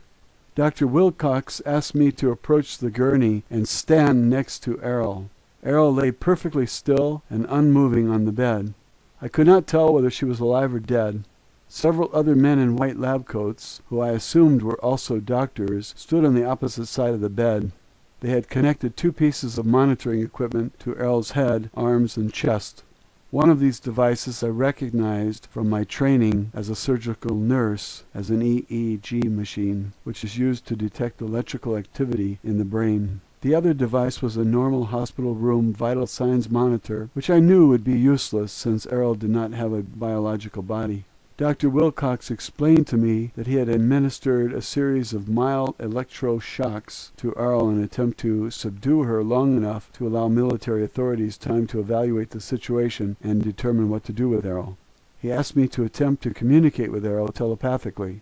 I tried for several minutes but couldn't sense any communication from Errol. I couldn't even sense whether Errol was present in the body any longer. "I think you must have killed her," I said to the doctor. Dr. Wilcox told me that they would keep Errol under observation and I would be asked to return later to establish communication with Errol again. Roswell, Alien Interview, Chapter 15, My Interrogation. Matilda O'Donnell McElroy, Personal Note. The next morning I was escorted from my quarters under guard of 4 MPs to the interview room. Errol's overstuffed chair had been removed from the room and replaced by a small desk and several office chairs.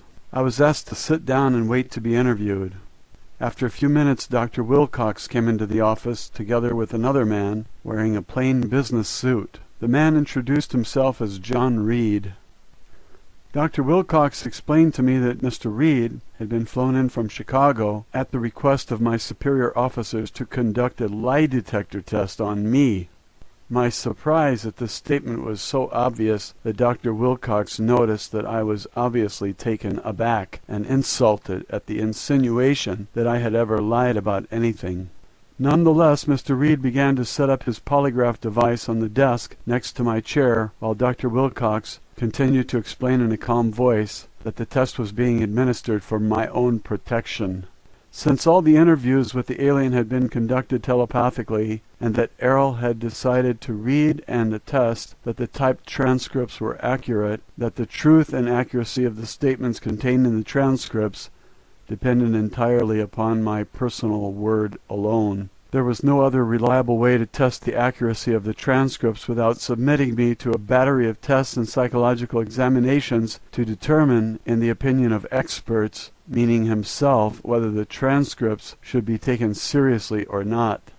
The tone of his voice said very clearly, or dismissed as the delusional ranting of a mere woman. Mr. Reed proceeded to strap a rubber tube around my chest, as well as an ordinary blood pressure cutoff around my upper arm. Then he placed electrodes on the fingers and surfaces of my hands. He explained that he would be very objective during the interview because he had been thoroughly trained in scientific interrogation. This training was supposed to make his interrogation free of human error. Mr. Reed explained to me that in response to the questions he and Dr. Wilcox were going to ask me, that actual physiological changes would be transmitted through a small panel unit. The readings would then be tracked on moving graph paper, which he placed beside the machine on the desk. The parallel graphs on the paper would then be correlated and interpreted by Mr. Reed with the expert assistance of Dr. Wilcox to determine whether or not I was lying. Both Mr. Reed and Dr. Wilcox asked me a series of innocuous questions to begin, which advanced into a more pointed interrogation about my interviews with Errol. Here's what I remember about the questions. "What is your name?" "Matilda O'Donnell," I replied. "What is your date of birth?" "June 12, 1924, I said. "What is your age?" 23. "Where were you born?" "Los Angeles, California," I said, and so on and so forth. "Are you able to communicate by telepathy?" "No, I have never been able to do this with anyone except Errol," I said. "Were any of the statements you made to the stenographer falsified?" "No," I answered. "Have you intentionally or unintentionally imagined or fabricated any of the communication you claim to have had with the alien?" "No, of course not," I said. "Are you intentionally attempting to deceive anyone?" "No." "Are you attempting to obstruct this test?" "No." "What color are your eyes?" "Blue." "Are you Catholic?" "Yes." "Would you tell the same stories to your parish priest in a Catholic church confessional that you told the stenographer here at the base?" "Yes." "Are you trying to hide anything from us?" "No, nothing." "Do you believe everything the alien communicated to you?" "Yes." "Do you consider yourself to be a gullible person?" "No." The questions continued in this manner for more than an hour. Finally, I was unhooked from the polygraph machine and allowed to return to my quarters, still under guard by the MPs. Later in the afternoon, I returned to the interview room. This time the desk was replaced by a hospital gurney. Dr. Wilcox was accompanied by a staff nurse this time. He asked me to lie down on the gurney. He said that he had been requested to ask me the same series of questions that I answered for the lie detector test. This time, however, I would respond to the questions under the influence of a truth serum known as sodium pentothal. As a trained surgical nurse, I was familiar with this barbiturate drug, as it was sometimes used as an anesthetic. Dr. Wilcox asked me if I had any objection to submitting to such a test. I told him I had nothing to hide. I cannot recall anything about this interview. I assumed that when I finished answering the questions, I was escorted back to my room by the MPs, with their assistance this time, as I was too wobbly and woozy from the drug to navigate by myself. However, I had a very peaceful sleep that night. Apparently neither of these interrogations yielded any suspicious results, as I was not asked any more questions after that. Thankfully, I was left alone during the rest of my time at the base. Roswell, Alien Interview, Chapter 16. Errol departs. Matilda O'Donnell McElroy, personal note. I remained at the base, mostly confined to my quarters, for another 3 weeks after Errol had been incapacitated by Dr. Wilcox. Once a day I was escorted to the room where Errol lay on the bed, under continued surveillance by Dr. Wilcox and others.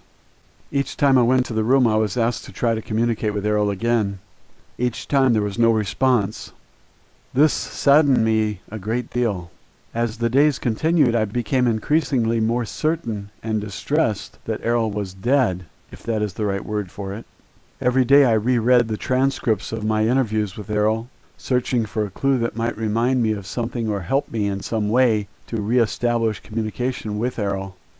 I still had the envelope in my possession with copies of the transcripts that Errol was asked to sign. To this day, I don't understand why no one ever asked me to return them. I suppose they forgot about the copy of the transcripts in all the excitement.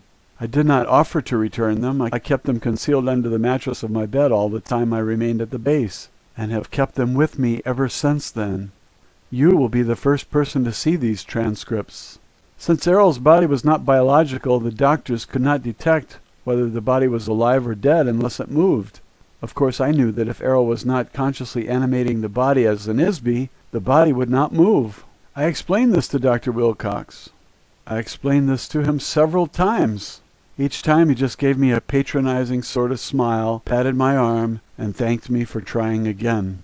At the end of the third week, I was told by Dr. Wilcox that my services would no longer be needed because it had been decided by the military to move Errol to a larger, more secure military medical facility that was better equipped to deal with the situation. He didn't say anything about where the facility was located. That was the last time I saw Errol's doll body. The following day I received written orders signed by General Twining. The orders said that I had completed my service to the U.S. military and was officially discharged from further duty, and that I would receive an honorable discharge and a generous military pension.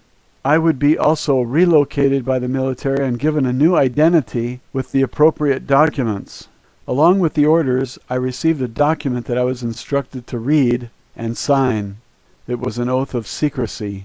The language of the document was full of legalese, but the point was very clearly made that I was to never, ever discuss anything whatsoever with anyone about anything whatsoever that I had seen, heard, or experienced during my service in the military under pain of death as an act of treason against the United States of America.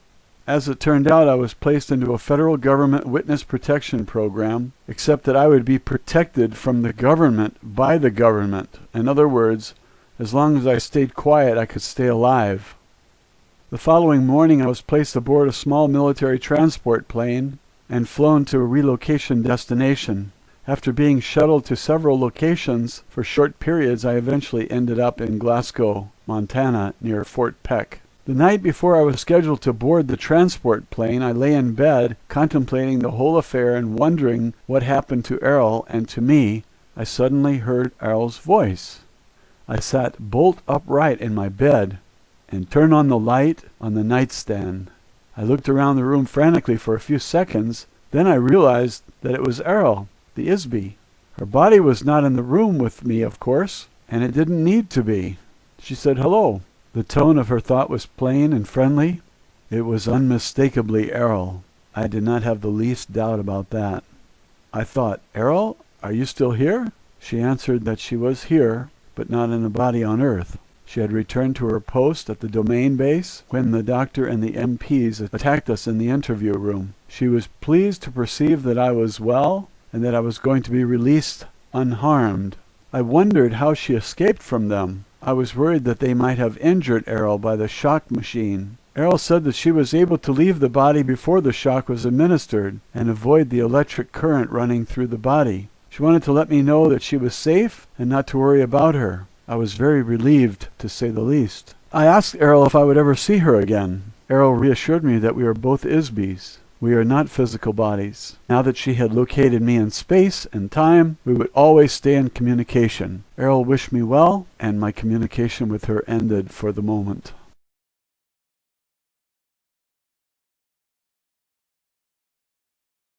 Roswell, alien interview, postscript from Mrs. McElroy. Editor's note. The following message was enclosed in a separate envelope marked Read Me Last, together with the original letter, the transcripts, and the other notes of explanation I received in the envelope from Mrs. McElroy. This is what the message said. The other documents in this envelope are the end of the story as far as what happened back in 1947. However, several months after the government got me settled at my final relocation destination, I continued my communication with Errol on a regular basis. It has been almost exactly 40 years since the crash at Roswell. Since then, it has become obvious to me that I have been able to communicate telepathically with Errol for one reason. I am one of the 3,000 members of the Lost Battalion. At this time, all the members of the Lost Battalion have been located on Earth as a result of the Domain Anunnaki mission and their use of the Tree of Life detection device. Through my communication with Errol, I have recovered some of my memory of lives I've spent on Earth over the past 8,000 years. Most of these memories are not especially important compared to the long backtrack of events, but it has been a necessary stepping stone to regaining my awareness and ability as an Isby. I can also remember some dim patches of my life in the Domain Expeditionary Force. I was a nurse there too. For the most part, I've been a nurse over and over and over again down through the ages. I stick with being a nurse because it's familiar to me, and I enjoy the work of helping people, as well as the members of the race of biological beings in the domain whose bodies look more like insects than mammals, especially their hands. Even doll bodies need some repair once in a while, too. As I remember more about my past, I realize that the rest of my life is in the future. Eternity is not just in the past, eternity is in the future. At this point, I'm still not able to fully return to the domain. I am sentenced to eternal imprisonment like all other Isbys in the living hell called Earth, until we can disable the old Empire force screens. Because I won't keep my biological body much longer now, I am intensely aware that very soon I will be recycled through the amnesia process of the old Empire and stuck back into another baby body to start all over again without any memory of what went before. As you know, members of the Domain Expeditionary Force have been working to solve this problem for thousands of years. Errol said that even though the Domain has located all of the lost battalion officers and crew, the success of freeing them depends on the Isbys who are already on Earth. The Domain Central Command cannot authorize any personnel or resources at this time to conduct a rescue mission, as this is not the primary mission of the Domain Expeditionary Force in this galaxy. So if Isbys on Earth are going to escape from this prison, it will have to be an inside job, so to speak. The inmates will have to figure out how to get themselves out. Various methods of recovering the memory and ability of the Isbys have been developed over the past 10,000 years on Earth, but none have proven to be consistently effective so far. Errol mentioned that the most significant breakthrough was made by Gautama Siddhartha about 2,500 years ago. However, the original teachings and techniques taught by the Buddha have been altered or lost over the millennia since then. The practical techniques of this philosophy were perverted into robotic religious rituals by priests as a self-serving instrument of control or slavery. However, another major advance occurred recently. An acquaintance of the commanding officer of the Domain Expeditionary Force space station is an Isby who had once been an important engineer and officer in the old Empire space fleet. He became an untouchable himself about 10,000 years ago and was sentenced to Earth for leading a mutiny against the oppressive regime of the old Empire. The engineer was trained in advanced scientific improvisation theory thousands of years ago. This man has applied his expertise to helping the Domain solve the apparently unsolvable problem of rescuing the members of the Lost Battalion, as well as the Isbys on Earth. Careful observation and experimental analysis of the mechanics of memory in Isbys by he and his wife, who assisted him, led to the realization that Isbys can recover from amnesia and also regain lost abilities. Together they discovered and developed effective methods that they used to rehabilitate their own memories. They eventually codified their methods so that others can safely be trained to apply them to themselves and others, without detection by the old Empire thought control operators. Their research also revealed that Isbys can occupy and operate more than one body at the same time, a fact that previously was thought to be uniquely limited to officers of the Domain. One example of this fact is that the engineer in a previous lifetime on Earth was Suleiman the Magnificent. His assistant was a harem girl who rose up from slavery to become his wife and rule the Ottoman Empire with him. Simultaneously, she inhabited another body and ruled her own empire as Queen Elizabeth. As the Queen of England, she never married because she was already married to the Sultan of the Ottoman Empire. In a later life, he was incarnated as Cecil Rhodes. During his life as Rhodes, she was again a princess, this time from Poland. As such, she pursued Rhodes unsuccessfully toward the end of his life. However, in their next incarnation, they met again, were married, had a family, and again worked together successfully all of their lives. Several other notable examples of this phenomena were observed. For example, the process of refining steel was invented by the same Isby who inhabited two bodies simultaneously. One was named Kelly, who lived in Kentucky, and the other was a man named Bessemer, who lived in England. They both conceived the same process at the same time. Another example is Alexander Graham Bell, the inventor of the telephone, which was invented by several others at the same time, including Elijah Gray. The telephone was conceived concurrently in several locations around the world all at once. This was a single ISBE of such tremendous energy and ability that he was able to operate several bodies in several different locations while conducting complex research work. Thanks to these revelations, the domain has been able to return some of ISBEs of the Lost Battalion to active duty on a limited part-time basis. For example, 2 young girls who occupy biological bodies on Earth now are at the same time working as active members of the Domain Expeditionary Force on the Asteroid Space Station as operators of a communication switchboard. These operators relay messages between the Domain Expeditionary Force and the Domain Command Headquarters.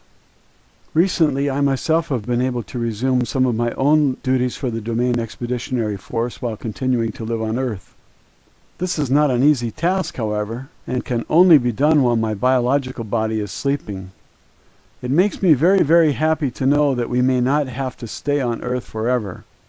There is hope of escape not just for the Lost Battalion, but for many other ISBEs on Earth. However, all ISBEs could be helped to become more aware of the actual situation on Earth through the information in this envelope. This is why I sent these letters and transcripts to you. I want you to get these documents published.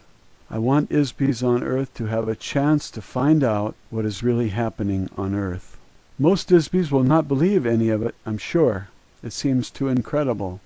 No reasonable person would ever believe a word of it. However, it only seems incredible to an ISBE whose memory has been erased and replaced with false information inside the electronically controlled illusion of a prison planet.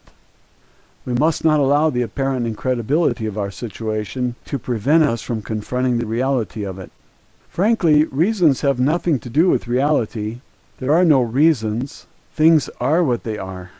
If we don't face the facts of our situation, we're going to stay under the thumb of the old empire forever. The biggest weapon the old empire has left now is our ignorance of what they were doing to all the ISBEs on Earth. Disbelief and secrecy are the most effective weapons they have.